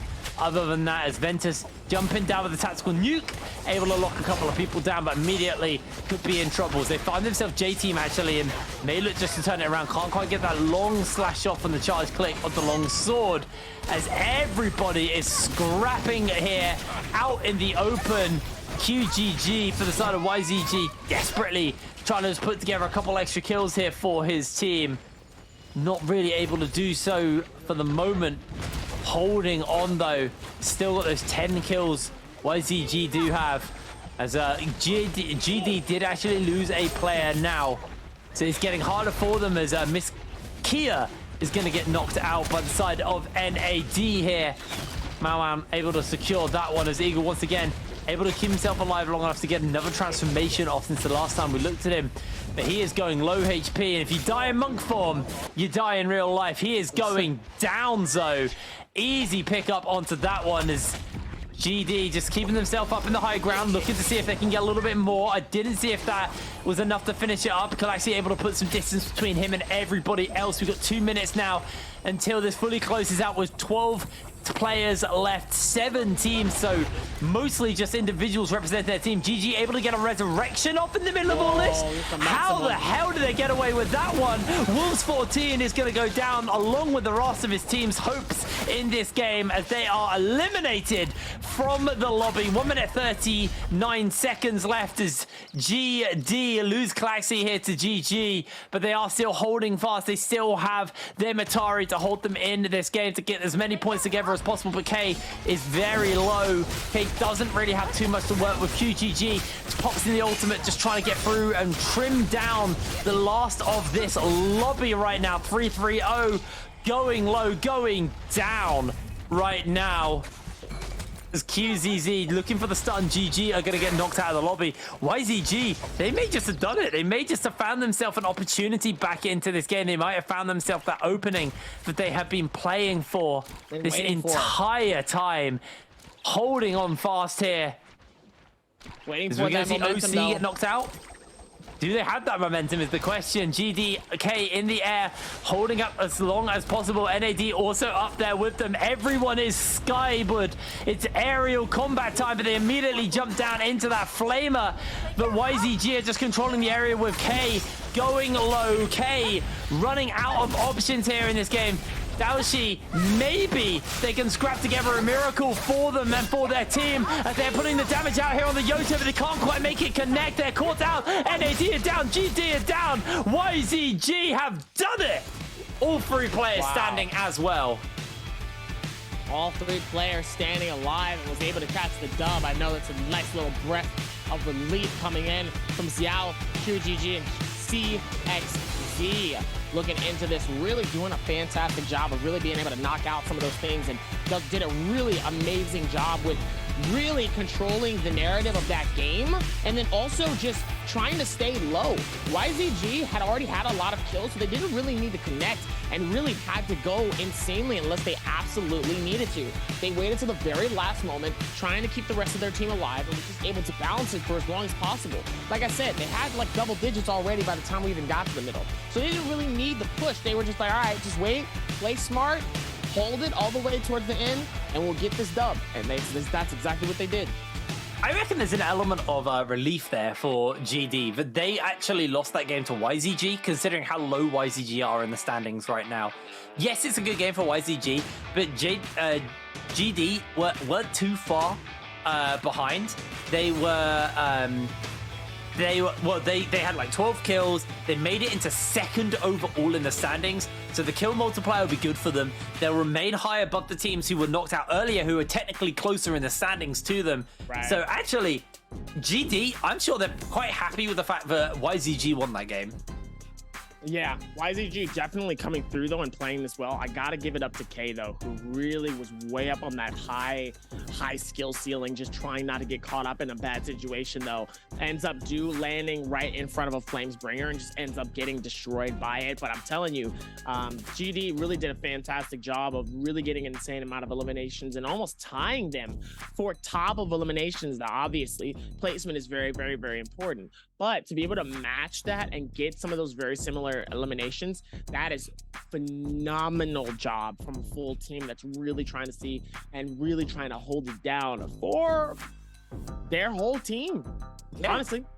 No, it was good. I also prefer that game because it was way faster tempo than FPX. Sorry, FPX, but the game 4 where FPX won. That was such a slow tempo game. This one, it definitely had its lull. It definitely ended that kind of slower cannon phase, but it felt like early we had something. Yeah, we had something early. You know, we got some spicy game in.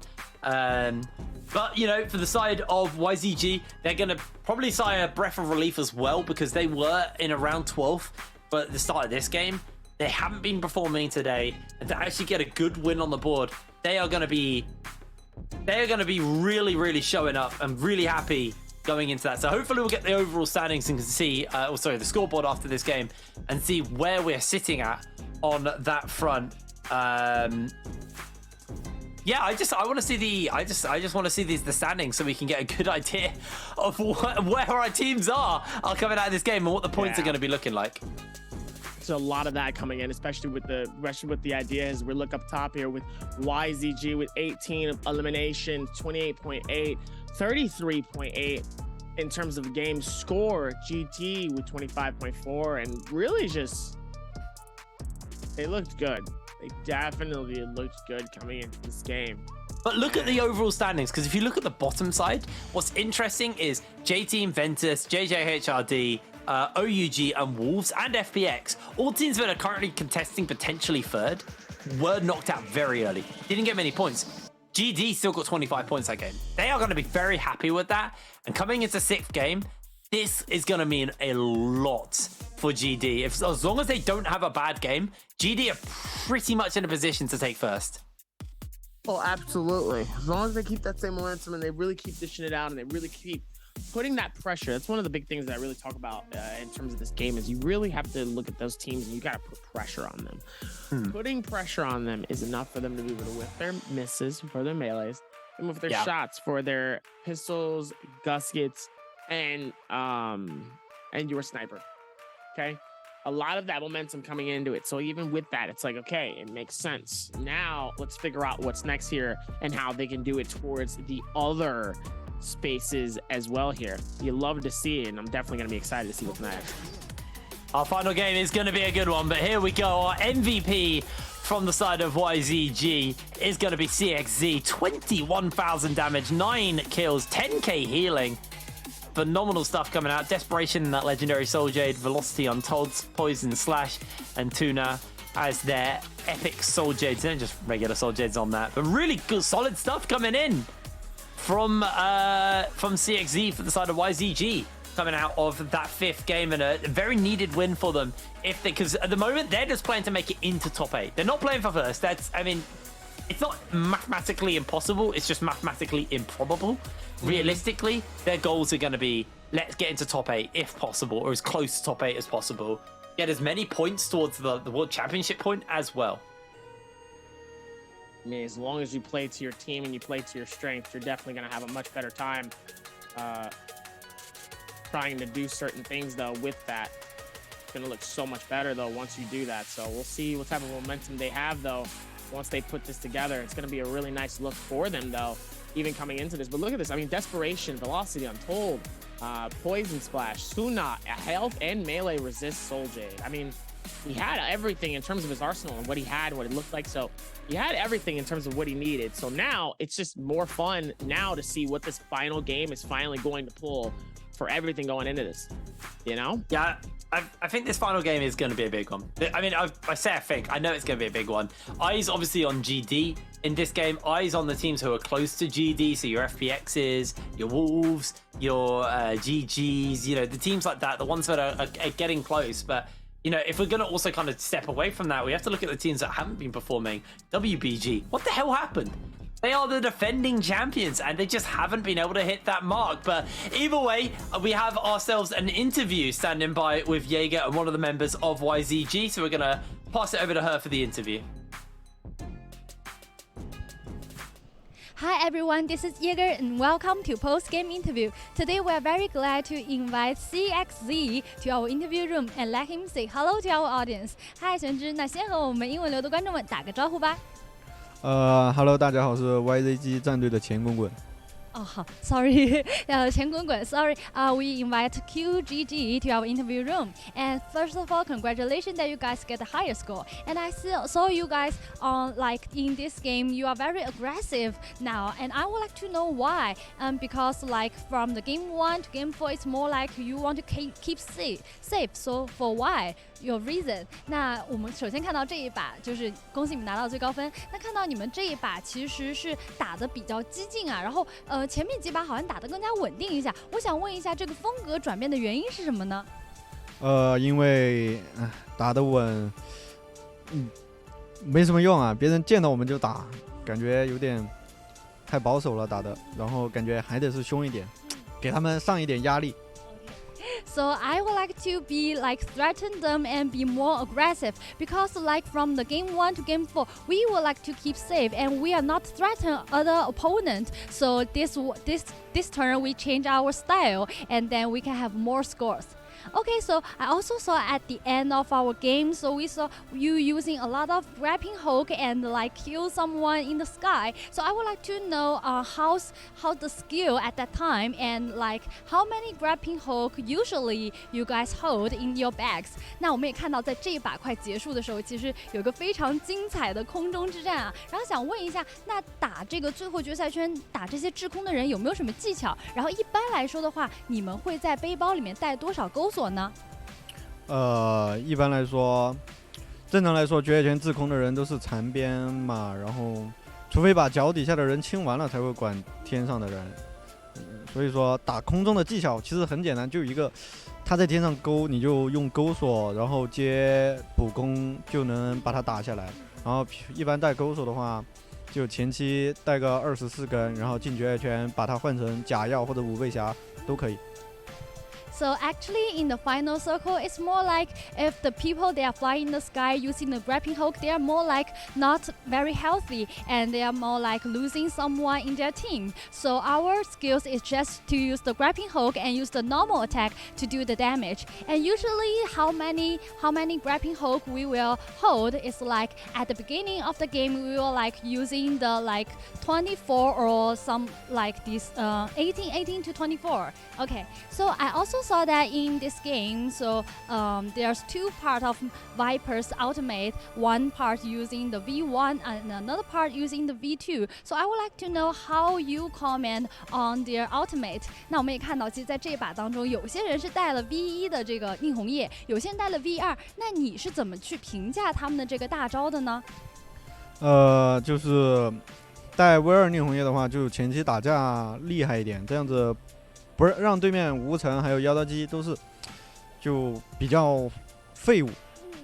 带 V1 的话就杀人太慢了，只能偷偷的去踢。带 V2 的话，主动进攻性很强。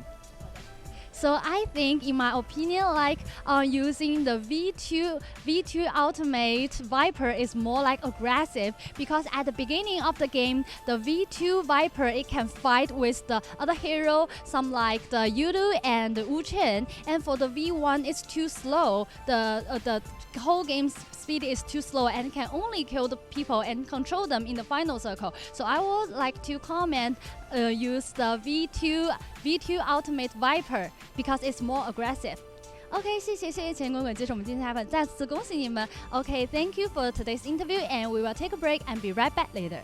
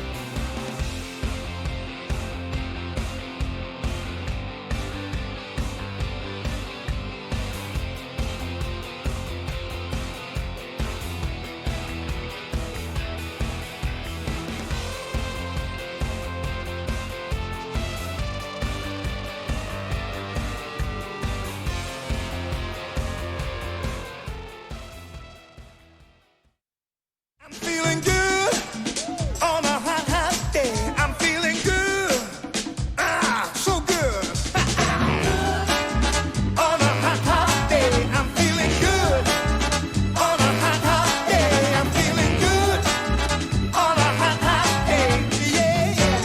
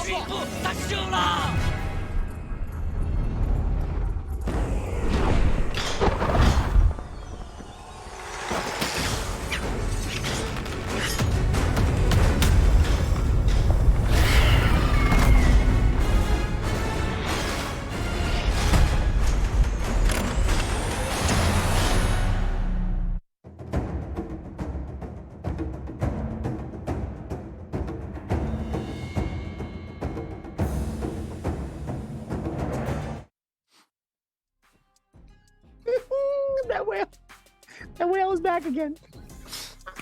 I love him. It's so cool, the drone. Hello, dude. All right, as we're about to get ready to lock in, game number 6. This is prime time, ladies and gentlemen. This is important because, like I said, we still have 6 more games. Not tomorrow, but no, we have another set of games, right? For trios, or is this the only one? No, this is the only. What we got. This is the last game of trios. This is the last game. Okay, this is Yes, the last and it's final okay. game of trios. The more vibes that we get, the better. But I am excited for this final game. We've been seeing a lot of stuff. We've been seeing a lot of the chill stuff. I feel like this is going to be the one that goes crazy. I hope so. I hope so, and it has to. It actually has to for some of the teams, because you look at the what do you call it? The overall standings. I know I'm frozen right now, but I am still here. Don't worry. The overall standings are GD are in top, but all of the teams below are very close to them. All they need is like one really, really good game, and then boom, we're gonna have a very, very explosive game. So either these teams hunt GD down, or they have to have a pop-off game. So I think you're right. I think we are gonna see a very explosive game, Dubby. Oh, very, very explosive. And I think that's the one thing that I'm really excited for, is because of the fact of how explosive it's going to be. I know it's going to be explosive because, like I said, the desperation for this final game is going to be hitting, especially for the top 5 teams, right? The top 5 teams that really have an opportunity to really get into that top is absolutely going to fry out. Now, for everybody else, that's a little bit different. But still, you can still be able to get something a little bit higher as we keep the momentum going towards the rest of this game. So now, as we go in and we figure out the rest here, this last game is all the marbles. I love these all the marble type games because then that means that everybody is going for it. There's going to be that aggression like we saw in game 1. Game 1 was crazy. Everybody was going after each other. There were a lot of W keys. No one gave a good darn about anything. They just was like, I'm going to get these eliminations. I'm going to get these kills. And that's just how it's going to be. Yes. Yeah, I think that's going to be the big thing is I want to see the W key return, man. We had so many games that were very, very explosive at the beginning. Very, very explosive at the beginning. And, you know, I want to have that, like, the W key action. And looks like we're getting ready to go towards our next game of the day, our final game of the day, the game that decides whether or not GD will remain in first overall, or if there's going to be some level of response here. Oh, the response is going to be major. The response is absolutely going to... I mean, it has to be major. It has to be with the same amount of momentum. Yeah, 100%. Obviously looking at GD, the front runners, but let's cut over to some of these other teams. GG. They're quite close. They're catching up to their counterparts at the top of the standings. The question is can they keep that going? Can they actually remain in the... Well, remain in the race, I guess, is really the big thing. OUG. These guys, low-key, they've been real good. They've been real good in trios. They have found, like, this formula of aggression, but like silent aggression. I like to call it the WBG aggression because when we think back to last split, WBG were a team who were getting lots of kills, always placing fairly decently, but you just never really noticed it because you're watching it like you're watching FPX have like a 70-point game or, you know, something like that. Or like it feels like OUG are one of those teams who are fairly similar to that. So I'm excited to see how it's going to go down on that front, but it's going to be a good one. I believe I just heard we have a video, so I'm hoping we're going to run a video. 我觉得跟我们的付出应该是成正比的嘛。然后就是我们拿到这个成绩，其实有在一些预料之中。然后因为我们第一天成绩就特别好嘛，然后这第二天我们就在练新东西，准备就是给周决做准备嘛。然后感觉跟我们的付出都是成正比的。如果是我的话，我挺想拿冠军的，不管周冠还是总决赛冠军，都非常的想，因为我觉得我们第一赛季好几次，就连总决赛都差那么一点，其实，然后感觉第二赛季很想拿冠军，说实话，然后只能说我们会更加努力的。Nice to hear there from YZG after, they just had a very good game for them to be able to kind of come back at somewhat, but, they've got a long way to go. They had a good Biweekly, just in their regular, but their Biweekly finals have been disappointing. They came in with the most points. They were first at the start of the day, and they have been slipping deeper and deeper into the hole. Finally finding themselves a win, and that will do enough to definitely pull them out of that 12th place they were in. I'm curious to see how far up the ladder that will pull them. But as we are into hero pick for our final game of the bi-weekly finals here at Trios, who is going to take it all? Who's going to press that W key hardest? Let's find out. Let's definitely figure that out, as it looks like we will be able to go back towards this top patch here.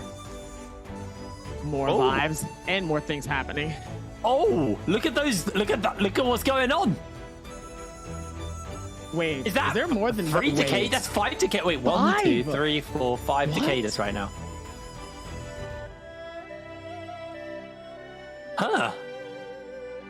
Whoa! That's a lot of Takedas. Hold on. Is there a Takeda air that's about to happen? Is there a Takeda air that's about to happen? Is that There's a gauntlet being thrown down that I wasn't aware of. Nothing but I hope so. Takeda. That's very interested to see exactly how that's going to go. That's a little crazy. I'm excited now, especially knowing that. Very excited that's now. Crazy. Okay. Now we're finally going to see. Now we're actually going to see some Takeda gameplay. Like, we're not going to kind of hopefully we see it and then maybe we miss it. We're actually going to see some Takeda gameplay. I'm ready. Oh, let's go as we are getting everybody lined up and ready to go.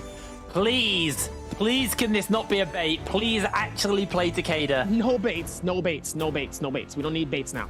Baits are, we're too late on the baiting. Now it's go time, as it looks like, oh yeah, this is definitely about to be a W key lobby, ladies and gentlemen. We have full teams headed toward Celestra without no ending in sight. Zest Winery, Wallfield George, Trifle Junction, and Pool of Cleansing is going to get filled with different types of players. Although off top of that, Artesian Grove and Servants Grounds, right surrounding the Celestrian area, is definitely going to see a high amount of players. Even ones all the way to the far right. Moonlit Courtyard is where Moons is going to start and where they're going to resign, but the Wolfpack is going to continue on in towards the center circle. Even Wreckage Plays is finally going to find some people as well, and seeing people with the shipwrecks. Ladies and gentlemen, the final game, Game 6, happens right now for Naraka Blade Point. Bi-weekly finals. Let's get it popping. YZG immediately starting to come in, immediately starts going crazy as the Takeda immediately goes for the deter.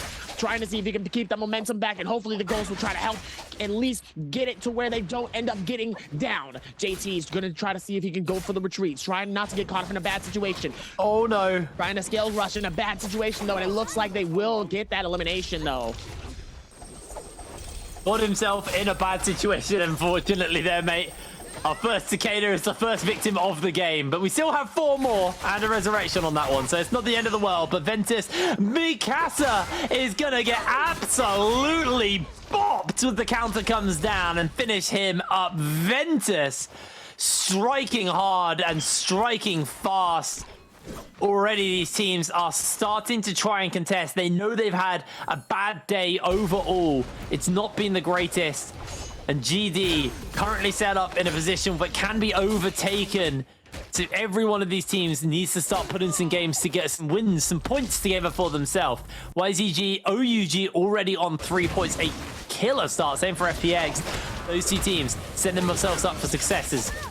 J-Team finding himself in a fight here versus YZG. YZG, remember they need a good game, but they are not getting the opportunity. That's Articada finding a kill already onto these members. J-Team striking back as YZG lose 2 players already. They've been spotted by J-Team, and J-Team may just continue the hunt, may continue the chase onto the QGG there, as he has been seen. Not going to quite hit him with the grapple, but they are looking for him. Climbing atop the tree, squirrel mode activated. Able to climb away for the moment, but they are keeping the pressure up, keeping the chase up onto QGG. He is caught. He is going to be run down. He is going to be bopped.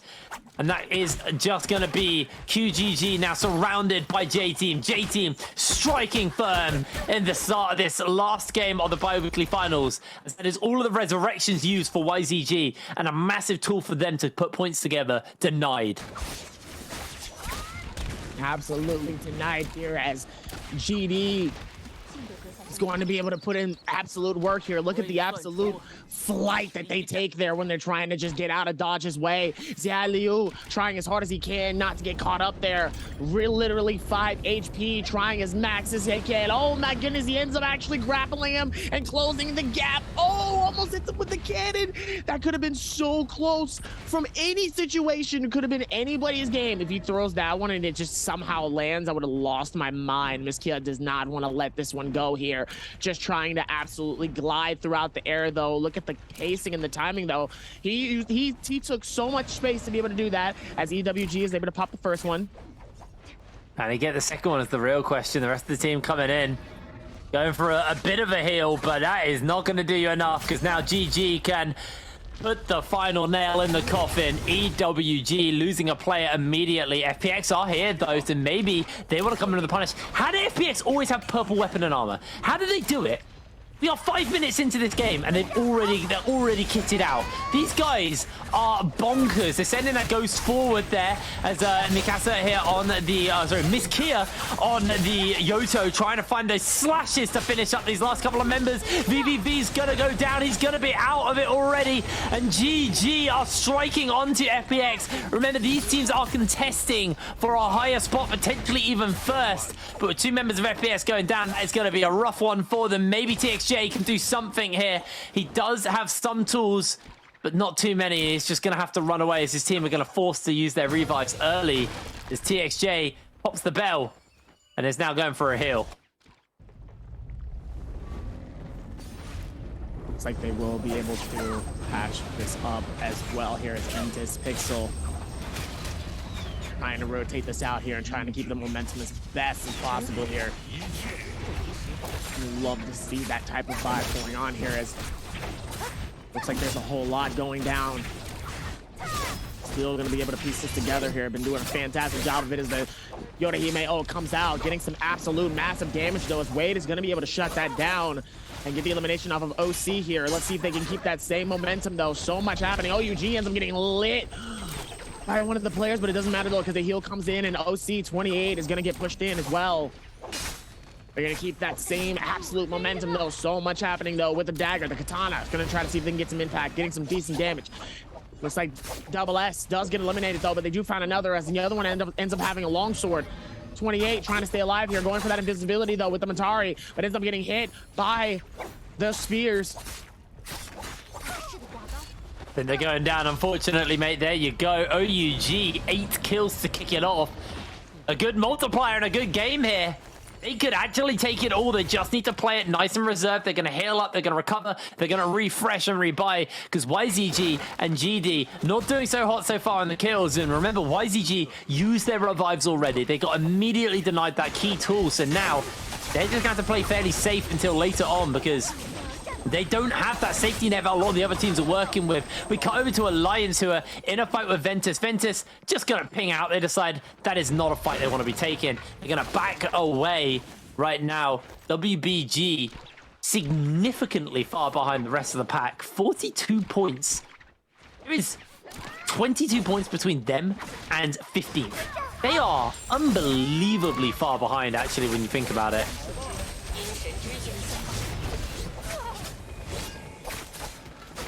Ike, keeping this pressure up for the moment, but he is low HP. Ooh, taken down. Alliance Yeah, a lot of people coming in. Oh my god, someone's gonna get run over! He went down! We saw a player get hit by the water wheel! No! No way!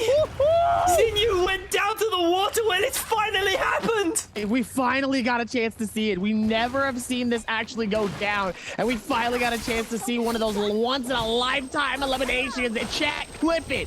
I don't know if you guys actually know, but I need you guys to clip it. That's going on the highlight wheel. I don't care what anyone says. That's going on highlights.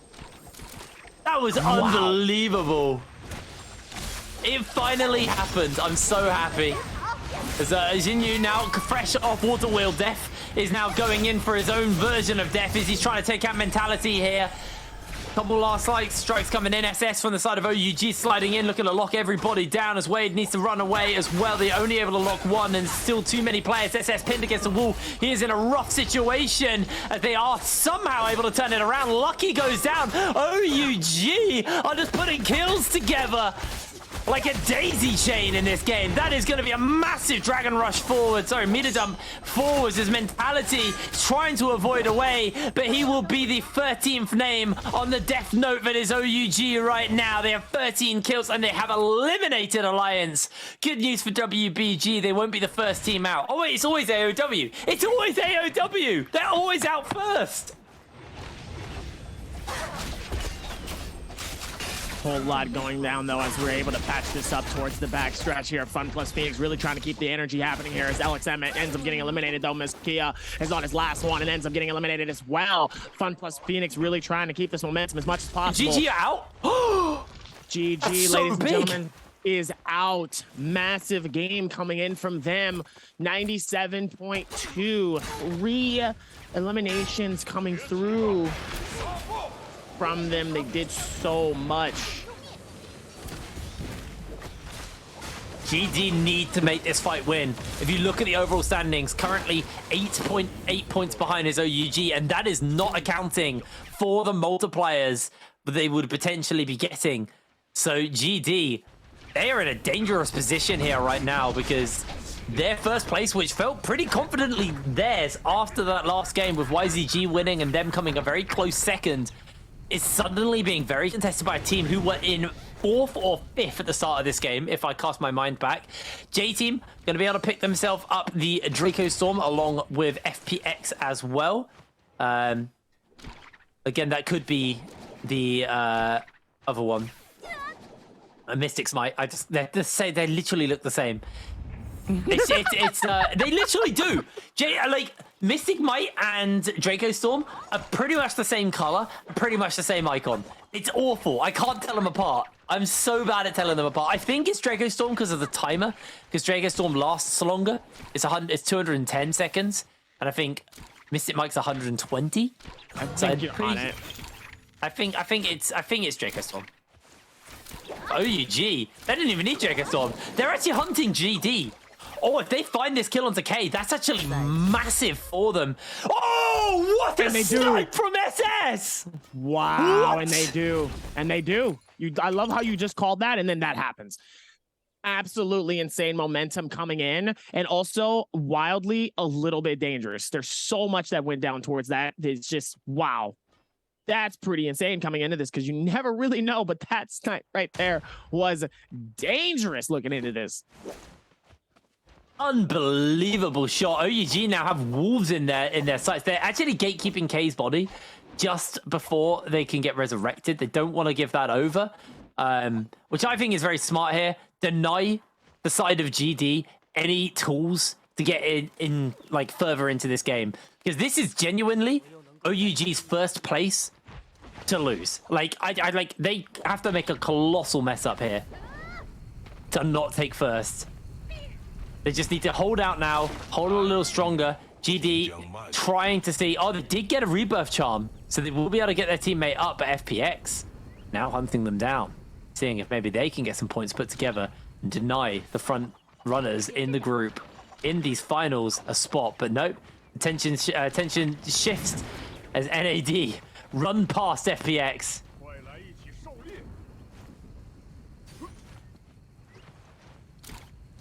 Looks like they will be able to go through with this though. Let's see what happens though. Fun plus Phoenix. I mean, this game is one of those games. I told you this game would be different. Told you this game would be different. I did call that. I said this game is going to be entirely different. And man, oh man, am I glad to know that I called that right. This game is going to be absolutely insane here. And it looks like, yep, they were able to figure that out here. Yeah, well, NAD actually find themselves FPX. TXJ going very, very low. 17 jails knocked out. FPX holding fast as they just swarm onto the NAD member and take him down as well. I said NAD out of the lobby as well. We are seeing quite a few players getting eliminated already.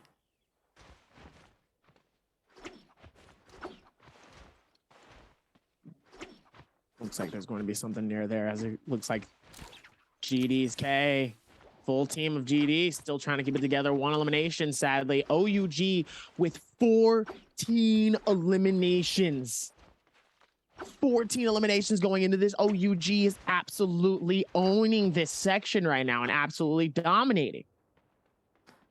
OUG are on a storm, and they're actually gatekeeping the circle now, waiting to see if anybody comes through.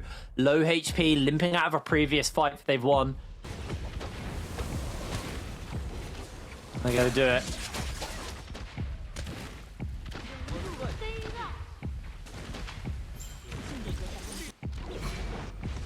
JJ taking a fight versus FPX. FPX are gonna move away though. Looks like Wushin, yeah. Wushin is definitely going to dip up out of here. Question is, are they going to keep the momentum in order to push in? They are outside of circle, though, and they are going to need to figure that out. It looks like JJ, and then it looks like they have the time, and they decide not to. Wait, what? No, decided against it, I guess. Ooh, JJ.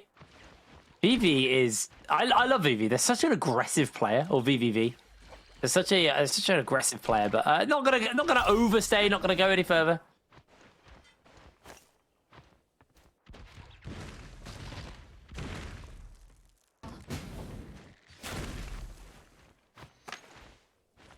Looks like OC, though, trying to see if they can find a quick pick from Fun plus Phoenix, though, with those bows. Looks like they're just going to continue to keep rotating it out.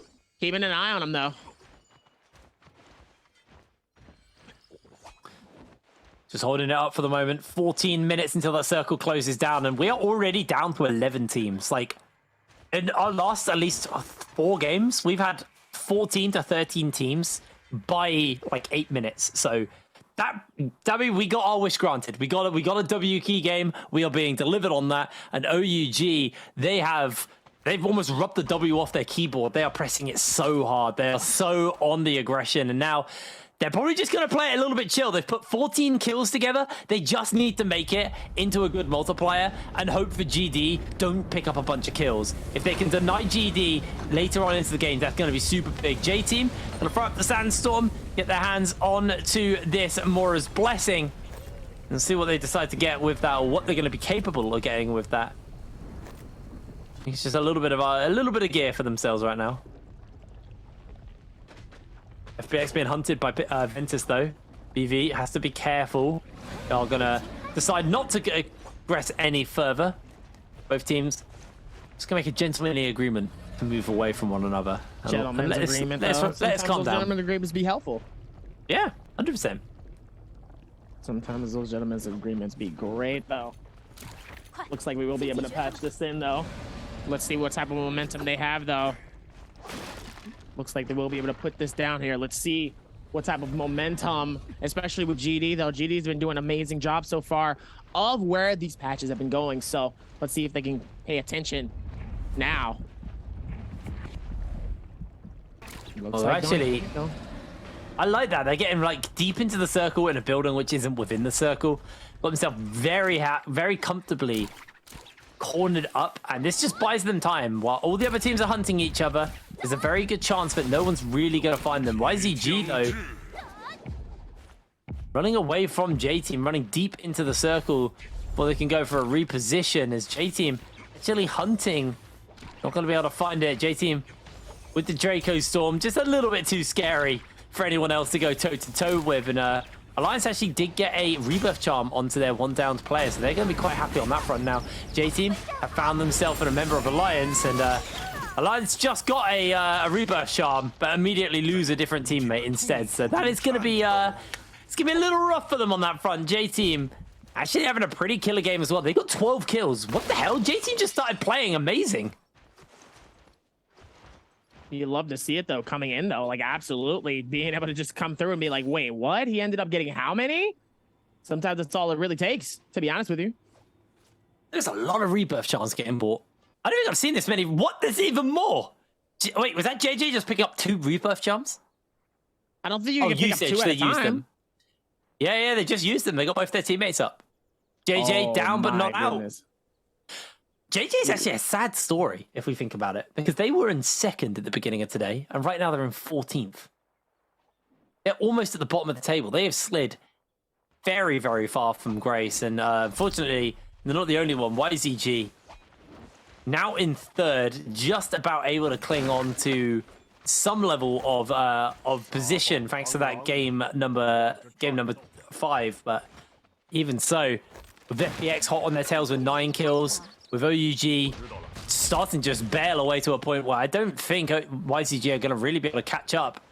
Is going to be a big one indeed.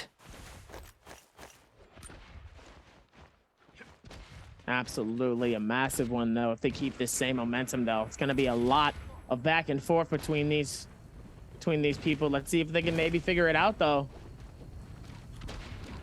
10 minutes on the clock. See it. Playing it chill now. A lot of aggression early has been tempered as we move later into this game.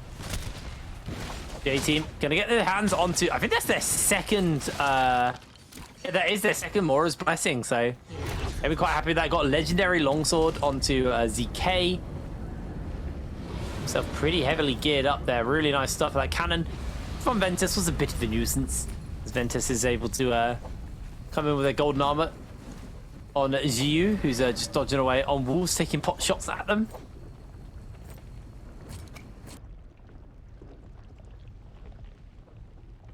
Looks like more and more of it as well here. Nice little pop shots. You love to see it. Those pop shots are going to be very helpful sometimes, especially in situations where, you know, you want them to be able to use their utilities as much as possible. So, but then by the time they actually have a chance to do this, like, man, they can just back it up and just push and keep that aggression as much as possible.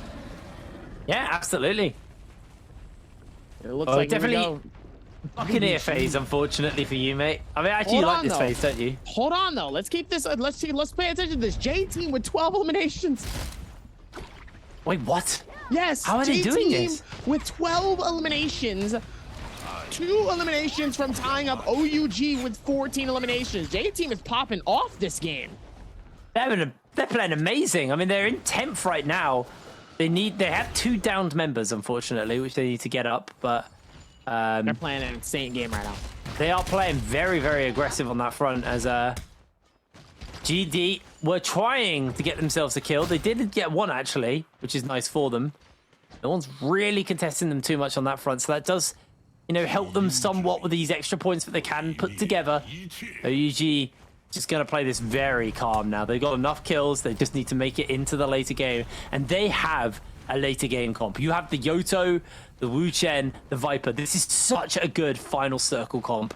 You're so good at just, when everyone clusters up, popping all of that CC, all of that damage from the Yoto, and just destroying the lobby. FPX, golden armor, golden cannon onto VVV. So the Buccaneer phase might hurt a little bit more. You have a sloop, they have a galleon. It is quite scary, actually, playing into them, as YZG are just going to peace out. Don't want to fight versus FPX here.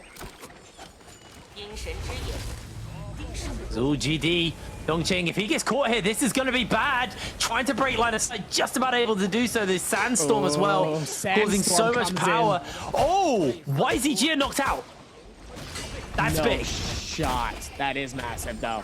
That's a 104 right there, though. But obviously, though, I mean, it looks like it from here. It looks like GD and Fun Plus Speed is definitely going to be it. OUG are definitely going to be within this top 2 here. I mean, listen, GD has 2 eliminations, but they're at 120. OUG has 14 eliminations, but they're at 113. Fun Plus Phoenix is at 105, but they have 10 eliminations. This could be absolutely massive of a game. We could see an entire switch of this of this range here as long as we keep this going here, and I'm very excited to see where the rest of this goes.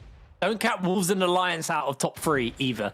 If FPX or OUG or even GD go down early, there is a world where you look at Alliance and Wolves, 6 and 7 kills between them. They're only just under 10 points behind, just over 10 points behind. Like, they are well within reason of being able to actually catch up and overtake some teams. So there is a lot of movement that might go down in this final circle.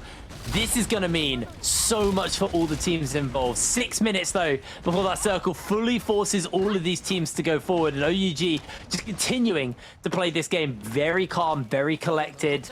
They got pretty good armor. They got pretty good gear. They are set up to push even further forward. And GD actually jump into their waiting hands, and Classy is forced to use that ultimate just to get away. Takes the arrow to the face. One more may just do it! FPX Lloyd with the bow shot! Able to pick him up, but now FPX are looking to push in even further forward. They may try and put the final nail in the coffin as they're chasing into OUG instead. VVV's almost got Jinyu low. SS is trying to hold on fast at the moment. FPX maybe realize this is a very strong team and don't want to go toe-to-toe with them. I mean, I wouldn't want to go toe-to-toe either in this situation here. Still have to be able to be smart here. Play this out as best as possible here. K just trying to get caught up here. Not in a bad space here. This is not looking good for him as literally K just almost gets pushed out, but ends up getting away. Oh, man, that could have been really, really bad, though. As it looks like JD is by himself right near Dun Queen up top. Somebody else is going to be on the rotation around. 5 minutes now as OUG actually have a very wide open field. It's actually incredible there's no monks in this lobby at all. Actually, was there any monks at all? I'm just having a quick look. We had 0 monks this game. What? The crazy thing is like, this is a monk final circle, and we just don't have a monk at all. It's What crazy, happened? don't you think? It's crazy, don't you think? That's kind of wild. Where did the monks all go? I don't know. I really don't know. This just isn't just one of those monk circles. Looks like Viper might end up being the name of the face currently for this. So we'll see what happens towards the very end here. But we love to see it when the vibes are just absolutely insane, though. J team just got eliminated. So that is a team with 13 kills taken out. GD just actually in a bad position. K gets pulled down by a grapple, and immediately Dongqing tries to make sure that he is not going to be punished. FPXLYD now getting jumped on by OC. This is getting hairy down here. In comes VV. He's immediately knocked back as the counter comes down. He takes a charge click as well. Half his health is gone immediately. OUG has thrown down the Yoto ultimate, trying to get a little bit of additional damage onto these members of WBG. 13 shouts able to get out just in the nick of time. Unbelievably close. OUG unable to put together any more kills for themselves. GD have just got themselves a third, but now Wolves getting jumped onto FPX, not able to completely finalize it for themselves, and they are in trouble. VVV going for the scale rush upwards because he doesn't want to jump into the waiting jaws of the Wolves. Backing away. Action starting to break out on top here as well as OUG have found OC. Dongqing going out, and OUG just quickly Wushen ult out, get the shields off thanks to the shit as thanks to the swords to heal them up. They're going to play it nice and calm and collected for a little bit longer. Looks like there's a whole lot of momentum happening as GD's Dun Queen. Looks like he's going to try to use that Flamebringer and try to make as much magic as happen as possible. Trying to do it with everything in what they need to in every which way, shape, or form here. Really been able to patch it up and make it look good here. Let's see how this goes, though. Whole lot happening, though. Yeah, a lot of action, actually. FPX have found themselves a kill onto WBG Sleepwalker. FPX now up to 13 kills. Jing is going to try and do something about that, try and shut down the force of nature that is FPX. He's trying to find these slashes. TXJ's very low, catches him with a grappling hook, doesn't fully commit. In comes a big Viper Sun to lock them all in place as they're not going to chase for more. Wolves are knocked out of the lobby. They're eliminated from this game. Ventus are still holding on somehow. now WBG are also holding on. OC throws himself up for just a brief second to hold in longer as this circle is now forcing them. There's so much verticality on this fight. It's all on the cliff edge. This game will end on the edge of the cliffs as in comes SS with a big stun for the side of OUG. Who is he going to lock down? That's going to be a kill onto Ventus. They're able to secure that one. Mentality may just go down as well. That's going to be a whole bunch of teams. FPX are out. They're denied. OUG have got a 20 bomb and they've surpassed GD for first in the group. This might just be their victory to take. This might just be their moment. GD need to have a bloody miracle to pull this game back for themselves. But I think with the kill multiplier, it is slipping away. But no, GD have knocked OUG out. They may just have re-nestled control of the group. OC are going to slide in, and that's going to be the end of Dongqing. OC will take the final game. Unbelievable. The timing and push coming in from this team, really being able to hold their own and do the best they can for their ability. Listen, they did a fantastic job here, but they was absolutely built different this game. I'm telling you right now, that was absolutely insane. Really were. Absolutely phenomenal game coming in. We'll see who's the overall winner of this game and the overall winner of the whole tournament, because I am flabbergasted, but the winner of the Biweekly is OUG. They did it. They have secured themselves an amazing victory. It was so...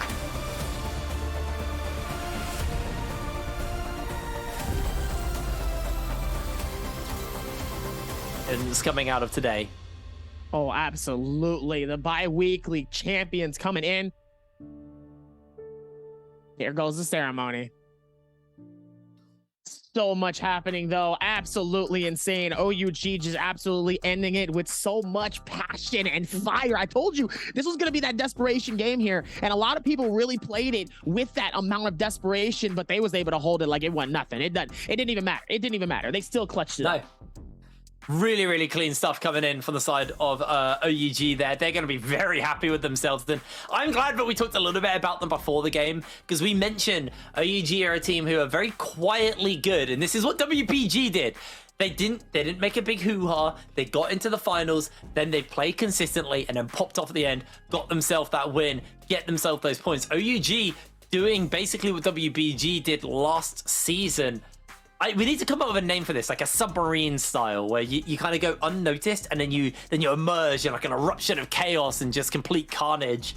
I'm very, very sold on OUG after today. They were consistent. I mean, actually after the last 2 weeks as well, because they were just good the whole time. OUG looked very, very good. OUG got more elimination points. Thank you. Our producers just let me know how they took that. Because yes, they were surpassed in the standings, but then when the multiplier applies, you get the placement points as well. OUG did get themselves that victory in that final game as well.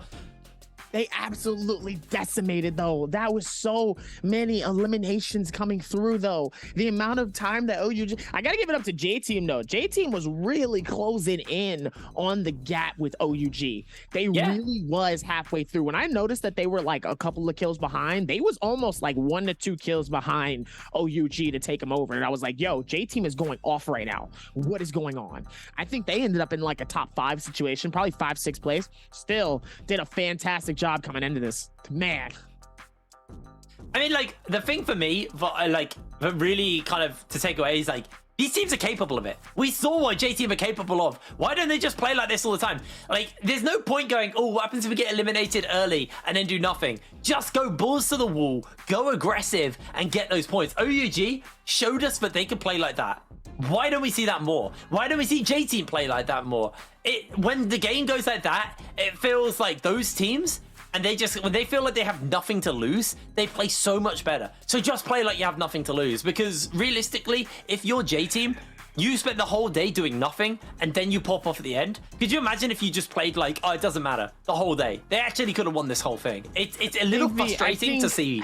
I think the only thing that you have to kind of keep in mind, though, is the fact that you don't want to be the guys that like go out like how AOW did. I think AOW is a perfect example of that kind of W key the entire lobby, only to like, not gonna lie, they probably did a great job in terms of their performance and still able to get a decent amount of kills almost every game. So it wasn't like they really had a game where they got nothing.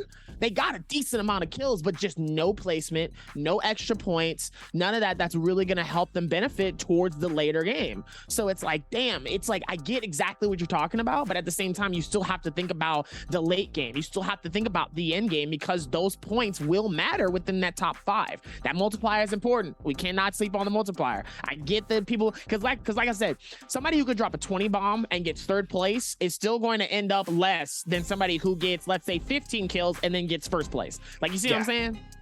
No, so I agree with you on that point. There is going to be no argument from me there. My argument on the other side is, whenever J team play quiet and like play for late game, they just play too quiet. But when they play W key, they play well. Like, they don't go out early, they don't fall into the AOW traps. It's not like the Wolves AOW like play hyper aggressive and then get knocked out early. They're a team that clearly understand how to play aggressive, but they're a team that don't understand how to play quiet and like relaxed for final circle. So they seem to always opt into the style, which I think they struggle with more. So I'd rather see more W key games coming out from J team.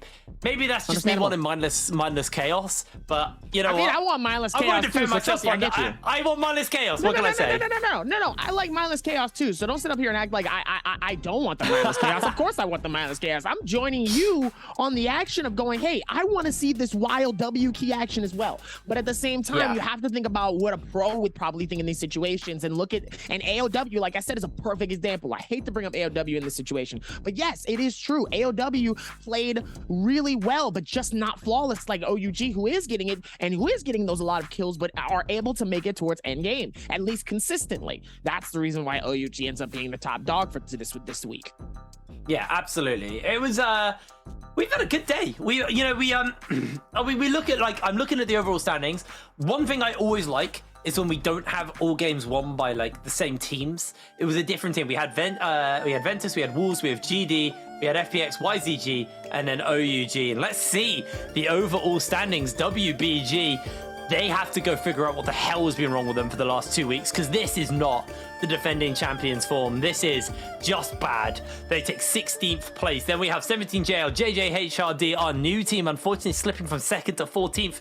EWG, OOW falling victim to their aggression, unfortunately. Then J team with a 16-point end to the day, then Ventus, and then Alliance. We'll move up into the top half of the overall standings to see our teams that are currently ruling the roost here at the Nbpl. So hopefully we can bring that up nice and soon. Here we go.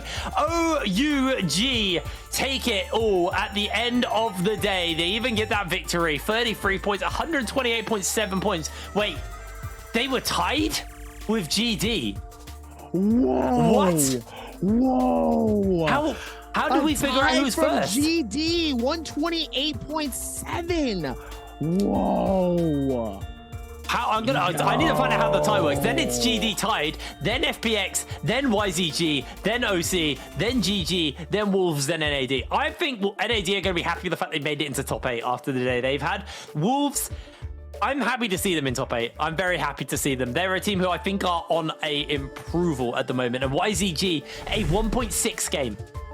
How sad must they be ending on that? As we cut over to OUG, the winner of our first bi-weeklies here at the Naraka Bay Point Pro League. Absolutely insane. Looking in for the kills leaderboard here. 26 eliminations coming in from Double S with 26 and 64,000 total damage. 60,000 damage coming in from Mikasa, and TXJ with 21 eliminations, tying it up with K, but TXJ has way more damage coming in with that 87,000 elimination of damage. I just want to let you know this too. Douchey, 17 eliminations, but 99. He almost had 100,000 damage. Okay, so I've had a confirmation on how we decided against the tiebreaker. OUG had 89.1 elimination points, while GD only had 79.5. So in a very rare case, because when our point system runs on decimal, the odds of us actually having tied first or tied anything is unbelievably low. Like, that is mathematically, it's almost an anomaly. I don't think you'll ever see that again. No. Especially in first in a bi-weekly final. Well, I think that might be the only time you ever see that. We still got a lot more weeks left, so we might. I don't know. I mean, I'm here for it, but like mathematically, very unlikely. But even so, 10 elimination points. And that took me a moment to do the maths there. 10 elimination points decided this game, and it was OUG who did come out ahead thanks to their W key. The W key in the final game was what got them that win. Unlikely scenario for us to be in where we actually have a tiebreaker here, but at the end of the day, OUG came up absolutely huge. Absolutely insane coming in. I mean, just the amount of timing, though, just really being able to put that pressure, like I said, on them. It's just, at the end of the day, it's impressive. It's very, very impressive. And they did a fantastic job of being able to just run it down, lock it down, and do a fantastic job of that. I'm honestly going to say that they did an amazing job. And just, wow, I'm impressed. I'm very, very impressed coming into this. And we're going to have to see how they do it for next week. But OUG is clearly our winner, but that doesn't mean that that is the end. Well, it's at least the end for us. But that doesn't necessarily mean that means the end for Naraka Blade Point. We will be back tonight, right? For solo finals, I think. No, solo finals were yesterday, homie.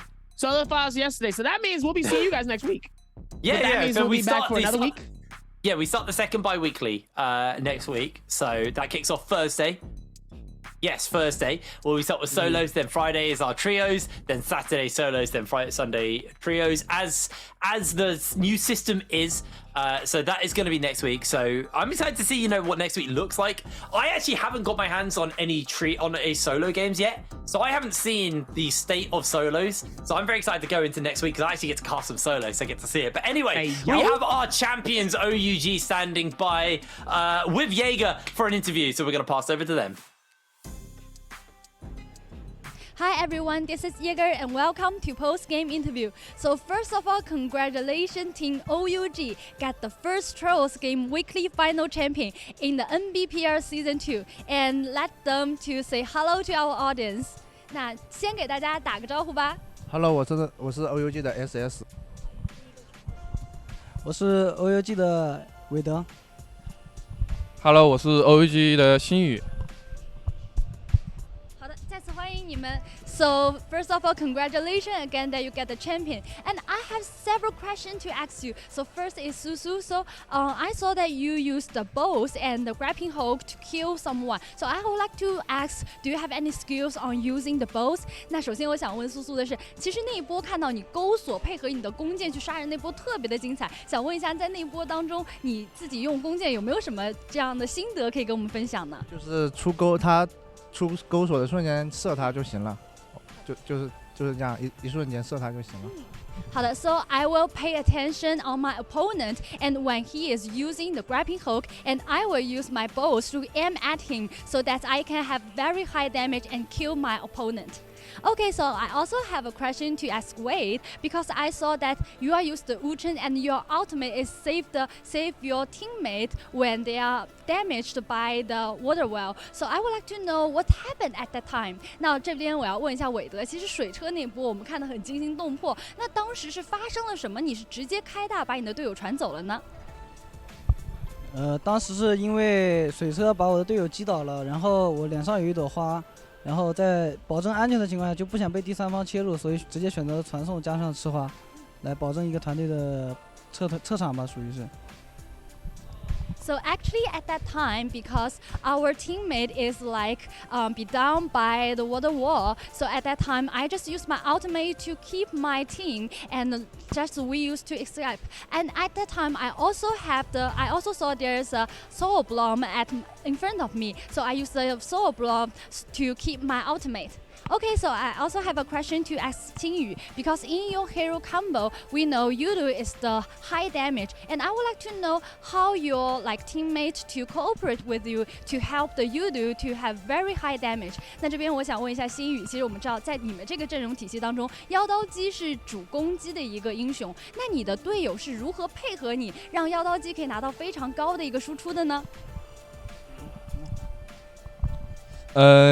妖刀姬这个英雄就是打输出的嘛，然后无尘是不能上的，然后妖刀姬跟红叶配合打好就行，只要红叶玩得好会踢，然后妖刀姬开大，就这两个英雄就跟连体婴儿一样，就一直在一起绑在一起，就很好打。So actually, for this hero combo, Yudu is the highest damage, and to cooperate with other hero, it's the key point is the Viper. So if Viper can use his skill and also cooperate with his ultimate, and Yudu have very high damage. Okay, thank you for Team OUG, and congratulations again. And let's keep the picture back to the caster. Thank you very much. We're getting ready to kind of break everything down at the end of the day. Remember, we were talking about next week. We'll be kicking off on Thursday for more action here at Naraka Blade Point. And the big thing is there's going to be a major change next week. We will be playing 6 games. We'll be playing 6 games, but 3 of them will be on Morris Isle, and 3 of them will be on Holoriff. It will be on our new map. Dabby, are you excited? Oh. See that? He's running to the Isle. I'm ready. Give it to me, babe. We got puzzles, we got traps, I can't wait. We got kill puzzles, we got kill traps, we got weather effects, we got night and day. We got so much on this year. I am so excited to see how Holoriff is going to change up the meta. From the brief interactions I've had with it, it feels a little bit like Wu Shen is going to remain to be very, very strong. I think Yoto is going to remain to be strong. I'm curious how Monk's going to fare on this one, because it is a very different map, and Monk's quite slow, and there's things that can kill you on the map. If you step on a trap, you're a big hitbox, and you might just die to the traps. It's kind of crazy. It's kind of crazy. That's all I can say. All I'm going to say is that I'm excited. It's going to be fun. Thank you guys for being here. Thank you guys for showing love. Today was an insane game of trios. Absolutely insane. We saw a little bit of a lot. Okay, we saw 220 bombs. Saw a 20 bomb at the very end. I'm tired. I'm already out of breath. I need to go lay down. Thank you guys for showing us love. My name is Biweekly, accompanied by a fantastic caster by the name of Hip Rain. And we will see you guys next week for more Naraka. New moves, new characters, new map. All next week.